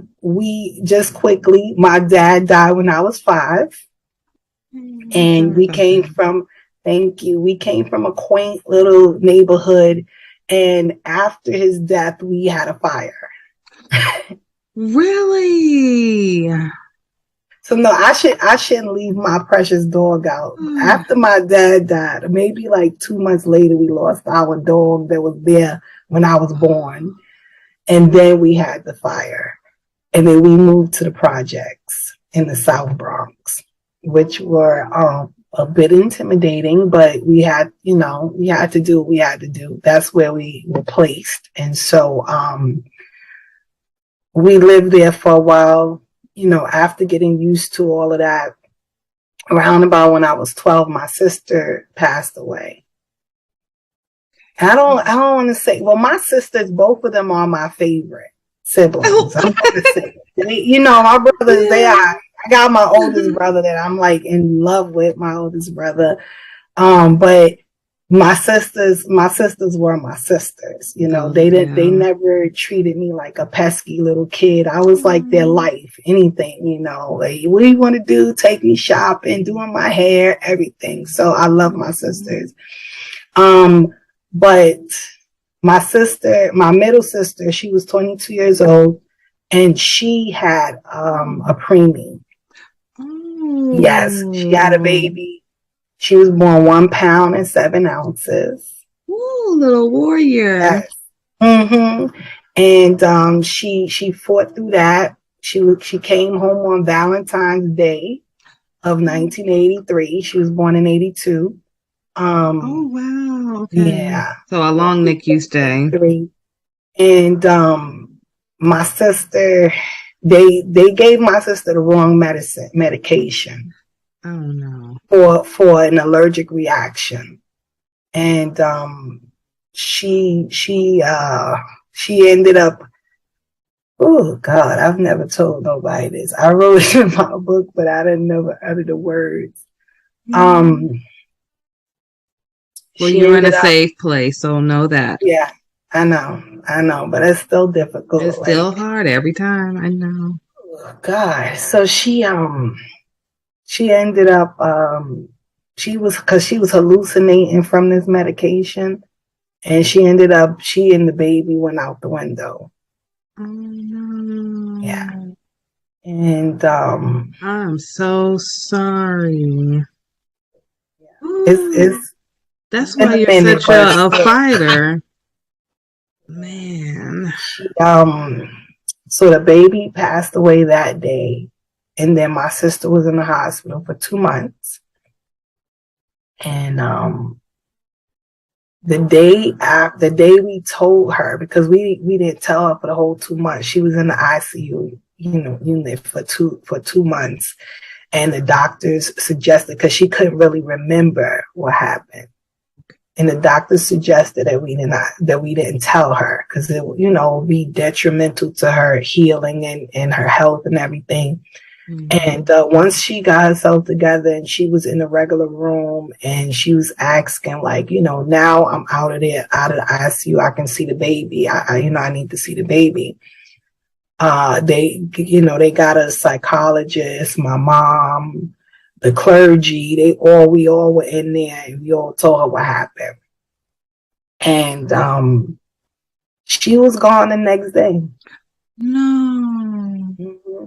Yep, she was gone the next day. The doctor said she went into some sort of cardiac arrest, that she had this pneumonia that they didn't detect in her system. And I was like, yeah, no, I don't think that's it. Like, my sister adored that baby. You know what I mean? Every single day at the hospital, for as long as sit there and wait till she go back in and visit. You have preemies, you know how it what you go through, you know what I mean? I'm thinking, if I was her in her place, and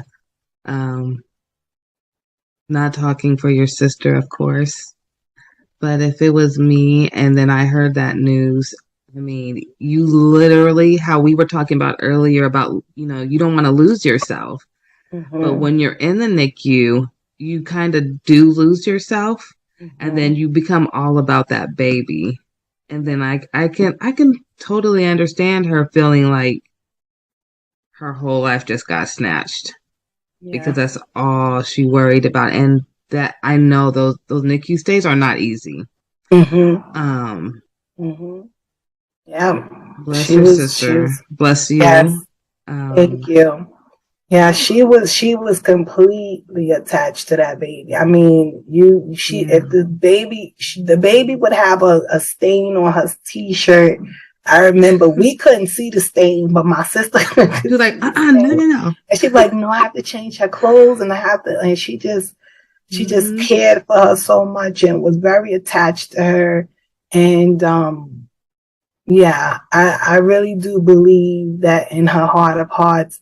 I know people don't, we don't know how life works. We don't know how people do what they do, but I just believe that she let go of this life because the fact that my niece wasn't here, and I think the thought of her seemed like having something to do with it.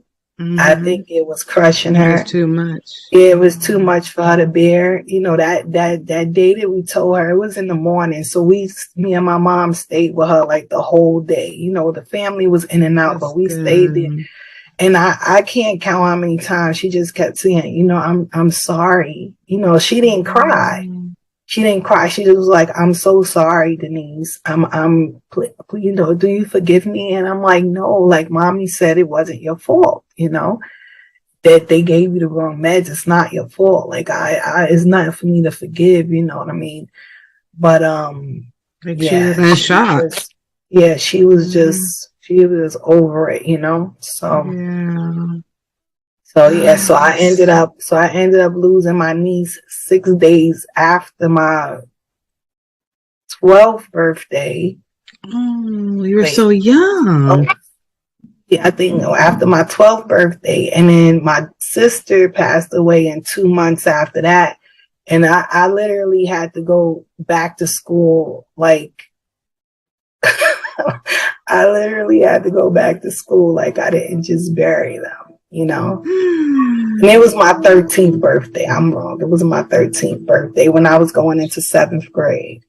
Yeah. Wow. I had to go right back to school, like maybe a week after we buried my sister. Like, you know, and try to maintain grades and act like everything was, you know. Now, not for nothing, school was a big thing for me. So it really was a way to get my mind off of stuff, but it wasn't doing what it used to do for me. It was horrific. Like, I think I felt like a zombie some days walking around, you know. So your brothers, are they older or younger? Yeah, I'm the baby. You're the baby. Okay. The bunch, yes. So it was 6 of us. It was 6 of us. Big family. Yes. And I'm the only child until I was 18. Then my dad had another child, so I do have a half sister who's just as intelligent as me. But wow, 6? Yeah, 6 of us. Yep, and she was the 3rd oldest. It's my sister, my brother, my sister, my brother, then me. Okay. So you had a lot of brothers. Did they during this time, because you're talking about going back to school, and obviously you went through something very traumatic. Do you think your brothers was very consoling to you at that time? Because you're the baby, so I'm gonna be completely honest with you. My sister was like the glue. Yeah. You know, and we realized something very, very weird. My older sister says that my other sister was my mom's best friend.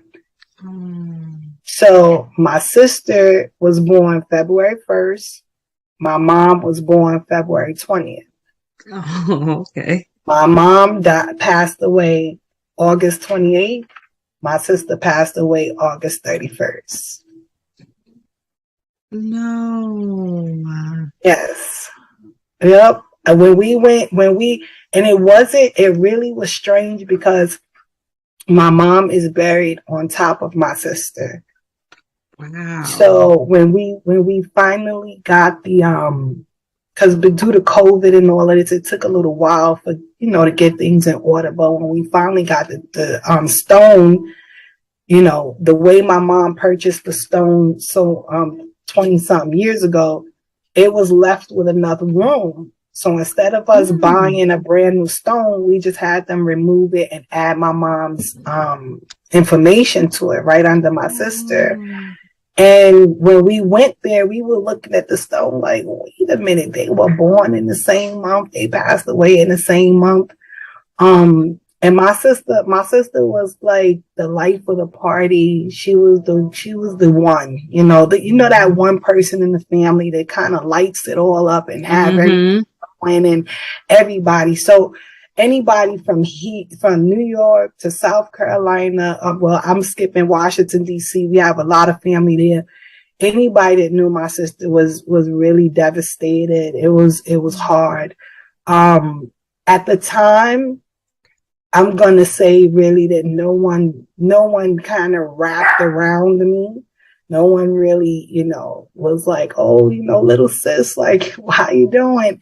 And as I was writing the book, I realized that we all were in a daze. We all were traumatized. It was so tragic. My brothers thought that her boyfriend had something to do with it. They were on the warpath. They were thinking more about that. Really, yeah. Yes, because she was at our house. She had left her house in the pouring rain with the baby. That's how we knew something was wrong. So, and she came to our house for like shelter. And then her boyfriend showed up around 3-4 in the morning trying to get her to go home. And so she went home. And then the next phone call we got was that she went out the window. So my brothers were on the warpath. We didn't know what happened. She couldn't really remember too much. So we didn't know if he did something to her or whatever. So no one, and right after my sister passed away and we went to the hospital and came home, I kind of went mute for a week or so. Like I wouldn't speak, you know, I was just dazed out. My mom was there.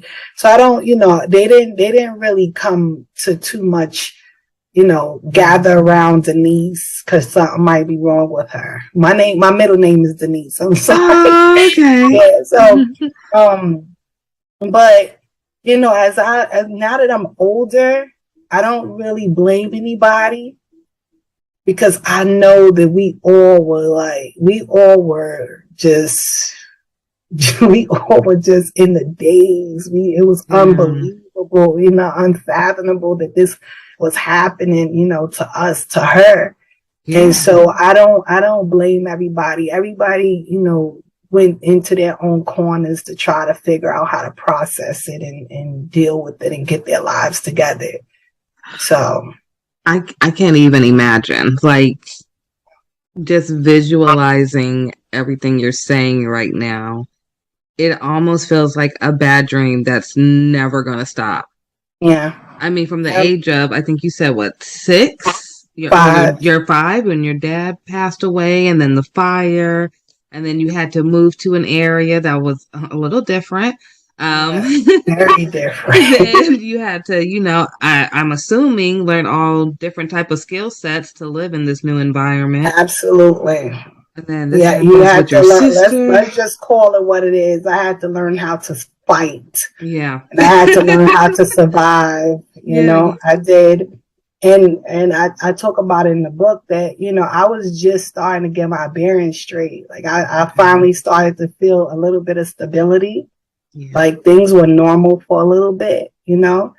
And then my sister, it just literally pulled the rug from under me. And then after that, so that happened when I was 13. Yeah, I was going to ask. So you met and your first husband around that time, right? And by the time I'm 14, I'm having a baby. What? Yeah. It just, I'm telling you, my sister dying really just threw me off. It threw me off completely. Like it just threw me completely off my game. I'm telling you. Okay, wait. I'm telling you. Okay. This interview is getting so good. Okay, I have one question. We got to 13.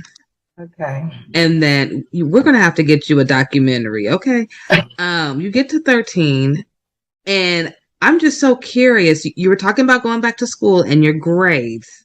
Mm-hmm. Like, did your grades at this point just completely fall, and then you met him? And so that summer, while I was dealing with everything with my sister, we went into we went with my girlfriends were always talking about him. We're talking about girlfriends again. Yeah, they knew him. I didn't. Mm-hmm. And I'm not for nothing. My brother was a part of the Nation of Islam. And he, you know, he used to teach me a lot of stuff, and he used to teach me a lot of stuff about being a Black woman and, you know, a female, and, you know, how it's because of women that we populate the earth and how important we are and our contribution to society and stuff. And so my brother was he was a very integral part of me being almost as powerful as I am. God had a lot to do with it. My mom and my sister, but my brother, young, that's the type of time he spent with me, teaching me who I am, teaching me to look at people's character, you know, and you know, not just taking them at face value or what they said or material things. You know, people had to show me who they were, not just, you know. So I didn't really like this guy.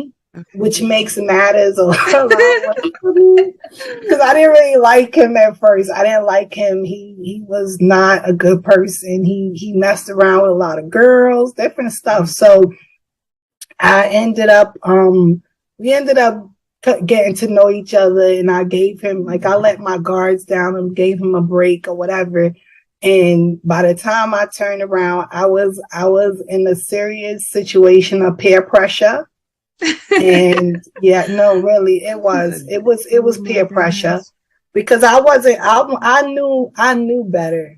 Yeah. I knew better, and you know how hard it is years later to look at look at your life and know you've made these mistakes or going down this path, knowing that you knew better. I'm working on that with my son who's about to be 12 this year. Right now. Absolutely. You know what I mean? You have to tell him that, because my husband, my new husband, he has a saying: decisions. And your decisions can change the whole trajectory of your life. Like it really, you could think it's minute, you could think it's small, one little decision could just change your whole path. So we have to be, because life is life. Yeah. And life is not playing with people. There's no redos. It does not care that you're 12. It does not care that you're 13. It does not care. It doesn't care that this is your first time. The sperm met the egg, and guess what? You're having a baby. See what I mean? Life is for real. One time. That's all it takes. And it was my first time. No.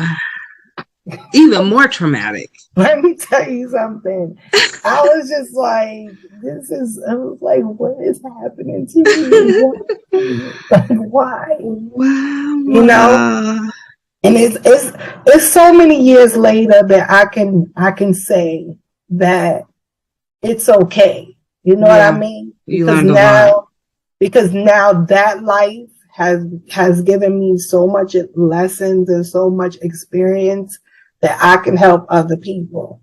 You know what I mean? So they say that God gives his the toughest battles, to the strongest soldiers. So if he saw fit to say, like, you know what, she can handle it. She's gonna make it through it. She's gonna come through and she's gonna glorify me and let people know that I do exist because I brought her through. Then it's okay. But in the process of it, it's not. In the process, it wasn't okay. I know you were just wanting to throw in the towel so many times. What's going on? I was like, what is going on? What is happening? Why is this happening? All of these things just keep happening. And I'm in the center of it all, What a testimony. Yeah. And we haven't even got to the end yet. We're only at 14 years old. Oh my goodness. I have to ask. Yes, ma'am. I won't get into so many because you do have this in your book, right? Yes. Some of this. So I won't ask too many questions. But I am so curious to know, when Mama Baby came in and said, Mama, I'm pregnant, what was Mama's response? Because you the baby. We got to remember. Yes, absolutely. I'm glad you realized that. I can't wait for you to read this book because I'm glad I can't wait to read realize that I'm 13 and pregnant. And as a woman, you can say, she's still a baby. Because some people didn't treat me that nice. Yeah. Some people didn't care that I was 13. But you'll read about that.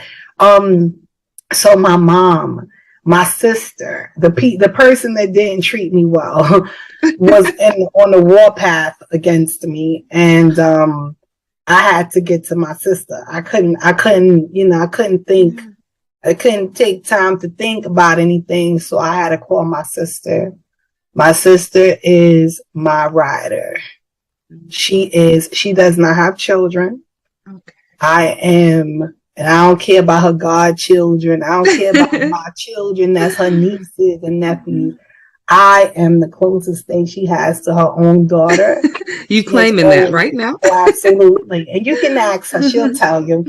She has always treated me well. She has always taken care of me. She has always, she's never, in all of my ups, downs, back and forths, mistakes, my sister has never treated me like, what's wrong with you? Are you dumb or something? Like, what's happening? Like, she's always That's all we want to hear. She's always just like, little niece, what's up? What we going to do? What you want to do? So I got to my sister, and once my sister was on my side, that was all she wrote. That was really all she wrote. You know, she was like, she had just moved into a really nice area of the Bronx. She had 2 bedrooms, and she was like, if you want to come and live with me, you know, with the baby, she's like, you're more than welcome to that room. She was like, I know you might be a little embarrassed. Like, I don't know what you want to do. You know, she was like, well, I don't care. But all I know is you're finishing school. I'll pay for daycare. I'll do you're finishing school. You understand? And I was like, all right, you know. So when we went, she went with me to tell my mom. She actually told my mom for me. Oh, so good. She wasn't one of those people like, you have to say it. You're gonna say it. It was like, Mom, this is what's going on. This is what's happening. This is the part I'm playing. Like, so, and my mother was like, what? My mother was like, like, wait a minute. Wait, that ain't a part of the plan. You know, we talk about college in this house. We talk about finishing school and education. That's not a part of the plan. And so I pretty much told my mom, you know, this is what I'm doing because of my brother. You know, my brother was very big on the things he taught me. Abortion was not one, like, we were not going to do that. So, you know, I told my mom I didn't want to do it, you know, and I was going to have this baby. You know, I made my bed and I'm going to lie in it and we going to be okay, you know. That's why I was hoping to, when I saw that you had youth and parents on there, I wanted to tell children. Because I feel like I was my most powerful at 13 years old. Even when I sit in front of people and they're like, oh, you seem so confident. You seem to have it all together. And I'm like, ooh, some days I don't. But when I was 13, I was severely determined and persistent. And like, kids are powerful. You know, kids are powerful. I think kids are powerful because they have not been in the world long enough to be, you know, some of them, because some of them do have it rough. I don't want to discount the ones that come into the world with these rough things going on. But for the most part, kids have not like been tainted. They've not been like traumatized to their core, really hurt, you know. And so they still have a lot of strength and resilience in them. They know how to bounce back quick. And so I always want kids to believe in themselves and know how powerful they are, you know. And so but so at 13 I was like dynamic. I was just like, I was like, let me tell you something. I did this. This is my responsibility. I'm taking ownership of it, and I'm having this baby. I'm not gonna do it. Like I just wasn't willing to do it, you know. And I had to advocate for yourself. Yeah, and you are a really good advocate. It sounds like. Thank you. And you know what? I don't only advocate for me. Even when I was a kid, I advocated for others. You know, my mom, she used to work, she was a para for the New York City Department of Education, and she worked in the special ed department. And you would not want to make fun of those kids. You would not want to be on the side of, you know, talking down to people, or, you know, my mom, she was that person. She was not, she wouldn't allow it. And so if we did it as her kids, we would have something to pay once we got home. So, you know, we grew up looking at other people, you know, as equal to us, you know, not beneath us in no way, education wise, financially, anything of that nature. We had to respect people, you know, whatever station in life they were in. And so, I think that's what made me a big advocate for kids even when I was younger. I don't like bullies. Yeah, I don't like clique mentality. I have a zero tolerance for it. And so I've always been willing to stand up for those that are like less fortunate and things like that. in my book, my mission. I have a mission in my book, and so let's get to the mission. Yes. So for a certain amount of books sold, I do fully loaded backpacks for the homeless. Okay. I love it. It's like so cute, right? So New York has this thing called the Midnight Run, and what they do is they go out at night, and some of the homeless people might know where they can go to meet up with the Midnight Run, or they go around the city and they give out different stuff. And so I used to give out blankets like during the winter and things like that. COVID came, so it kind of threw me off my game, but I'm definitely gonna get back into it. Now I like to do little backpacks, right? Make them a survival kit. Put some blanket in there, socks, a hat, some gloves, because it gets cold out there in the wintertime. Some soup, some hot chocolate, some toiletries and stuff, toothbrush and different things. Let's give out some. Me and my husband did it a couple of times. It was awesome. It was really, really good. It was really good. Keep me updated. When you guys are doing it, let me know if there's a way we can donate some items or funds. Maybe if we have some extra funds, we don't mind helping out for Definitely. the cause. Let me know. I know I've talked to you. You're still in the Bronx, right? Yes, ma'am. Okay, I think I talked to you before, but we work with a hospital really closely in that area. So we do have a lot of families in Glo Preemies who live in the Bronx. Okay. So I will be coming out there soon. We were supposed to come last year, but COVID. So we'll probably be there next year to take a little tour of the Bronx area. Yeah. But I would love to help meet you face to face. Yeah. Love to meet you face to face. I would love to meet you too. I got one more question. Hold on. Oh, wait. I want to say this to you. I want to thank you for doing that for people in the Bronx. The Bronx is a very low socioeconomic territory, and we don't have the greatest health care. We don't get, the Bronx in New York City, to me, gets treated like the little redheaded stepchild. And so And so there's not a lot of programs for our families here. And so I take my hat off for you for coming from somewhere else to help the people here. I really appreciate that. I will tell you, thank you so much. Let me start with that. I appreciate it. I'll tell you this much. My family is not involved at all with what I do. Okay. So if you ask them, hey, what does Ashley do? They'll probably tell you, I don't know. She works from home, I guess. They have no idea what Glo Preemies is. They have no idea what the Alliance is. They have no idea how many policies I have single-handedly helped change. For your area alone, I believe we have already sent maybe 6 breast pumps to new NICU moms, Black NICU moms. We are working on sending more right now as we speak. Okay. So that is just one of the little things that we do. So just to let you know that I am very appreciative for you acknowledging anything that I do, but I never do it for clout. That's what they say. I do it more because I was a NICU mom who had no family who came to see me when I was in the NICU with my baby.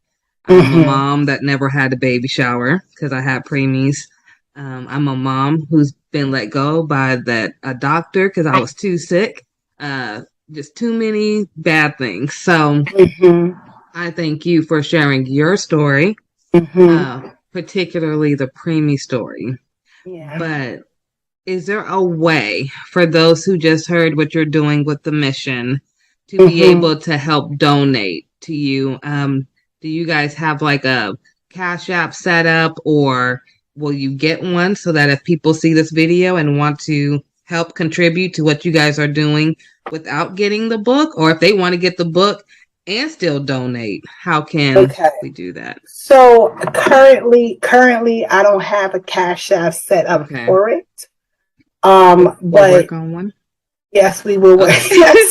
Yes, we will, ma'am. Listen, you're gonna be right. You don't even know how much you're helping me right now by kind of giving me some tips and instruction. Like, hey, girl, get this together. Oh, good. We're gonna have you popping, okay? Don't worry about it, you guys. So you heard her. She is gonna get a Cash App or something to that caliber, and what she do, I will post it under this video. So keep looking for this video, see if there's any updates. I'm sure I'll have you back when the book comes out. Absolutely. I do want to do a giveaway for the holidays. I need that book for the giveaway. Okay. For and sure. we will definitely stay in touch. I want to see you when you come to the Bronx. I want to, I want us to get some lunch or something. Yeah, I can't wait. I greatly appreciate you having me. It's been an honor. And to know what you're doing here in the Bronx is really, is very moving to me.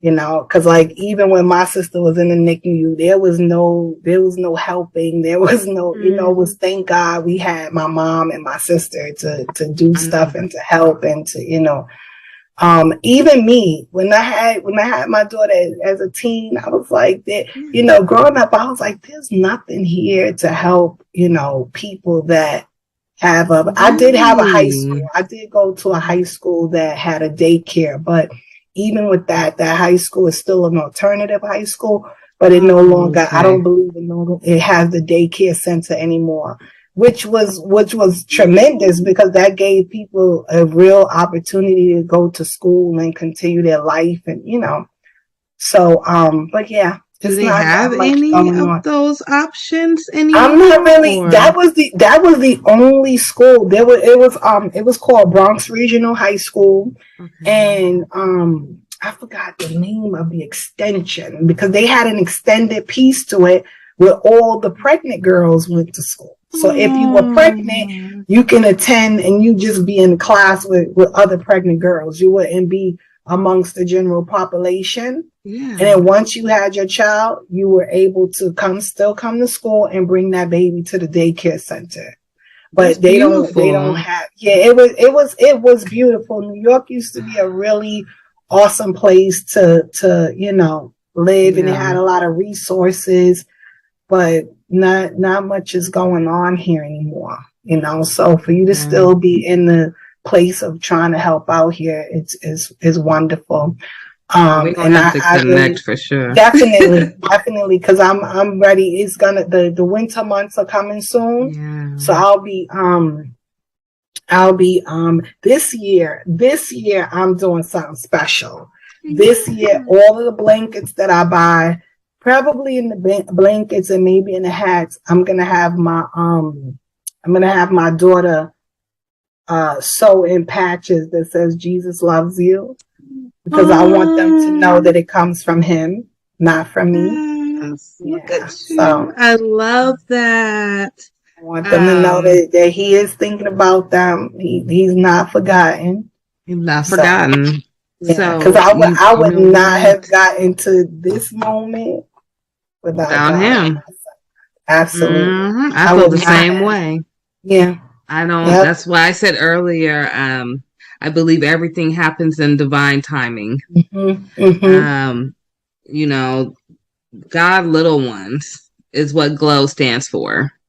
So GLO stands for God's little ones. And I truly believe because, quick backstory, when I first got pregnant with Aiden, my oldest child, it was in 2010. I was going to Xavier in New Orleans and Tulane at the same time. Going to be an OBGYN, wanted to be a doctor. That was my main goal. I wanted to be a baby doctor. And I went to Tulane because I wanted to do public health because I wanted to work in the World Health Organization. Ended up having Aiden with 2 semesters left. And here we are 12 years later. I have GLO Preemies. It incorporates both of them. So I'm still dealing with babies. I train doctors now.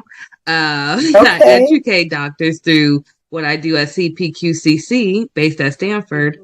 Not only that, that was my college that I really wanted to go to. My Okay. mom said I couldn't go to Stanford because she wanted me to go to Xavier because they were known for African Americans to go to medical school. Okay. Well, I still ended up at Stanford. Absolutely. I'm still there, and I'm the Still first gave you African your dream. American to become chair. So I have that honor under my belt. Congratulations. Thank you. I got that this January, so it's probably one of my most proudest moments. Mm-hmm. But just like you said, your trauma makes you who you are. I only got that honor this year because of my 3 preemies, because I came in as a preemie parent who became advisory board member, who then became chair of everything within the NICU. So everything's divine timing. Your book is divine timing. Man, thank you. We're not going to go into your divorce because you guys, I want you to get this book. Help her with the book as well as help the mission.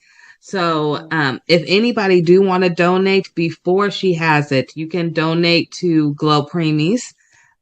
Please put the mission in the description so we know where to send the money to. If you're sending it to GLO Preemies, just put donation to GLO Preemies. If not, put the mission so we can send it directly to her. Thank you. Thank you. And then, yeah, we'll get that going. I'll put everything in the description. To everyone, we are now on iHeartRadio now. So we are on iHeartRadio, Anchor.fm, YouTube, as well as Roku TV and Spotify. So you can look up GLO Preemies or the Ashley Randolph podcast. If you have a question that you would like to give to Miss Marie to have her answer for you, maybe by email, you can do so at anchor.fm/GLO Preemies/message. And we will make sure she gets it. And we are just so grateful. Now, before I let you go, because it's amazing, and I am going to bring you back for part 2. Before I let you go, where can people find you? Because that's the most important thing. Yes, so I am on Instagram at marie.d.mosley, Mosley. And I'm also on Facebook at Marie Mosley. And like you said, they can email the pretty divorce at gmail.com. And I'm also going to set up a Cash App and send it to you. So if anybody wants to donate, I would greatly appreciate it. I will share photos so you can see that your money is going to good use, because I would like to do at least 50 backpacks this coming winter. I want to do more, but I'm saying my minimum is going to be 50 to give out to the homeless. So there's a lot going on out there right now. And people need our help, And let's not forget that it does snow, so it's very, very cold. So this would be going to a good cause.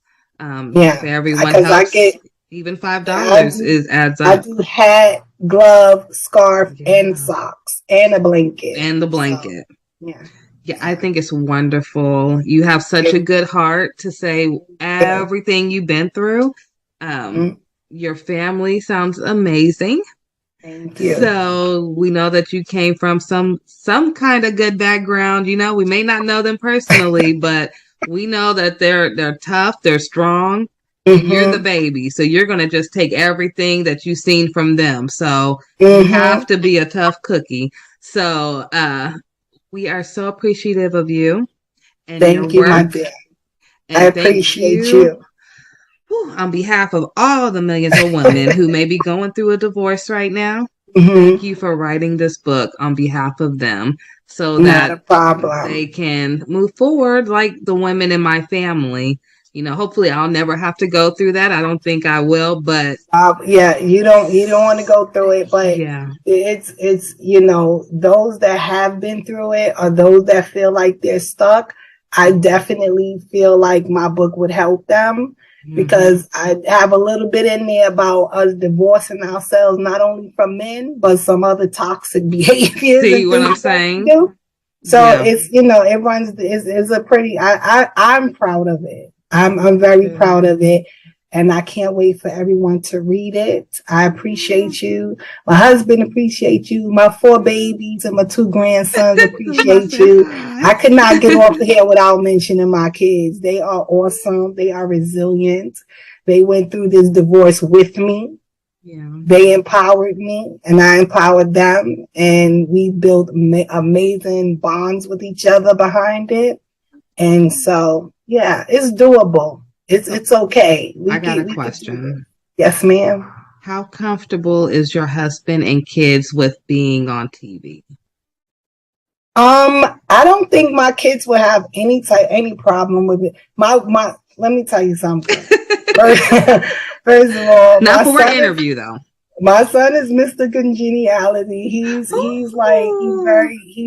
so astute, and he's such an awesome young man. My girl, I have one daughter though. She's very much into her faith and she's very modest. And so she might be like, Mommy, I don't want to be on TV. But the oldest two would get ready for you. Like, here we are. I'm here. Yes. And hubby, like I said, hubby's an alpha. He's very confident. He believes in himself. He would have no problem. We'll show up. We'll definitely talk after this. Yes. We're doing a holiday special for our Roku TV. Okay. And I would love to offer you and your family a little part in it. Okay. And I'll talk to you off of here about it. And then, I just want to offer it. We are trying to uplift as many Black voices as possible. Because when I first got started, there was a lot of people who are at the top right now in the NICU world who told me I would never make it unless I had everyone included. And I said, absolutely not when we have the highest rates. So I know how hard I had to fight, and I'm going to try to make sure that you guys don't have to fight as hard as I did. And I appreciate that. And I want to say this, my book, anybody can read my book. Okay. But I really did have us in mind. Yeah. We go through a unique set of circumstances in almost every situation out here. So I have women that might not have resources. You know, I talk about court and everything in there. Like, when you got a lawyer, all of that stuff. The good questions. You know what I mean? Okay. Absolutely. Because we have to speak up for one another. We have to, and I don't shun anybody. Like I said, it's because we all women, we all go through divorce. But when I was going through divorce, I didn't have, $10,000 to get a lawyer to fight for the house and the Rolls Royce. I didn't have all of that. And so I want to talk to people that really do need the assistance, and that need someone to be able to be a voice for them. And so I appreciate you for that, and just know that I am following in those footsteps as well. I'm so happy for you. This time next year, you're going to be like, ooh, girl, I'm on book number 2. It's like, girl, when is it coming out? Oh, you already have it out? No, I don't have it out, but it'll be done in the next few weeks. Like, I'll be ready to send it off for editing. Ooh, all right. Okay, so when book number 3 coming? So it was. I think the Lord was like, I want you to do 3 this year, but I didn't. I've been going through a lot of because my mom passed away. Okay. And so I've been finally coming up from that, from that thing this year? Stuff. No, she passed in 2020. Girl, it's so much stuff. Let me tell you something. It is so much stuff. And I'm going to quickly say this. My daughter, the one that I said is modest, this woman, this cult leader, talked her into, no, I'm being honest. I'm not. I'm serious. I'm being very serious. She talked my daughter into leaving home and not speaking to us anymore. No. Yes, in 2018. Yes. And so we were going through that and trying to get her back. And then my mom passed away. It's been a lot, but you know what? God is still good. He's still on the throne. I stayed in prayer with me and my sister and my family. We started a whole prayer group, and God brought that baby home. She's home. She's doing well. She's happy. She's not, she has things, but she's not like some people that come out of situations like that. She was there for 2.5 years, and she came home, and she's not anywhere near some of the horror stories that I heard. So I'm grateful. It's been a battle. A journey. It's been a journey, girl. I'll tell you really quickly, too. Oh my goodness. See, I told you we could talk forever. Really quickly, my story kind of matches yours. So my mom died January 4th, 2019 with a CPAP machine on her after she'd been complaining about it for a year. She dies in her sleep. My dad dies February 11th, 2020, the next year. Last year, I find out that there is a lawsuit case against Philip Respironics because they knew for 10 years that their CPAP machine was letting out toxic gas instead of oxygen, which is what my mother was complaining for. I am currently right now trying to settle out of court with Phillips. They don't ever answer because I really don't want to go through the whole lawsuit proceedings. Like I'm drained at this point. Yes. Okay. The whole situation. Yes. Can I please just put it behind me now? Yes. I feel like I still have never grieved. So I'm just here, just like, come on, let's close this so I can move on. But all of that has happened really fast. And then my grandmother, my mom's mom, she had a stroke this year. She had a blood clot in her brain earlier this year. So she's still alive, but she's nowhere to where she used to be. So if you ask me, I feel like since 2019 to today, all the close relatives I had growing up, they're all gone, and they drop like flies really fast. Those uncles, everything, just girl. We lost, starting with my mom. We lost 9 in 7 months. Starting with mommy in 7 months, we lost 9 back to back. In 1 month, we lost my aunt.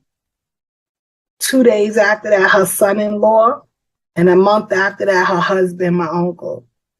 So one of my cousins lost her mother, her husband, and her father in the span of a month. Girl, I'm telling you, it's like I don't know what is going on. Woo, but let me tell you something. Woo. I trust the Lord, and I don't think He let us go through all of that for nothing. I agree. It just cannot be for nothing. There is some sort of something. He got something waiting for us. And let me tell you something. Do not be weary in well doing, for in due season you shall reap if you faint not. He cannot lie. It has to. You understand? Yeah. All of what you're going through, all of what you've been through, losing your parents, it's all for a reason. Is not all in vain. You're gonna be able to bless so many people's lives behind it. I know it don't bring them back and fill that void, but God will fill that void for you with His love. And that's really how I have to move through life. Yeah. And it's not for money. I will say that it's not for the money, but I definitely I don't even, I ain't gonna say no number because they'll be like, oh, listening. But what I will say is it's about the fact that they did something wrong. They knew they were wrong. And the advocate in me won't let me be quiet for my mom, but be loud for a million other people. Oh, no, you can't. You cannot do that. You have to. You have to. When the thing happened with my sister, my mom, she was so out of it. I think she settled out for the most minute. And my mom wasn't a real fighter. She didn't like confrontation and all of that stuff. So, but she just wanted it to be done. She just wanted it to be done, but don't let it go. You know, these people, these medical, they have to start doing better.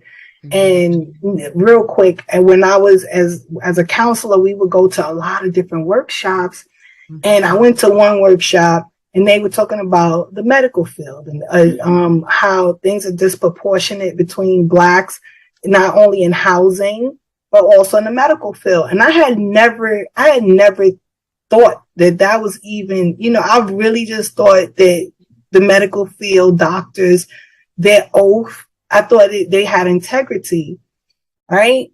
But it helped me to understand why my mother, who went to the hospital every year for a checkup, for every annual, I could not understand. I said, how can you be telling me in 2005, my mom only has 1 year to live because one of her valves is completely destroyed and the other one needs to be repaired?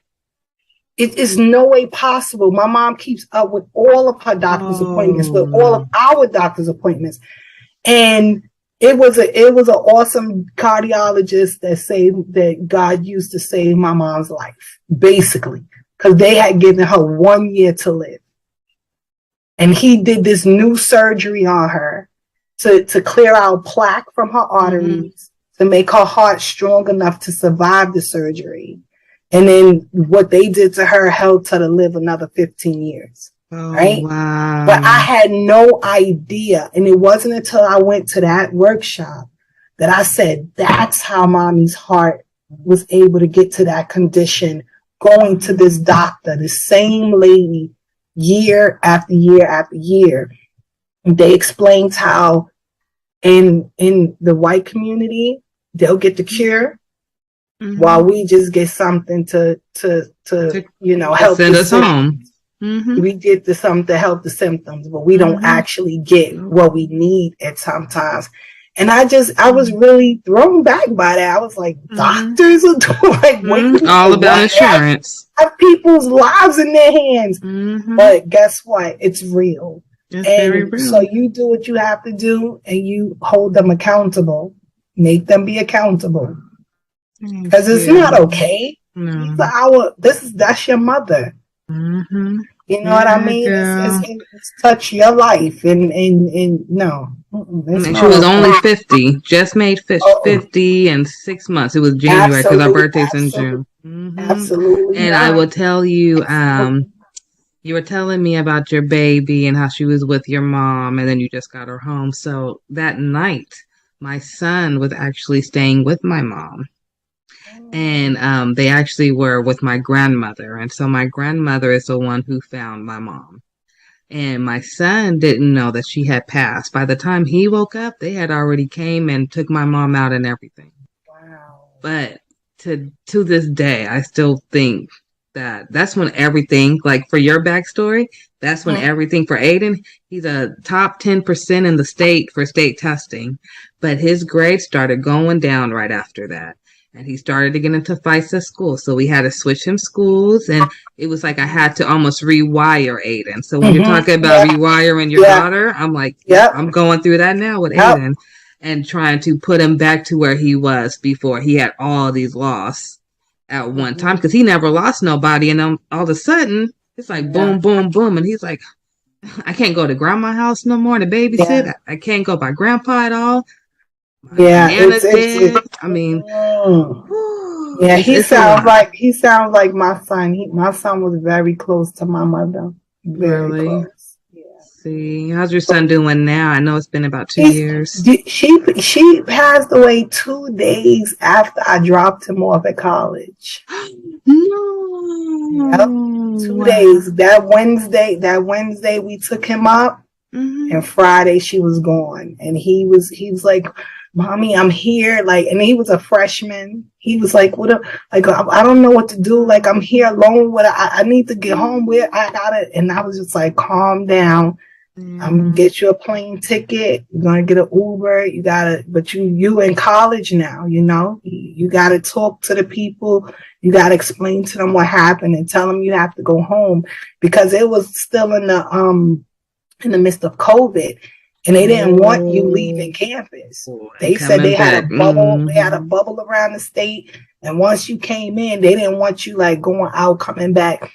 But my son was like, I don't care if I can't be in school, then I was like, no, we're gonna talk to them first, and then we're gonna get you home. But I got like I'm terrified because you're there by yourself. I need you to calm down, and we'll figure it out.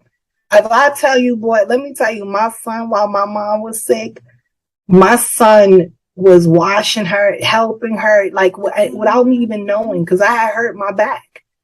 And I was like, what are you doing? You can't be changing, Grandma. He was like, but Mom, your back is messed up. Like, I have to help you. I have to help Grandma, you know. Them boys are something else. They're amazing. And that's why your son is going through that, because of the love he had for his grandmother, you know. And you just got to help him work through it. You got to just help him work through it and keep talking to him, you know. And it's difficult. It's difficult. Loss is difficult. It very is. I thank you for talking to me through that. And we were supposed to be talking about you, and we done ended up helping me out. Okay, that's how a good interview goes. It's okay. Yes, and we will definitely stay in touch. Yeah, we'll have you back for a part 2. And thank you so much. And everyone, please share and go visit her Instagram and Facebook. Like, follow, subscribe, share, all that jazz. And look out for the mission. That's what we're going to call it now. So if you hear me say we're getting ready to do the mission, we're talking about them backpacks, okay? So thank you again, Marie, for talking to our families, and we will talk soon. Yes, ma'am. Take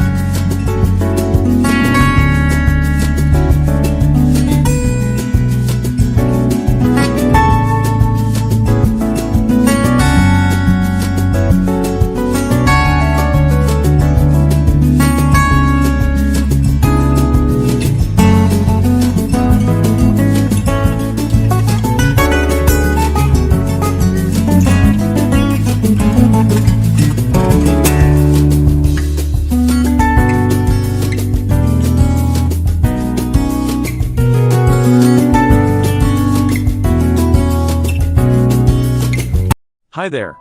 Have you ever wanted to publish your own story but didn't know where to start? In this video, we'll show you a step-by-step guide to self-publishing your own story. Step 1. Write your story. Whether it's a novel, a memoir, or a collection of short stories, make sure your work is completed and polished before moving on to the next step. Step 2. Choose a platform. There are several self-publishing platforms available such as Amazon Kindle Direct Publishing, Barnes & Noble Press, and Kobo Writing Life. Do your research and choose the platform that best fits your needs. Step 3. Format your book. Each platform has its own formatting guidelines, so be sure to read them carefully. You can hire a professional book formatter or use free templates to format your book. Step 4. Design a book cover. A book cover is the first thing that catches a reader's attention. You can design a cover yourself or hire a professional designer. Step 5. Publish your book. Upload your formatted book and book cover to your chosen platform, set your price, and hit publish.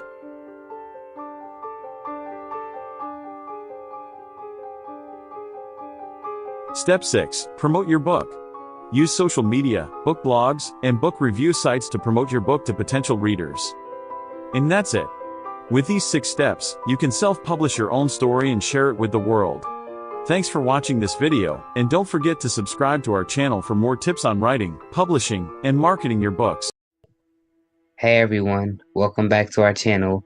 With fall and Halloween just around the corner, we thought it would be fun to share our top 10 movie picks for teens and for some of you younger siblings also to watch during this spooky season. So grab some popcorn, turn off the lights, and let's get started. First up, we have Hocus Pocus.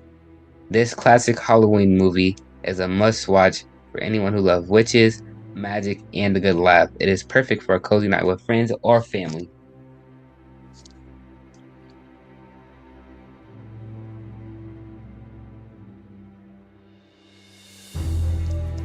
Next on our list is The Nightmare Before Christmas.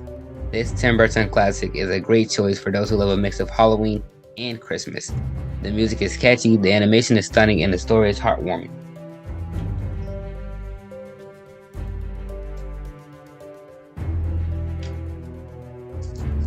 For those who love a good scare, Teenage Mutant Ninja Turtles Mutant Mayhem gives the right amount of thrills and excitement throughout the film.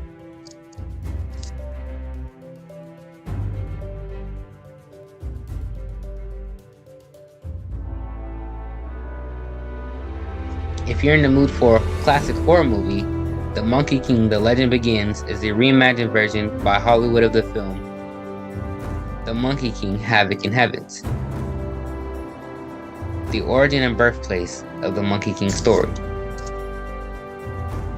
For those who love a good mystery and a good movie to watch with your younger siblings, and Paw Patrol: The Mighty Movie, a magical meteor crash lands in Adventure City and gives the Paw Patrol pups superpowers, transforming them into mighty pups.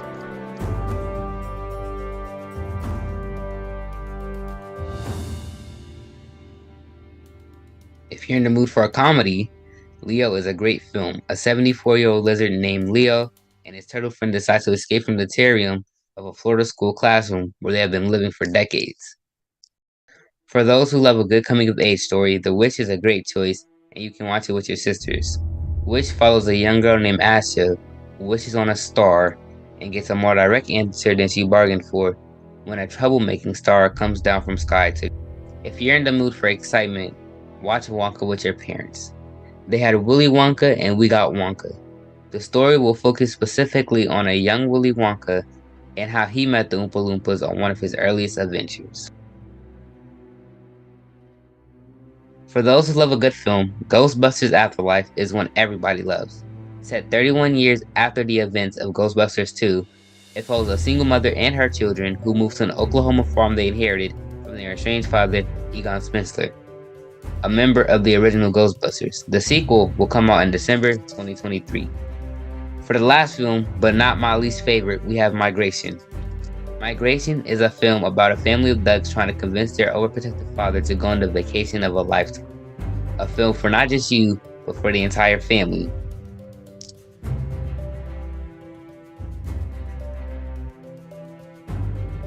Well, that's all we have for today. Leave a comment of your favorite fall movies and don't forget to like, share, subscribe to GLO Preemies. to never miss new content and to check us out at glopreemies.org. Thank you. Have a good Halloween.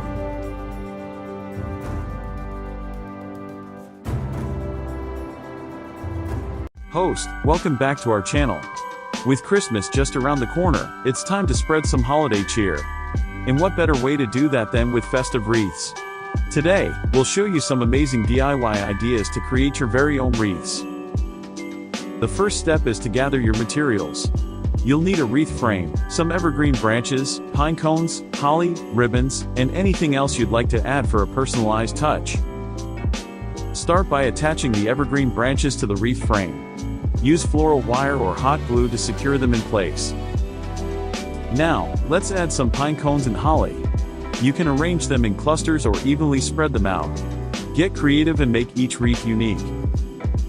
To give your wreath that finishing touch, tie a beautiful bow with a festive ribbon. You can choose traditional colors like red and green, or go for a more modern look with silver or gold. And there you have it, a stunning DIY wreath, ready to spread Christmas cheer. Don't forget, wreaths can be made in different shapes and sizes. Hang them on your front door, over the fireplace, or use them as centerpieces for your Christmas table. Deck the halls, top 3 Christmas wreath designs. Let's get started. Design number 1, the classic wreath. This timeless design features a lush green base adorned with vibrant red bows, golden baubles, and pine cones. It's a traditional choice that never goes out of style and will bring that festive spirit to your front door. Next up, design number 2, the whimsical wreath. This whimsical design takes a playful approach to holiday decor. It's filled with colorful ornaments, sparkling ribbons, and jingle bells. Hanging this wreath will surely bring joy and smiles to all who see it. And finally, design number 3, the rustic wreath. If you prefer a more natural and cozy look, this is the one for you. With its combination of fresh pine branches, pine cones, and burlap bows, it provides that warm and inviting touch to your home. There you have it, our top 3 Christmas wreath designs. Which one is your favorite? Let us know in the comments below. Don't forget to give this video a thumbs up and hit that subscribe button for more festive inspiration. Thanks for watching, and remember to have a joyful and magical holiday season.